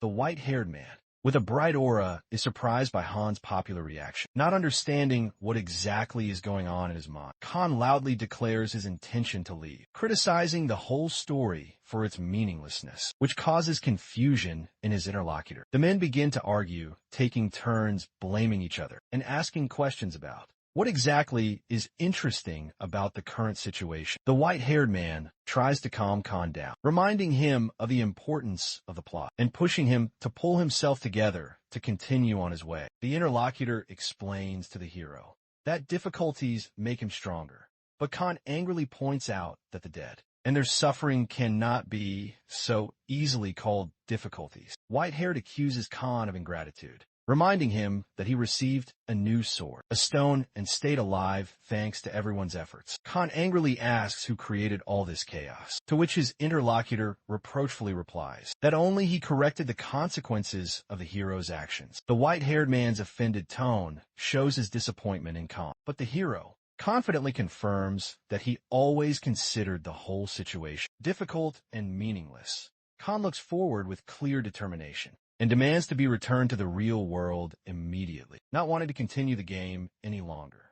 The white-haired man asks Khan in surprise if he is serious about leaving the situation, and the hero answers with absolute confidence. White-haired tries to convince Khan that his decision is hasty, asking whether he will regret it. Khan firmly states that the entire situation was destructive, reproaches his interlocutor for actions committed without his consent, and ends the conversation in a rage. The white-haired man erupts with magical energy, accusing Khan of considering himself the only protagonist of the story, and declaring that he never wants to see him again.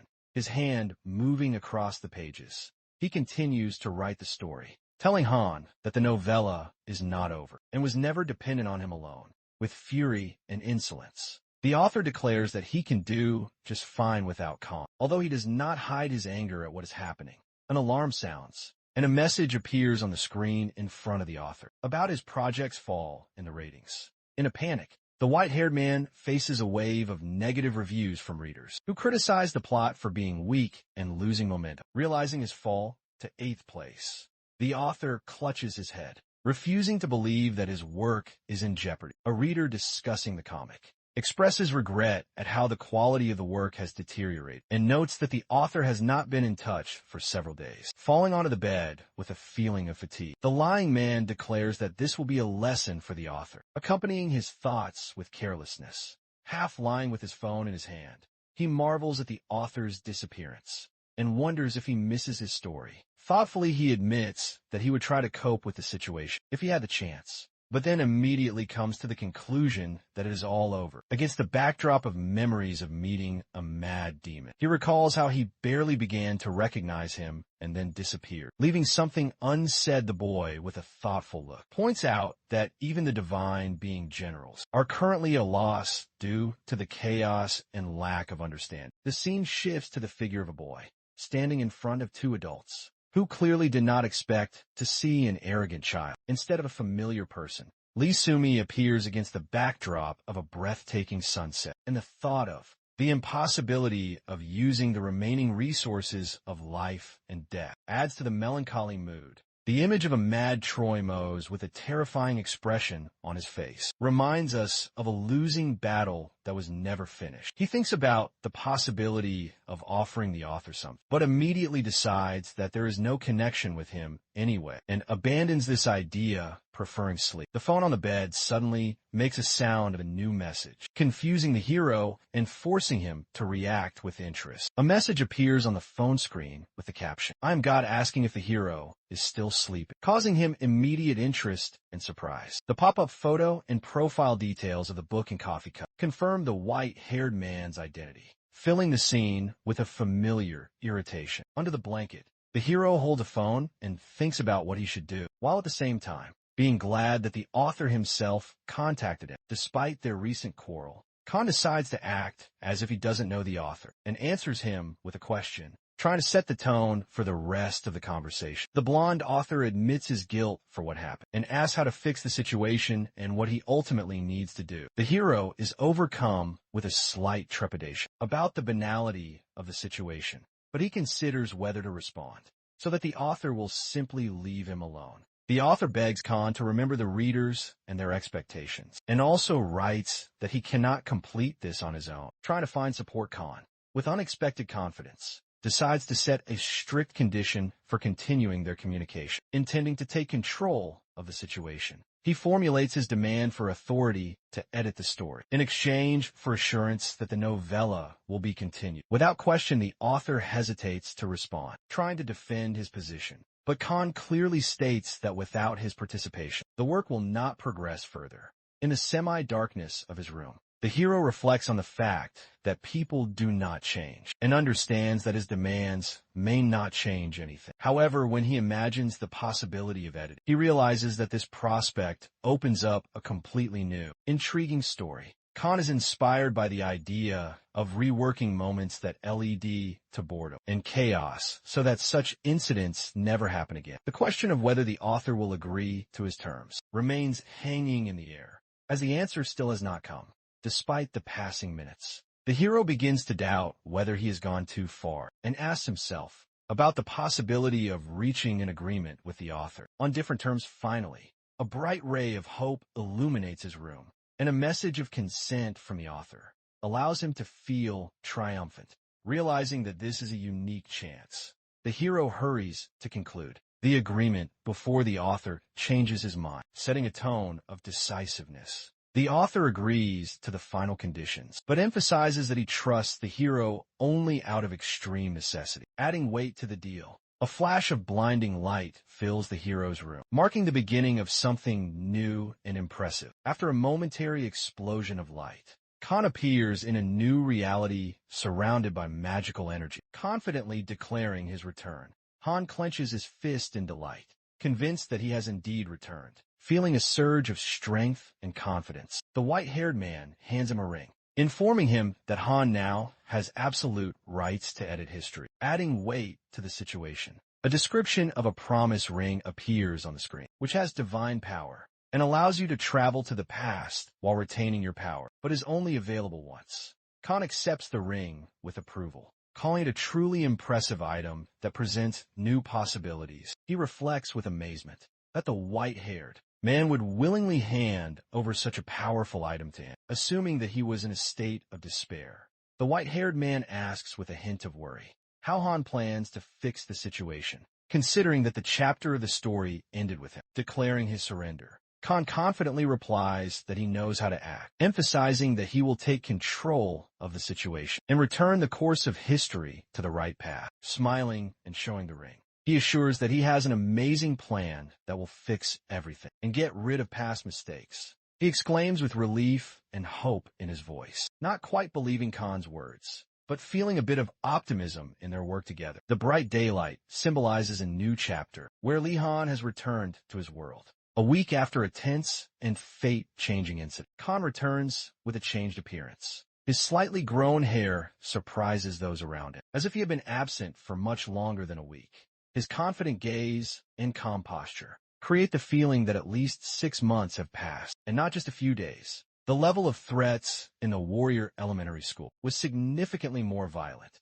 and chaotic than what Han remembered from his past life. Suspecting the intervention of a god who forced him to return to the past, Khan is overcome with anger and unleashes his rage. Questions about the motives of the god who sent him into the past fill Khan's mind, and he realizes that none of this was an accident. To resist these manipulations, he decides to travel to a mysterious parallel world called the Abyss, where few dare to set foot. In this world, Khan finds an amazing ring, but is shocked to realize that 181 days in the Abyss are equal to only 10 days in the ordinary world. Having barely managed to tell about the ring, he is faced with the surprise of the character, who cannot believe that Khan found such a powerful artifact. Information emerges about the creator of the world, the only god who has exceptional powers and surpasses any imagination of the heroes. With a slight grin, Han reminds that the Demoness is not so simple, and emphasizes his intention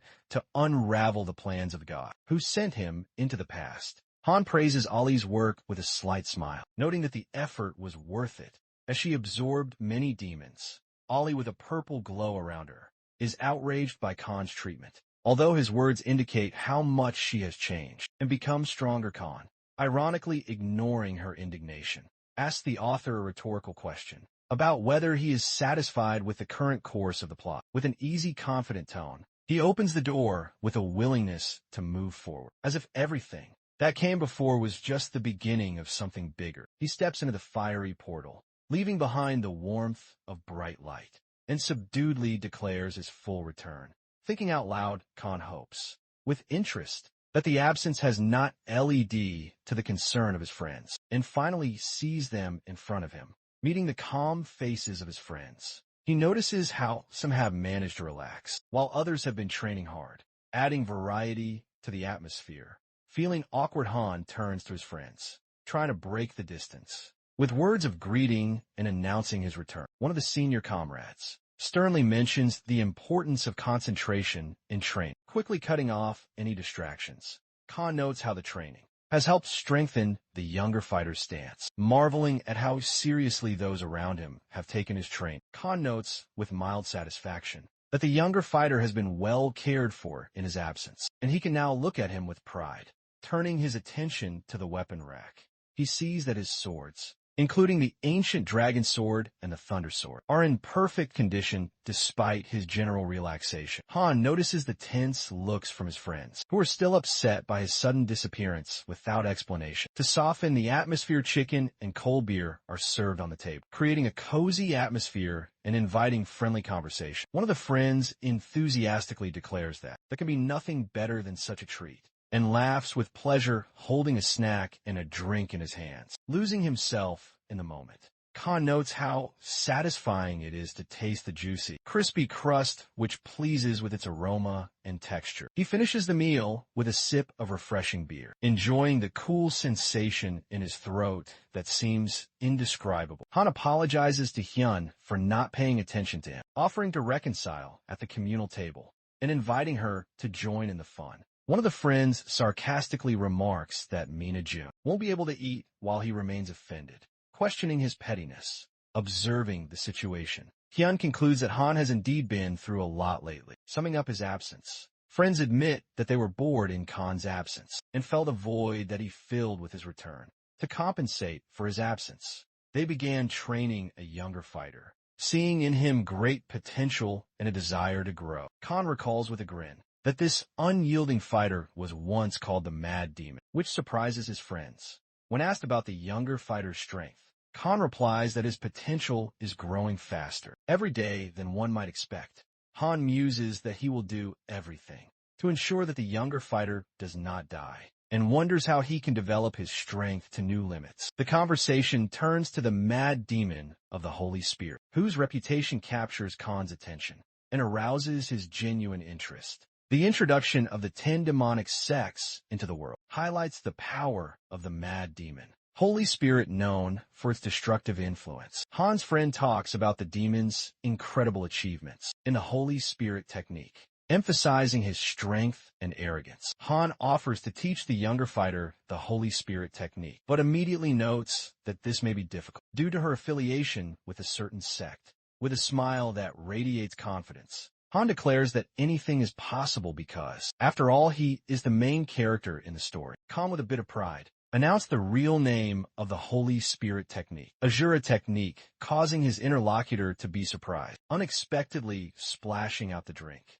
Hyun asks again in confusion, realizing that it was a powerful technique used by the Asuras of the heavenly demon sect. Han calmly confirms his knowledge of Asura's technique and expresses his intention to pass it on to Mina-jun so that he can become stronger. The flashback takes the reader back to the events of the past, when Sword Mountain became involved with the heavenly demon sect, resulting in their growing influence. With a smile and full of confidence, Han declares that the Sword Mountain sect must be at his feet, intending to take control of it. The next chapter gets an intriguing blurb. It will be about the revival of the heavenly demon sect, with the capture of Sword Mountain as the first step. The city's vibrant nighttime appearance highlights that the revival of the heavenly demon sect will be a key element of the upcoming plot. The enhancement of Sword Mountain takes on additional significance, revealing its connection to a unique technique used by the Asura sect. The text inserts emphasize that the main branch of the Mountain of Swords has always been the Asuras, further hinting at their importance and influence. Against the backdrop of the silence of the night, a figure in a white robe looking at the bright moon conveys an atmosphere of calm. Before the storm of events breaks out, Khan enthusiastically agrees that the current plans do indeed look great, and the author happily assures that he understands his ambitions. Khan suddenly notices a mysterious girl against the night sky and comes to the conclusion that her beauty is undeniable. The author leaves the answer to her identity a secret, explaining that Han himself would discover the truth after delving into the affairs of the Sword Mountain sect. Accompanying his statement with a firm handshake, the author suggests working together for the sake of common success, without conflicts and disputes. A new chapter with an intriguing title begins, where events promise to reveal the fate and plans of the strongest in the world. Through active actions, Khan, surprised by the unexpected technology, learns that in front of him is a printer, used to store and transmit information.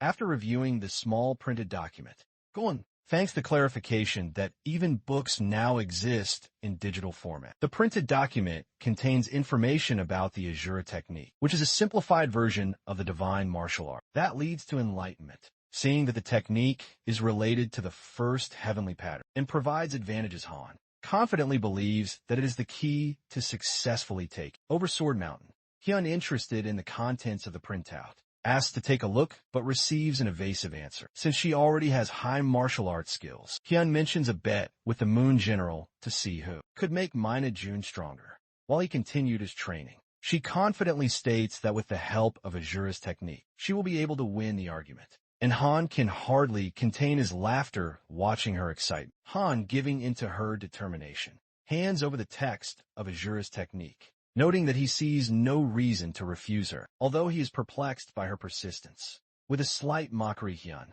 thanks Han for allowing him to familiarize himself with the technique, showing boundless curiosity. To Hannah's surprise, Hyun quickly states that she has completed the review and proudly announces that she has already mastered Asura's technique in just half a day, angered by her haste. Han chides Hyun for simply reading the text instead of mastering it right away. Hyun counters his remark by refusing to believe his excuses and demands that he stop being angry at her for the speed at which he mastered the technique. Confused by her words, Han laments the consequences of his concession as he watches the atmosphere heat up with tension. In a stern and commanding tone, Hyun demands that Han stop his emotional outbursts and accept the situation as it is. Despite the pressure, she suddenly sits down on the floor, creating a delicate balance between a moment of tension and reconciliation with Han. Hyun suddenly realizes that something strange is happening to her body, and in a panic turns to Han for an explanation. An unfamiliar voice commands her to start picking her nose, and her body obediently follows this absurd order, causing shock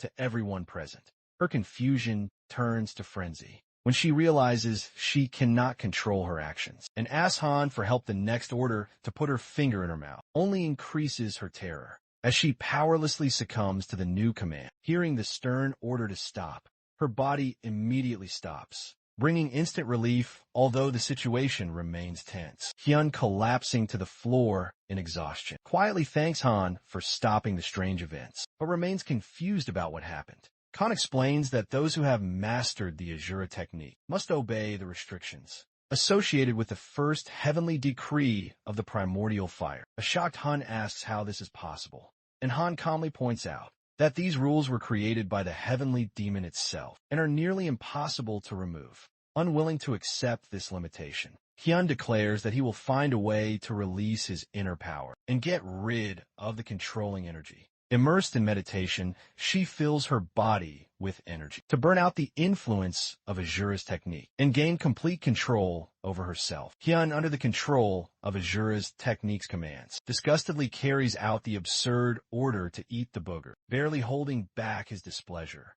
Han stops her with a smirk, but Hyun, breathing heavily, wonders if there really is nothing she can do to resist this influence. Her comrades begin to laugh at her humiliating situation, filling the atmosphere with a mixture of awkwardness and ridicule. Hyun's anger grows, and she bursts out in accusations, claiming that Han is using his influence for personal gain, which hurts her pride. Khan watches the unfolding scene with a calm expression, taking slight pleasure in what is happening. Confused, Hyun suddenly rushes to her comrade, accusing him of betraying her because she expected support, not bullying. Khan calmly notes that he can no longer stop what has happened, observing the chaotic behavior of his friends. Against this backdrop, the younger fighter bows respectfully to Khan, calling him master and showing his willingness to learn. Khan greets his student with a sincere smile and expresses his joy at being able to work with such a dedicated and goal-oriented student. Meanwhile, somewhere in the city,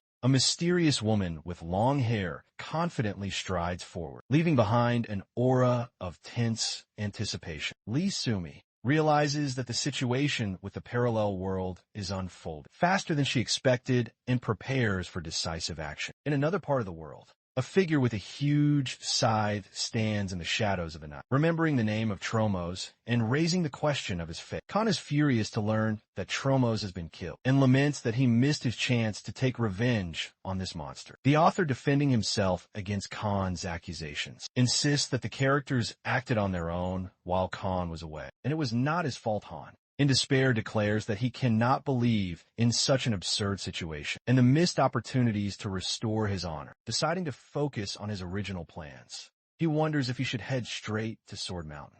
Confronted with internal conflicts, Han realizes that he first needs to sort out unfinished business here before moving on approaching his comrades. He apologizes that he will be gone again for some time, explaining the need to return to his previous tasks. One of his comrades offers to go with him, but Khan firmly convinces him to stay and focus on training, which is more important now. Han's words cause a slight uneasiness among the team, and one of them directly questions whether Han will really disappear for long again, adding to the feeling of uncertainty. Han, assuring that he will return quickly, asks his friends to take care of Mina June while he is gone. The author, watching Khan leave, makes a mocking comment about his intention to return after the main figure has already been killed. Khan calmly replies that he does not know what reward was given, but is confident that he can make it useful. With a sly smile, he makes it clear that his motives are quite clear, hinting that his entire plan should become obvious. In front of the Warriors Elementary School, the crowd whispers and mutters, wondering why Khan is here again, drawing everyone's attention to him. Khan, having learned important information, finds out that the man who killed Tromos was a tool of someone else's, more far-sighted plans. Thinking about the reward that someone else has already taken, he decides that he needs to find a way to take it for himself, avoiding unnecessary conflicts. Khan realizes that a pointless battle will only take away his resources, and decides to make a deal instead of direct conflict. A mysterious figure known as the Dark Lord. He ranks high among the 7 great families of the Central Plains. The mere knowledge that this man will become the Dark Lord begins to emanate a frightening aura. Increasing the tension, the crowd around freezes in shock, seeing Khan first begin a dialogue with the Dark Lord, intending to come to an agreement. With a slight smile, Han assures those around him that there will be no battle, because he has something that is important to his opponent, showing determination. He approaches the Dark Lord directly and calmly asks him to speak, seeing the firmness in Khan's eyes. The Dark Lord asks him if he really wants to negotiate and not enter into conflict. Khan shows off a gold ring that can mask the wearer's scent and explains how important it is for a professional assassin. The Dark Lord, slightly tense but interested, evaluates the offer and realizes that it is indeed a rare and valuable item. The atmosphere becomes tense. As intense, purple energy manifests around the Dark Lord, symbolizing power and bloodlust. Despite his terrifying aura, Khan realizes that the Dark Lord's bloodlust is not directed at him. The Dark Lord already imagines himself as the victor, destroying the king of assassins, strengthening his resolve. His final question is harsh and categorical. He asks Han for the name of the one he wants to kill, setting the terms for a possible alliance. The Dark Lord, with obvious interest, agrees to help Khan, suggesting that the Golden Ring plays an important role in their possible deal. Confusion overwhelms Khan, who wonders if the Dark Lord understands what he is talking about and tries to assess the situation. Khan explains that he does not want to use him as a killer, but wants to get something in return, offering a mutually beneficial exchange. The Dark Lord, dissatisfied with the omissions, demands that Khan clearly formulate his intentions and quickly reveal his true plans. Upon hearing of Khan's intention, the Dark Lord's gaze sharpens deeply, considering the essence of the proposal, but still remains somewhat confused. Khan notices that the Dark Lord has a strange manner of speaking, which makes his behavior unusual and difficult to predict. Khan begins to doubt the possibility of constructive dialogue, wondering how to avoid a fight if the conversation does not lead to results. The author, watching with a cheerful smile, finds this situation interesting and makes fun of Khan's serious attitude, increasing the tension of the moment. Finally, Khan takes the plunge, picking up the gold ring and offering it,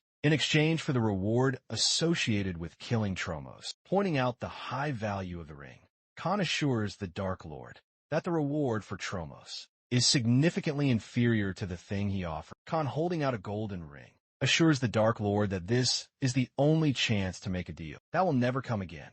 After the successful exchange, Han breathes a sigh of relief, admitting that he is glad to have avoided combat, though he regrets that the Dark Lord was not a better conversationalist. The reward he received sparkles with golden light in his hands, and Khan realizes that he has a powerful and valuable artifact in his possession. Surprised by the glow of the object, he looks closely at his hand, not believing that his exchange was so successful. The new find turns out to be the leader's glove, which empowers subordinates, is able to heal injuries and enhance their skills. Khan assesses the item as ideal for his purposes, clenching his hand into a fist and proclaiming that this is exactly what he needed. He understands that the glove will become a key element in the revival of the Heavenly Demon set and will accelerate Mina Jun's development. Looking at the bright sunset, Khan convinces himself that with this item, he will be able to prevent the coming disasters and catastrophes that threaten the world.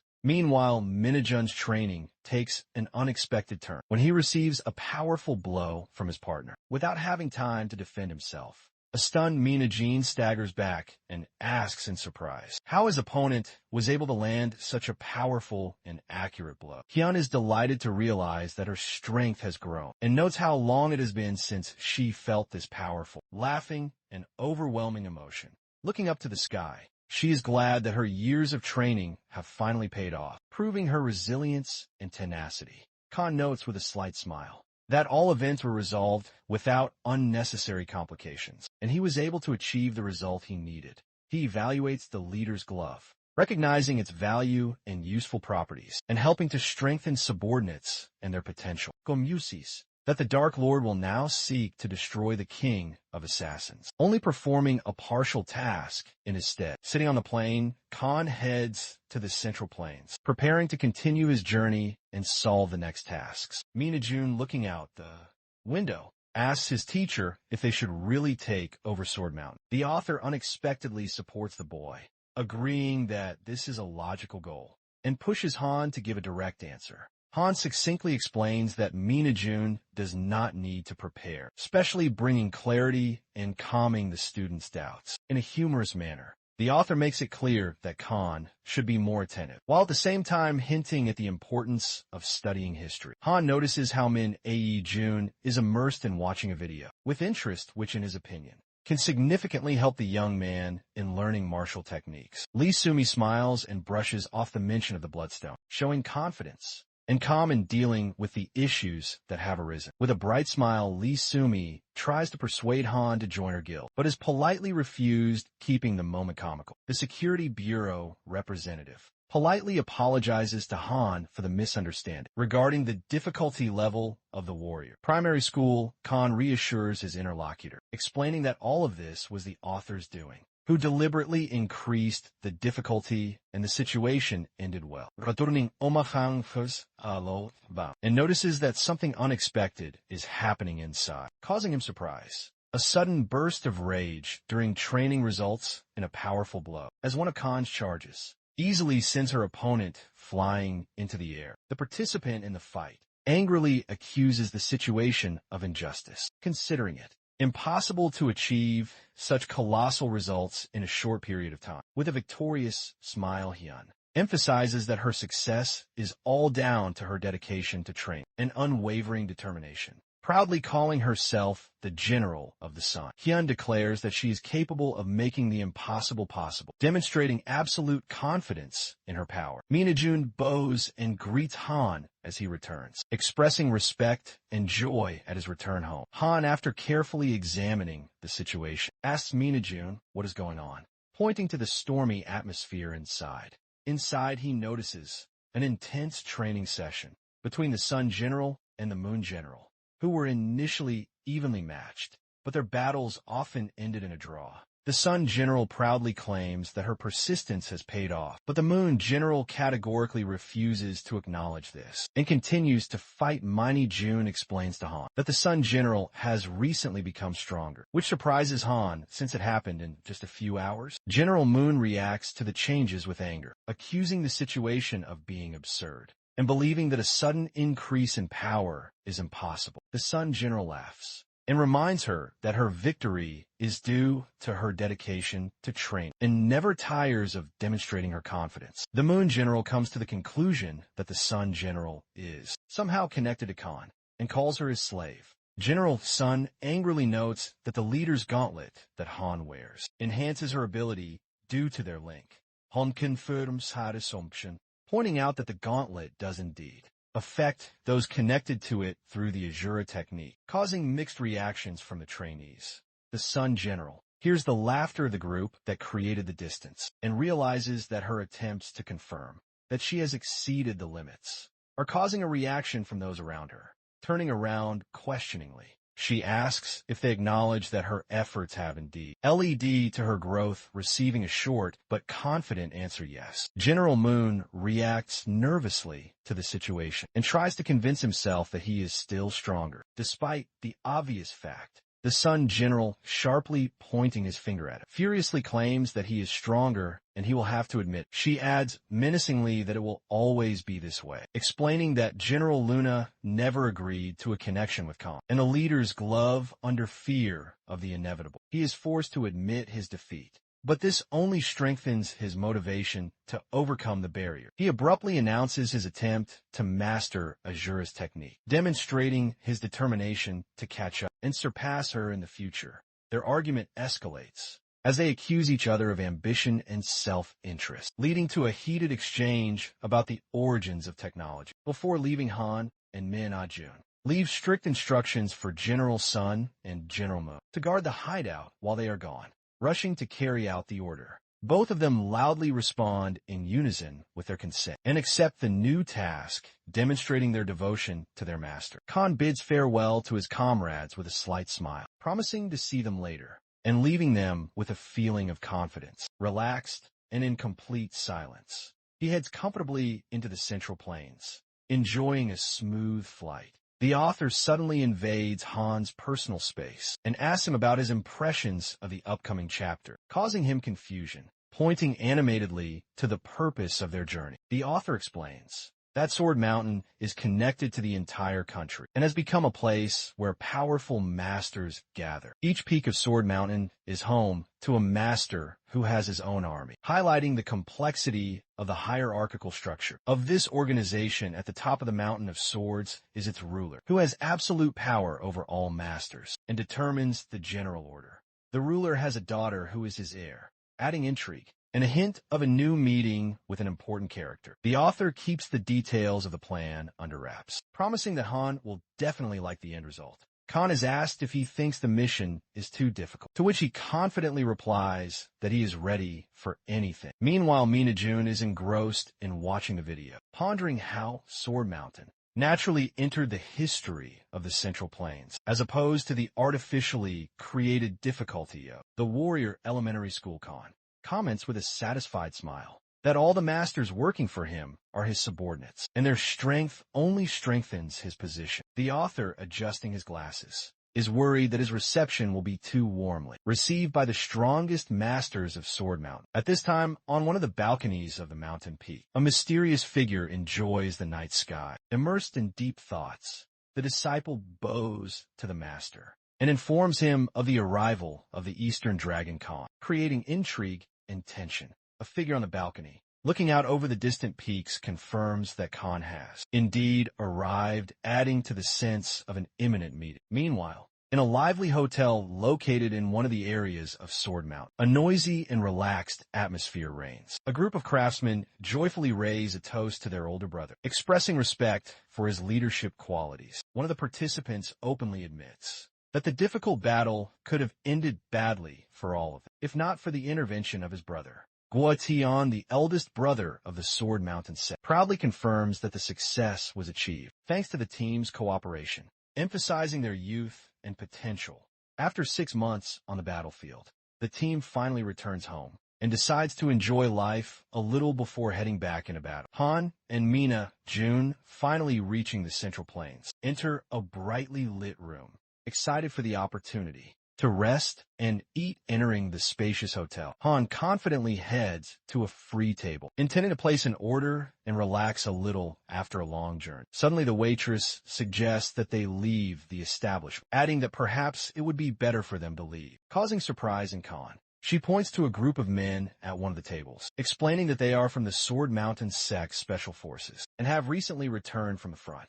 Assessing the situation, the waitress warns Khan about the undesirability of conflict with these fighters, but he apologizes for the inconvenience caused. However, despite attempts at peaceful interaction, Khan's question about the possibility of remaining at the table causes discontent among the warriors. In the midst of a tense situation, the author's sudden appearance with a loud statement escalates the situation and gives rise to the start of an unexpected brawl. To Hannah's surprise, instead of acting hostile, the warriors joyfully raise a toast and acknowledge his bravery, creating a sense of sudden friendliness. One of the warriors notes that other visitors avoid such communication, but Khan showed courage and opened the way for them. To a new acquaintance curious about the origins of the new arrivals, Guaquan, the eldest brother of the Sword Mountain sect, questions whether Han and his team really came from Korea. Khan confidently states his name, and the author nearby exclaims, surprised by his relaxed behavior since he expected a conflict. Khan explains with a slight grin that there is no point in fight, as he plans to make everyone present his subordinates and considers them worthy people. Guak Dan happily introduces himself as the older brother from the 5th peak of Sword Mountain. While expressing interest in Han's origins, Khan jokingly asks not to be formal with him, and with a smile, informs that he has inherited the technique of the unchanging 7-sword strikes. Impressed, Guitian loudly declares that this technique is only passed down to one person in the set, calling Han an incredible man. The author regretfully admits that their arrival initially had hidden goals, but believes that it is still a good way to get closer to the right people. With a sly look, he adds that he can't resist the urge to create chaos in the hotel, heightening the drama of the situation. One of the warriors notices Mina June and asks if the boy is always so quiet, to which Khan replies that he does not understand the local language. Guak Dan, sympathetic to Mina June's difficulties, asks Han what brings him to Sword Mountain, hinting at what to do next. Smiling, Khan assures that he has come on important business, but prefers not to reveal his true intentions, maintaining secrecy. Han and Mina June are quietly conversing at the table when the sudden appearance of a group of people casts a shadow over their discussion, adding to the tension. Gua Dan is reprimanded by his subordinates for not reporting his return. Immediately, causing Han and Mina-jun to become interested in the unfolding scene. Matsi Jin Gue, the greatest disciple of Sword Mountain, appears having surpassed Guakdan and taken a high position, slightly mockingly reproaching his older brother. Matsi Jinji asks with obvious disdain when Guakdan will return, demonstrating his arrogance and desire for dominance. Guakdan tries to calm his brother down, emphasizing that he was going to get in touch, but appears reserved to avoid conflict. Matsi Jinji repeats his question with a threatening tone, increasing the tension between them. Guakdan, again showing calm, replies that he arrived the day before, justifying his actions, although his words indirectly hint at a lack of confidence. However, Matsi Jinji continues to act condescendingly, displaying skill but backing it up with arrogance. That creates distance between the brothers.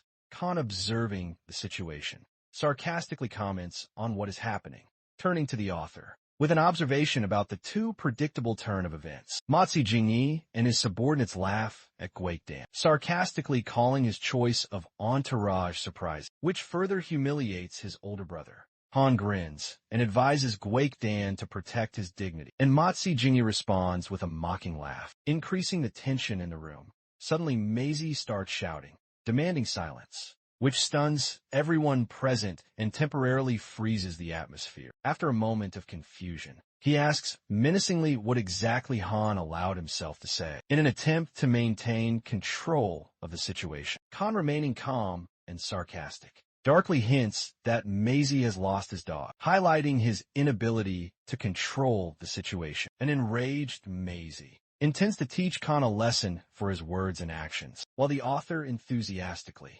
anticipates the conflict's development. Khan looks up coolly, creating a heavy atmosphere that indicates the imminent start of a serious confrontation. In the hotel, one of the warriors remarks that Khan dared to insult the best disciple of Sword Mountain, raising the curiosity to see where the young man got such courage. Han calmly replies that he came from Korea, showing no fear or excitement, which arouses suspicion among his opponents. Introducing himself as Khan, he accepts threats openly and confidently, showing his readiness to deal with any attacks. As the warriors discuss Khan in surprise, they realize that his presence complicates their plans, as he is not as simple as he might seem at first glance. Khan calmly analyzes the situation, while Jinji nervously wonders if he will be able to win the upcoming conflict, doubting his own strength. Notices Guakdan's, wondering if his older brother knew about what was happening from the beginning and why he didn't take any action. Guakdan, slightly confused, denies the idea that he knew, insisting that he is not smart enough to know all the details of the plan.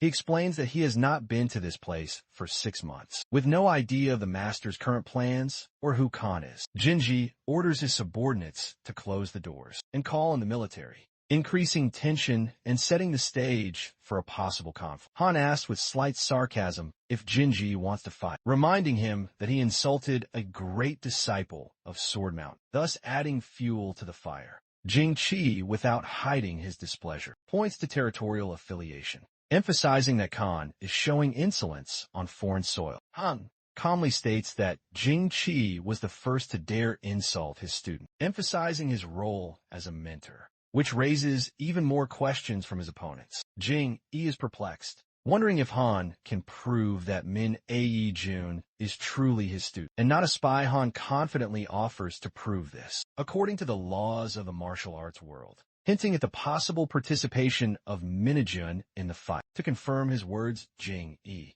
with a wicked grin, plans to first play with Mina-jun and then get rid of it, ignoring the possible consequences. He anticipates Han losing control after learning of his student's fate, which would lead to chaos in front of the military and create the perfect excuse for an arrest. Jingyi hopes to use the situation to his advantage by arresting Khan and bringing him to Sword Mountain to solve 2 problems at once. He promises to teach the overconfident Khan a lesson and pass it on to the master, seeking recognition for his actions as heroic. Meanwhile, Han and Mina-jun discuss the current situation, noticing Jingya's arrogance and realizing that they are at a disadvantage. Han reminds Mina-jun that Jingyi insulted his master, motivating the boy to make a decision on how to respond to this provocation. Minajun boldly declares that he is going to teach Jingya a lesson and tear him apart, showing his confidence in protecting Han's honor. Han notes that Minajun is called the Mad Demon due to his murderous aura,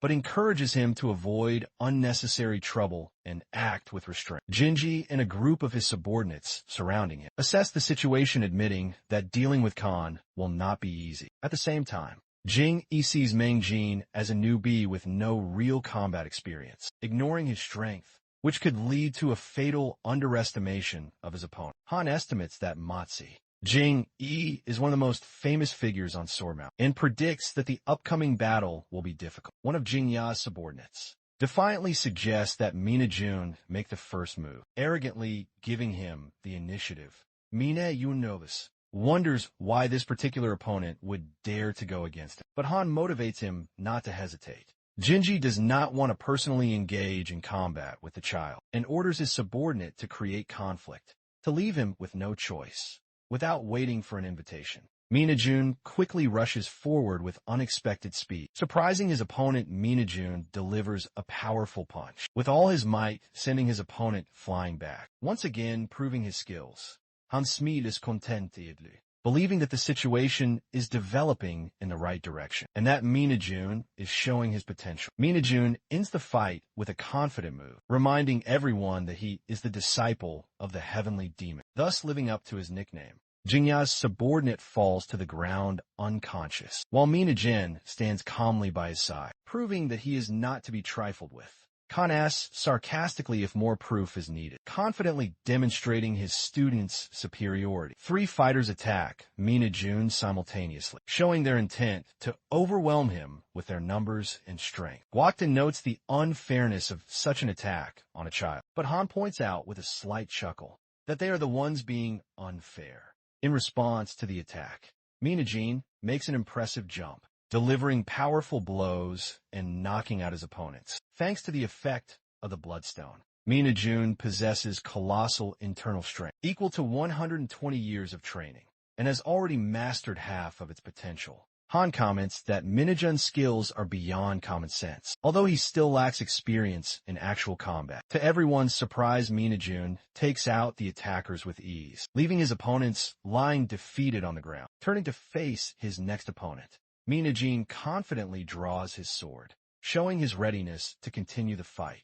An enraged Jinji accuses Minajun of arrogance, seething with anger over the boy's successes that challenge his ego. Jing unleashes a powerful strike with fury, creating a blinding arc and closing in on his opponent with terrifying determination. In a fit of anger, Jinji threateningly exclaims that Minajun is already a corpse, raising his sword for what he believes will be a final fatal blow. Minajun attacks with a determined look and a bright smile, promising to tear the opponent apart. Showing his confidence, Guoktan watches in shock, wondering how this is possible, since Minajun completely changed the course of the fight. Jinji, despite his strength, is met with Minajun's swift and precise strikes, resulting in a furious blade clash. Minajun dodges Jingya's furious strike, leaving him completely confused due to the speed and precision of his movements. Jingyi refuses to accept the fact that the young opponent, who seemed insignificant, is literally dominating the fight. In a fit of anger, Jingyi uses the spirit binding technique, surrounding himself with a powerful energy weapon to try to seize control. Guoktan is shocked to realize that Jingyi has resorted to such a powerful and dangerous move, increasing the tension on the battlefield. Minajun counters Jingyi by using the third form of the ASCR technique, creating a powerful vortex of energy that breaks through the opponent's technique.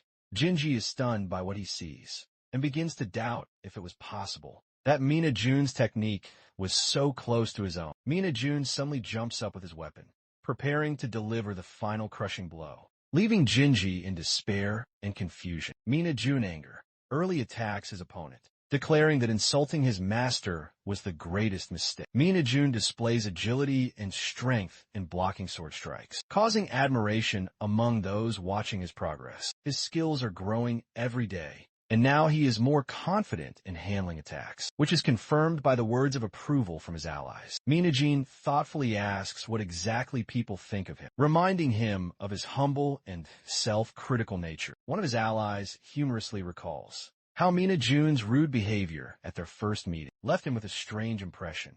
Minajun explains that his persistence in training is due to the fact that this event was the first real test in his life. He sadly recalls his childhood, of which he remembers only the dark days spent alone, not knowing his parents or his true destiny. The painful memory of his time spent in Diarch's lab remains the most terrifying and bitter memory of his past. He admits that he never wanted to become a test subject in a creepy laboratory and experience this inhuman reality. For him, the whole world in the past seemed like just a place of hatred and contempt, reflected in the broken mirrors of his torn soul. Han smiles and invites Minajun to join him, opening the way to a new destiny for the boy and leaving the choice up to him.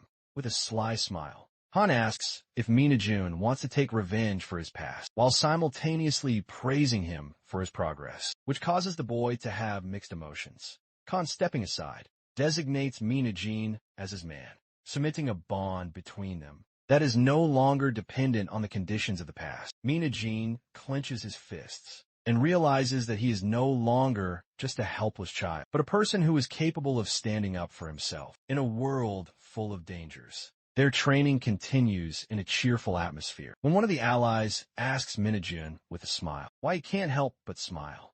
Minajun nervously exclaims that he doesn't like it when people touch his hair, but this moment only brings more laughter from those around him. One of his comrades continues to tease him, calling him cute, which further angers Minajun and provokes a comically tense moment. In battle, Minajun fiercely uses the Asura technique, filling the space with bright streams of energy to protect his master and prove his readiness for confrontation. By using the third form of the Asura technique, Minajun creates a stunning spectacle, taking the fight to a whole new level and leaving everyone breathless. The final effect of the technique ends with a flashy move, causing the enemy to fall to the ground, and the battlefield is filled with tense silence and excitement. After a crushing blow, the defeated Jingue lies on the floor in blood, and Minajun calmly ends the fight and puts his sword back in its sheath. Minajun quickly looks around, fixing his gaze on his allies and assessing their reactions to the battle that had just taken place. Han is amazed by Minajun's hidden power and mentally admits that he did not expect such a powerful manifestation from him, realizing the scale of what happened. Khan notes with delight that, as an author and an expert in Minajun's thoughts, he truly honors his students' aspirations. Inwardly delighted, Han admits that Minajun has proven to be much stronger and more complex than he could have imagined, and feels genuine pride at this point. The situation changes dramatically. The room is in the sights of many lasers. It is obvious that the military or security have intervened. A machine gun appears from the darkness with a target, and a threat is heard regarding the seriousness of the situation and a near-fatal wound of one of the sect's strongest disciples. The defeated Jing is shown again on the floor among the blood, as a clear indication of the severity of the battle that took place. Armed fighters advance in formation, declaring that they do not believe in the fear of death among those gathered and are ready to go to the end. Han realizes that if demonic bullets are fired at them now, both he and Minajun will be in mortal danger, and the situation becomes critical. The protagonist, with a tense expression on his face, speaks of his weariness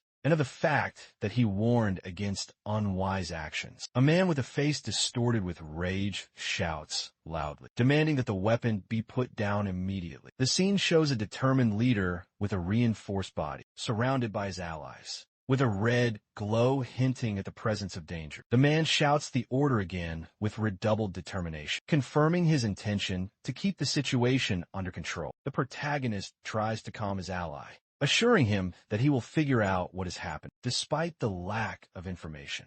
The young man, taking the situation seriously, reflects on the consequences of feuding with powerful individuals, analyzing the reactions of others. Walking into a room with slow confidence, the top leader creates a sense of tension with his presence. In a dialogue with an armed opponent, the leader makes the argument that intervention could lead to more serious problems. The leader, with calm confidence, reminds us of the predictability of the current situation. Speaking about the inevitability of consequences, the young man, despite his youth, demonstrates the authority of the head of the sect, which is clearly known to those present. Li-Han introduces himself with complete confidence, mentioning his affiliation with the famous Seven, unchanging sword strikes. The reaction of the listeners shows that the name Li-Han is shocking, associating it with the powerful image of the Eastern Dragon. Once inside the aircraft, the group reflects on the incredible meeting at the hotel, accompanied by the sounds of the rotor blades turning.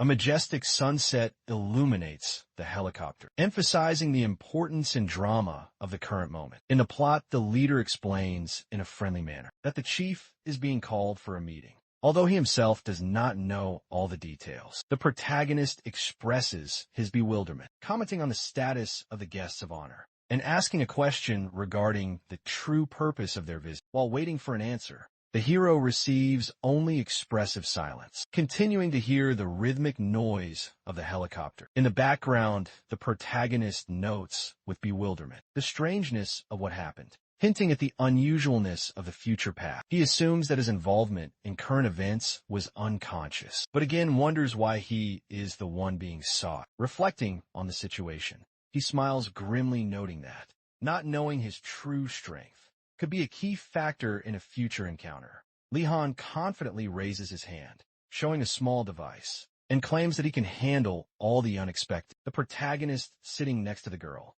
offers to ask for a snack, clearly enjoying the atmosphere, despite her surprised objections. The majestic appearance of the headquarters of the fifth peak of Sword Mountain is revealed by the evening sun, surrounding the traditional buildings with warm reflections. Dressed in the ancient clothing of martial artists, Li-Han cheerfully highlights her beauty and his connection to the past. The girl, while sheepishly commenting on his appearance, nevertheless admits that he looks impressive in his new clothes. They enter the spacious, luxuriously appointed room, noting how hard their gracious hosts have tried. Li-Han falls onto the soft carpet with a smile, enjoying the comfort and emphasizing the need to relax. He invites Min-jun to join him for a rest, noting the tranquility of the surrounding area. The girl, looking at Li-Han, sadly notes how much he has done to eliminate all possible problems. Min-jun resolutely rushes forward to protect the master, shouting out a loud warning in the face of the threat. Li-Han and Min-jun laugh happily in the bright atmosphere, the banter between them strengthening their trusting relationship. There's suddenly a knock on the door of the room,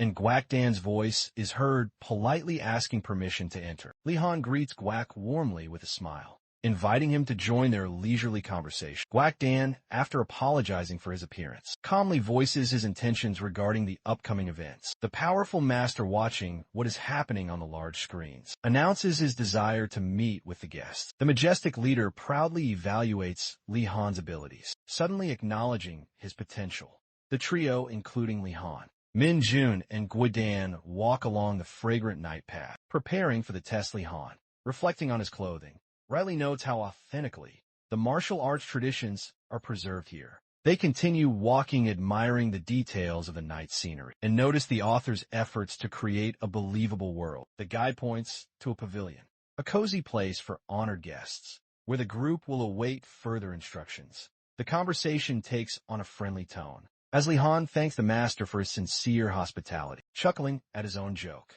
Guakdan bids them farewell with a smile, assuring them that the master will definitely join them later. At the pavilion, Li-Han and Min-jun remain at the table, wondering why no one has brought food, yet in such a hospitable place. Li-Han assures Min-jun that one of the servants will show up soon, jokingly adding that he will ask him to cook his favorite dish. To back up his words, he fondly recalls how he once shared this dish with Min-jun, giving the moment a nostalgic note. Deep in thought, Li-Han looks forward to meeting the leader of Sword Mountain, pondering the reasons for the invitation. The dawn sounds of birds disturb his thoughts, and he whispers a quiet reproach, with slight irritation towards the events that are not coming soon. Guakdan emotionally scolds Li-Han for ignoring the invitation and treating the honored guests unfairly. Calmly answering, Guakdan explains that what is happening is part of a test, gently reasoning with his interlocutors. Li-Han asks again with disbelief about the nature of the test, preparing for a new turn of events.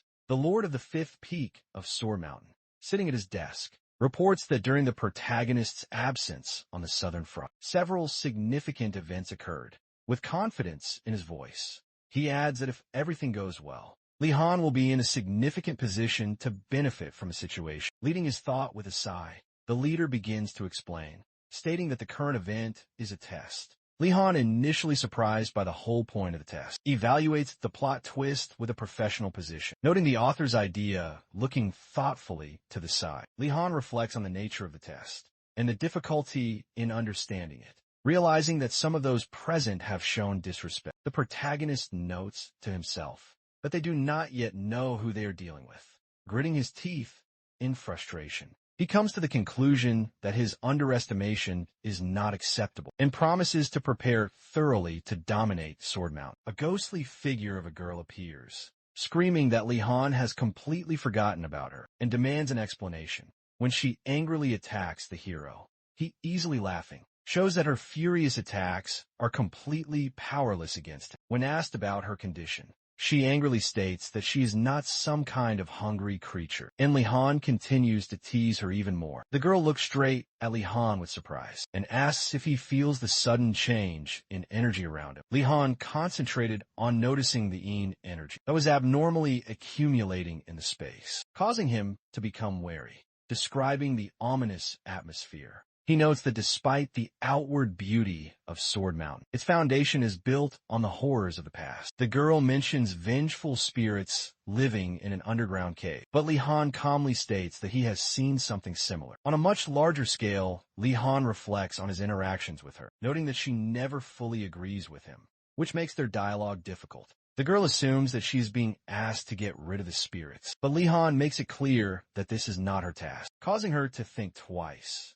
He reveals that evil spirits are not the only beings in this place, mentioning a legendary figure who achieved enlightenment, Asura, with a slight, ironic smile. He explains that this man has reached mystical heights, leaving behind the limits of ordinary understanding. It represents Ma Chong-hei, the grandfather of the current head of Sword Mountain, who was surrounded by a mysterious light, highlighting his strength and importance. It is reported that Ma Chong-hei, despite his achievements, was unable to cope with his own powers, which is why he settled in an underground cave, where he is considered to have disappeared. Li-han is confident that with Ma Chong-hei by his side, he will be able to deal with any difficulties that arise in Sword Mountain. He offers the girl to bring Ma Chong-hei within 2 days, promising her the opportunity to absorb as many evil spirits as she wants as payment. The girl, considering the offer, sarcastically remarks that it is better than sitting in his head and shows interest in meeting such a strong man. When she asks about the reason for Ma Chong-hei's seclusion in the cave, Li-han explains that she will understand everything once she gets there, and reassures her that it will not be difficult to deal with him. With a slight, ironic smile, he adds that she will only need to solve his problem, after which the balance will be restored. At this time, against the backdrop of dawn, Min-jun is peacefully dozing in the pavilion, resting after the events of the night, surrounded by the bright warmth of a new day. Waking up abruptly and realizing that it's already morning, Min-jun exclaims comically, reacting to the sudden realization of the passing of time. Li-han, observing her confusion, calmly explains that she was simply tired, as this was her first serious battle. The protagonist firmly states that they need to go and find out what happened, leading Min-jun to the upcoming events. On their way, they encounter a group, including Baekpyeol and his entourage, which causes Li-han to want to understand their intentions back. Pyo addresses Li-han with a friendly expression, calling him the Eastern Dragon, and introduces himself as the leader of the Fifth Peak. Li-han, maintaining a subdued tone, clarifies that he is not in the mood to discuss dating, and demands to know why they were kept waiting all night. Baekpyeol calls the entire group to follow him, promising to give a full explanation of what has happened. Li-han, walking thoughtfully behind him with Min-jun, suggests that for now, he will have to follow the rules and play along until the situation becomes clearer. Suddenly, an intense fight begins between Li-han and Baekpyeol as he attacks with incredible force, shattering the ground around him. Baekpyeol, showing confidence in his abilities, notes Li-han's quick reaction, assessing his abilities in response to another attack. Baekpyeol delivers a powerful blow, splitting the space, trying to throw Li Han off balance. Li Han, despite the enemy's unexpected actions, remains irritated and demands an explanation for this chaos. Baek Pyal, putting his hand to his forehead, admits that everything that is happening is a test, organized for a specific purpose. He admits that the key goal of the test is to find a master, which adds a heavy tension to the situation. The first part of the test was to see if Li Han had enough stamina and patience to make difficult decisions. It is discussed behind the scenes that a true master never loses his composure, unlike low-level people who easily become angry. The Mountain of Swords chapter emphasizes the importance of being aware of and in control of your power. Li Han demonstrates that he successfully waited from 9 in the evening until 7 in the morning, which shows his patience in passing the first test. Ma Chunggak concludes that the second test is to show how great Li Han's martial arts skills are. He emphasizes that a true master is able to demonstrate his strength, even in the most unexpected and difficult circumstances. Ma Chunggak decides to watch the next test, to see if Li Han can stand up to the leader of the 5th peak. Li Han asks Baek Pyal in a reserved manner what he is trying to achieve by this, preparing for a possible fight. In response,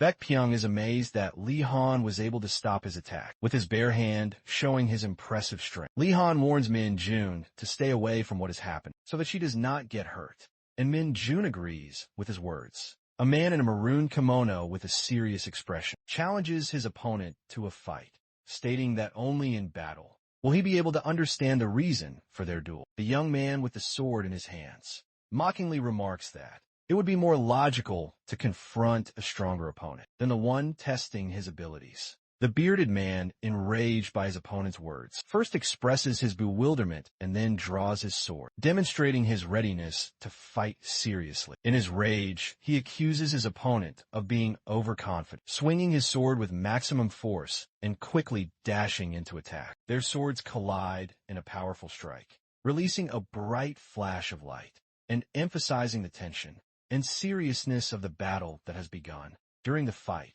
the hero makes a lightning-fast jump to avoid the enemy's blow, leaving behind a cloud of dust and causing the opponent to react in surprise. The fight reaches its climax when a young swordsman, displaying incredible agility, delivers a surprise attack that catches his opponent off guard. The observer behind expresses genuine amazement as he sees the powerful clashes of swords fly into sparks and does not believe in the equality of forces between the opponents. He is shocked to realize that Li Han is on the level of the powerful Master Baek, although he had previously never imagined that the young swordsman could be so strong. The man recalls Li Han's fight with another opponent, thinking that the technique he used was remarkably similar to the techniques of the sword. Mountain's linking spirit in a rapid clash. The milky light of the sword's connections is released around the fighters, highlighting the unusualness of the technique used. The man, in a fit of anger, accuses the young swordsman of stealing his spirit technique, while simultaneously unleashing his powerful sixth sword, intersecting attack combo.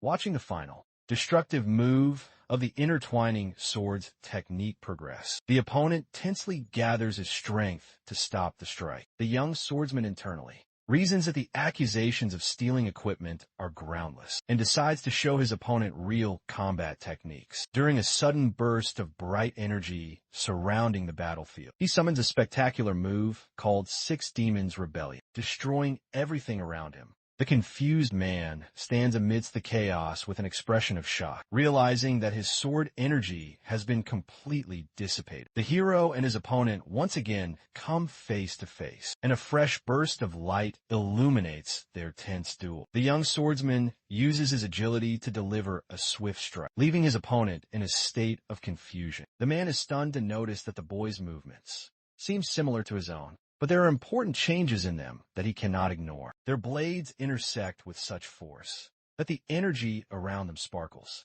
and the man, realizing the differences, continues his desperate defense. The man, suddenly aware of how his actions on the battlefield are being directed by the enemy, is under the influence of an incomprehensible sense of control over his movements. He recalls his past achievements when, having reached the highest level of development of sword technique, he experienced incredible delight and pride. However, the joy of success did not last long, as 10 years of hard training did not allow him to overcome his limit in skill. Standing in the rain on the battlefield, he feels an invisible barrier preventing his progress, despite his daily efforts. With growing disappointment, he admits that he could not even overcome the initial stage of the highest level, let alone reach the mystical one. The man's gaze suddenly fills with surprise as he sees something in the young swordsman's movements that points to a new level. The brightest flash of light, in the form of intricate weaving, finally convince him that the path to the next level of perfection has opened before him after a powerful collision. The man loses his balance and falls to the ground, shocked by the power of his opponent and the potential laid out before him.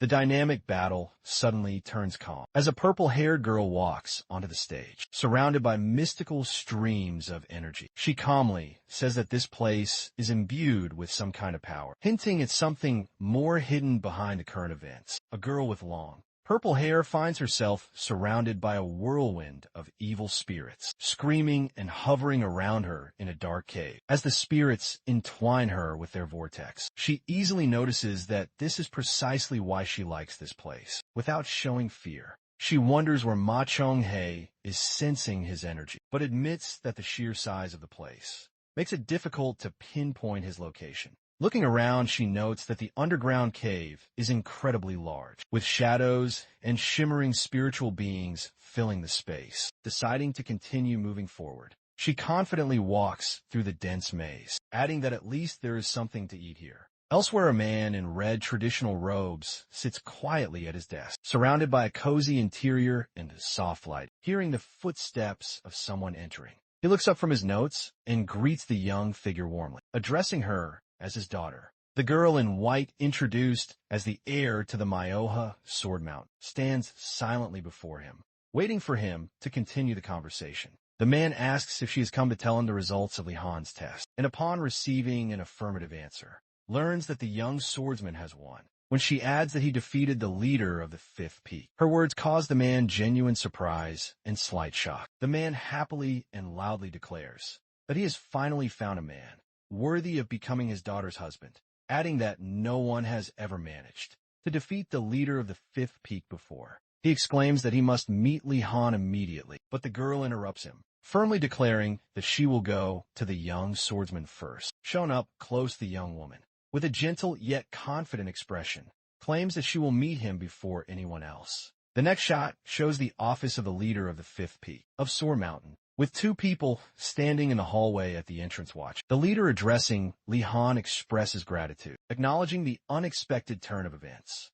while simultaneously reflecting on the consequences of their meeting. He reveals his mental struggle, admitting that he was unable to advance to the next level of his craft for 10 years despite his own efforts and the help of a master. Looking at Li Han suspiciously, he wonders who he really is, and the young swordsman reminds him with a slight smile that he is a representative of the 7 unchanging sword strikes. The leader agrees that the explanation was not the clearest, thanks him for his help, and admits that he must uncover the truth about the young enemy. He seriously demands Li Han to answer how he mastered the spirit binding technique. The young swordsman sighs wearily, wondering if he should have intervened. As the situation begins to become increasingly confusing and frustrating, the leader expresses doubt, believing that Li Han does not look like the thief who stole the equipment, and asks him to give an explanation that he can understand. Li Han calmly replies that, while he could come up with a more conventional explanation, it would make the story less interesting, hinting at a misunderstanding. He steps back, pointing out that it was Sword Mountain that stole the spirit binding technique, not him, thus turning the situation around. With a confident smile and a decisive gesture, Li Han declares that he will take control of the situation and deal with any problem personally. The leader suddenly becomes irritated, slamming his fist on the table and accusing Li Han of insulting their shared efforts and hospitality. A young woman enters the room, attracting attention with her sudden appearance, and asks in confusion what is going on. Hearing Li Han's words, she asks again if she understood correctly that Sword Mountain allegedly stole the spirit binding technique. The next moment, she looks at him seriously, demanding an explanation as to where this accusation of stealing their school's equipment came from. Li Han is surprised to realize that the person in front of him is the heiress of Sword Mountain, but still clarifies that he was simply stating the facts he saw. The young woman accuses Li Han of lying, claiming that he stole the equipment and is now trying to get out of it by claiming that he is unworthy of being her husband. Li Han turns to the people who entered and suggests changing the question to clarify the situation a little and put everything in its place. The heiress of Sword Mountain, with a cold gaze and a firm voice, demands that he explain where and how he was able to steal the spirit binding technique. Li Han calmly replies that he did not steal this technique, but used the ancient Asura technique, which according to him formed its basis. He goes on to explain that the real technique is called Asura, and Sword Mountain stole it, changing the name to the spirit binding technique. The heiress, not believing Li Han's words, accuses him of lying and sees it as an attempt to come up with a ridiculous excuse. Overcome with anger, she draws her sword, declaring that this insult is serious enough to cause his death. Suddenly her anger is interrupted by someone's shadow, which makes her freeze in surprise and cast a wary glance back. The barely perceptible shadow of Li Han, showing determination with subtle irony, wonders why those around him are so impatient in their actions. He sarcastically remarks on the absurdity of the situation, reminding them that they had previously tested him to assess his worthiness as the leader of Sword Mountain, and now they wanted to kill him. Clutching the hilt of his golden sword, Li Han confidently declares that no one will be able to proceed further or succeed unless it is through his dead body. The heiress of Sword Mountain is surprised to realize that Li Han managed to stop her sword, which shattered her confidence in her own strength. Li Han explains that the Asura technique was created by the great heavenly demons for their personal guard, but Sword Mountain renamed it and left it as a legacy. He muses that the leader of the Fifth Peak probably doesn't know the truth, but wonders why the heiress is also unaware of the technique's origin. Meanwhile, deep in the underground tunnel, a mysterious purple-haired girl notices a silhouette ahead, wondering who it could be. The figure surrounded by green light turns out to be Ma Chong-hae, causing the girl to be surprised when he appears from the mysterious glow. Ma Kong asks the stranger a question, claiming that they have never met before, and she, as if in response, asks whether he really sees her. The stranger laughs loudly, explaining that he couldn't help but notice her because of her powerful demonic energy, and also calls her a strange creature that is between life and death. She angrily clarifies that she does not want to waste time on pointless arguments, ignoring his insults, but expresses satisfaction at the opportunity to start a conversation. The girl introduces herself as Kabali, the daughter of the demon Empress Minstrel, and confirms that her interlocutor is Ma Kong-hae of Sword Mountain. Ma Kong-hae bluntly states that Kabali must come with him, to which she firmly refuses, stating that she has no intention of leaving this place. Kabali, with a cold expression, states that she doesn't care about Ma Kong-hae's opinion, but she's determined to get him out of this place. An enraged Ma Chong-hae shouts loudly that such an impudent girl dared to talk to him like this, reminding him of her high level of skill.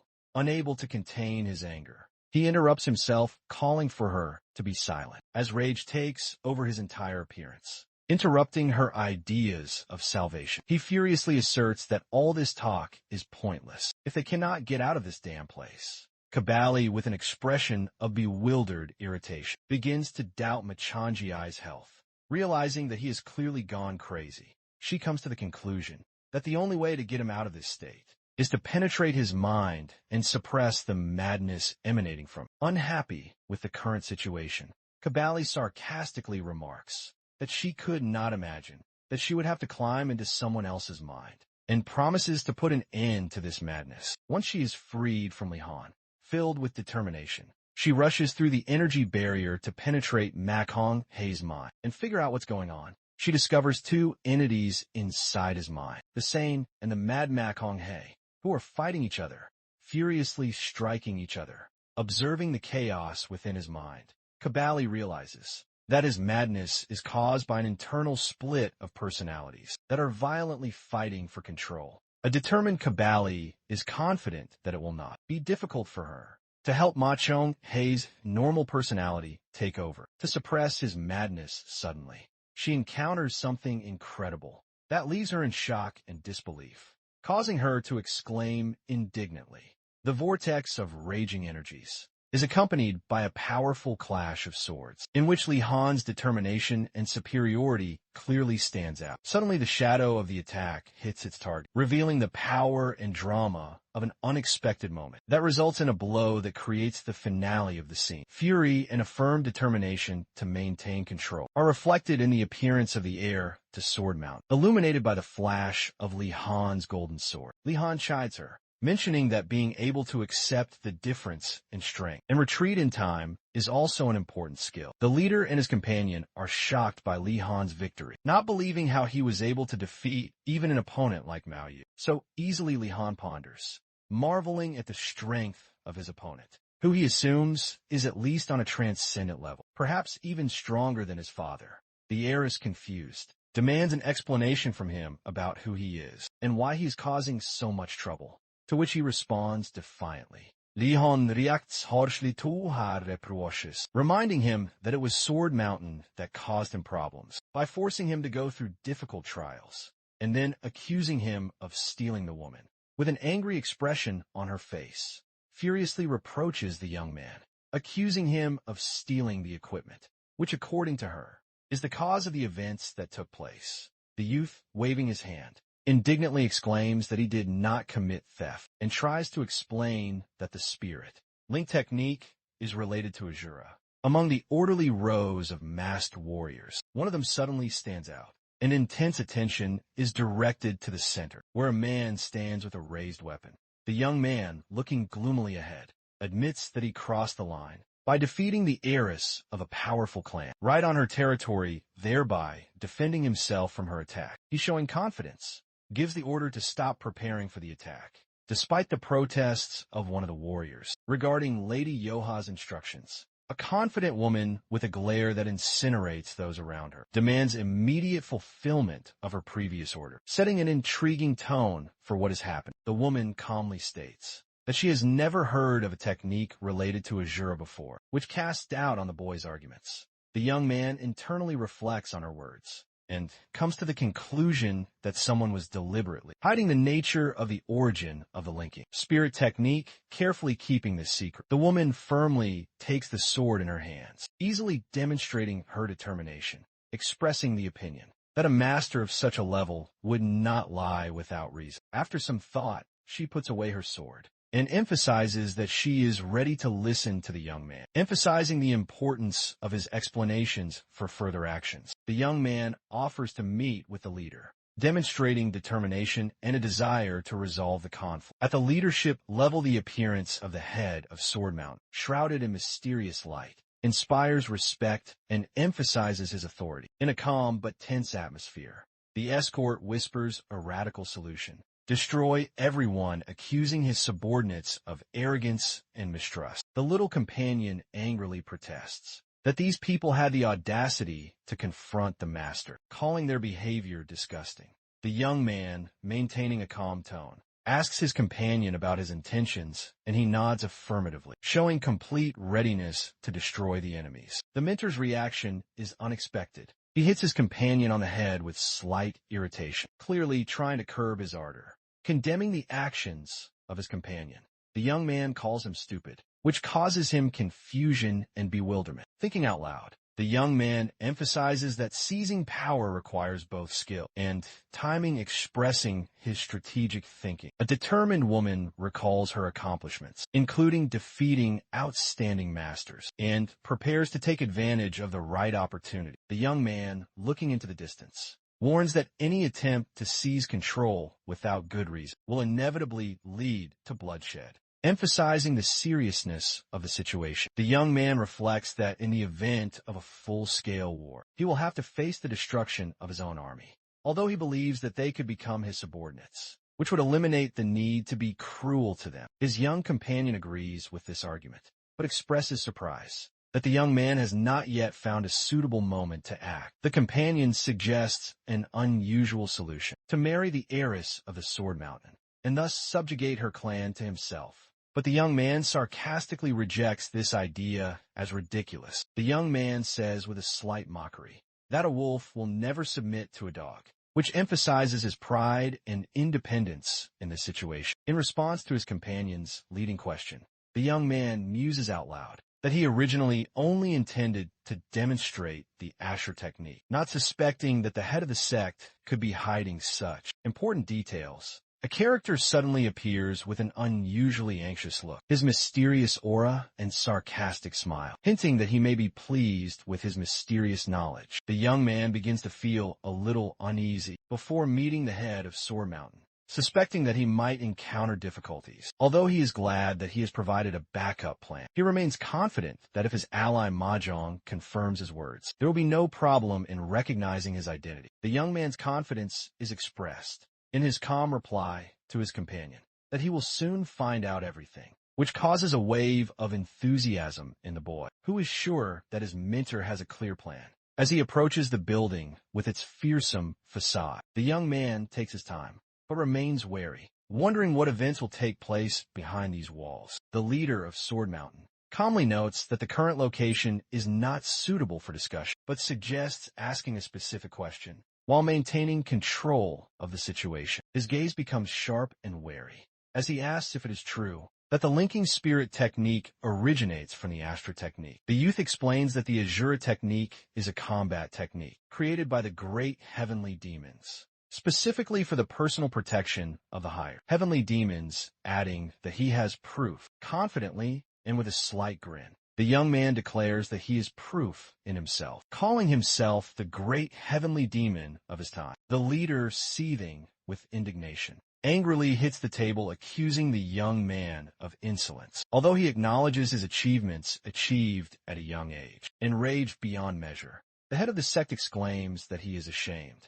that he once perceived the young man as a possible son-in-law, considering him too arrogant and stupid. In a moment of rage, the leader menacingly threatens that he was ready to tear him to pieces, but decides to give him a chance to justify himself. After some thought, he decides to honor Lady Yohi's request and agrees to give the young man the opportunity to prove the truth of his words. With a command cry to take their positions, the leader raises all his men, giving the order to form up and prepare for a show of force. A majestic and tense scene opens. We're in the center of a huge arena. A young man finds himself surrounded by fighters ready to clash. 8 leaders of the peaks of Sword Mountain, each with their own unique aura, enter the arena, emphasizing the enormity of the upcoming test. The legendary 8 Moons formation is formed, a great combination strategy, known as one of the best fighting formations in the world. The young man is shocked by the fact that even mystical level masters find it incredibly difficult to overcome this formation and begins to realize the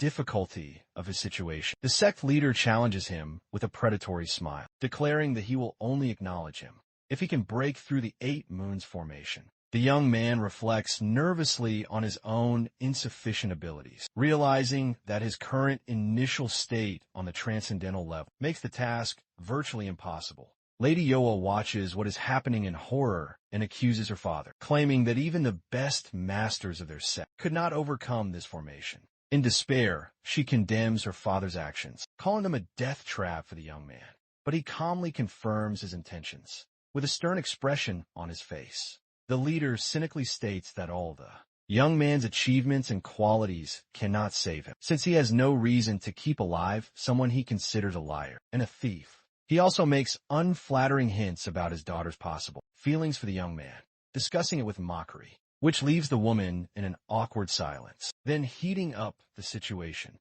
the leader, with angry rage, loudly accuses the young man not only of theft, but also of having managed to steal his daughter's heart, causing shock to everyone present.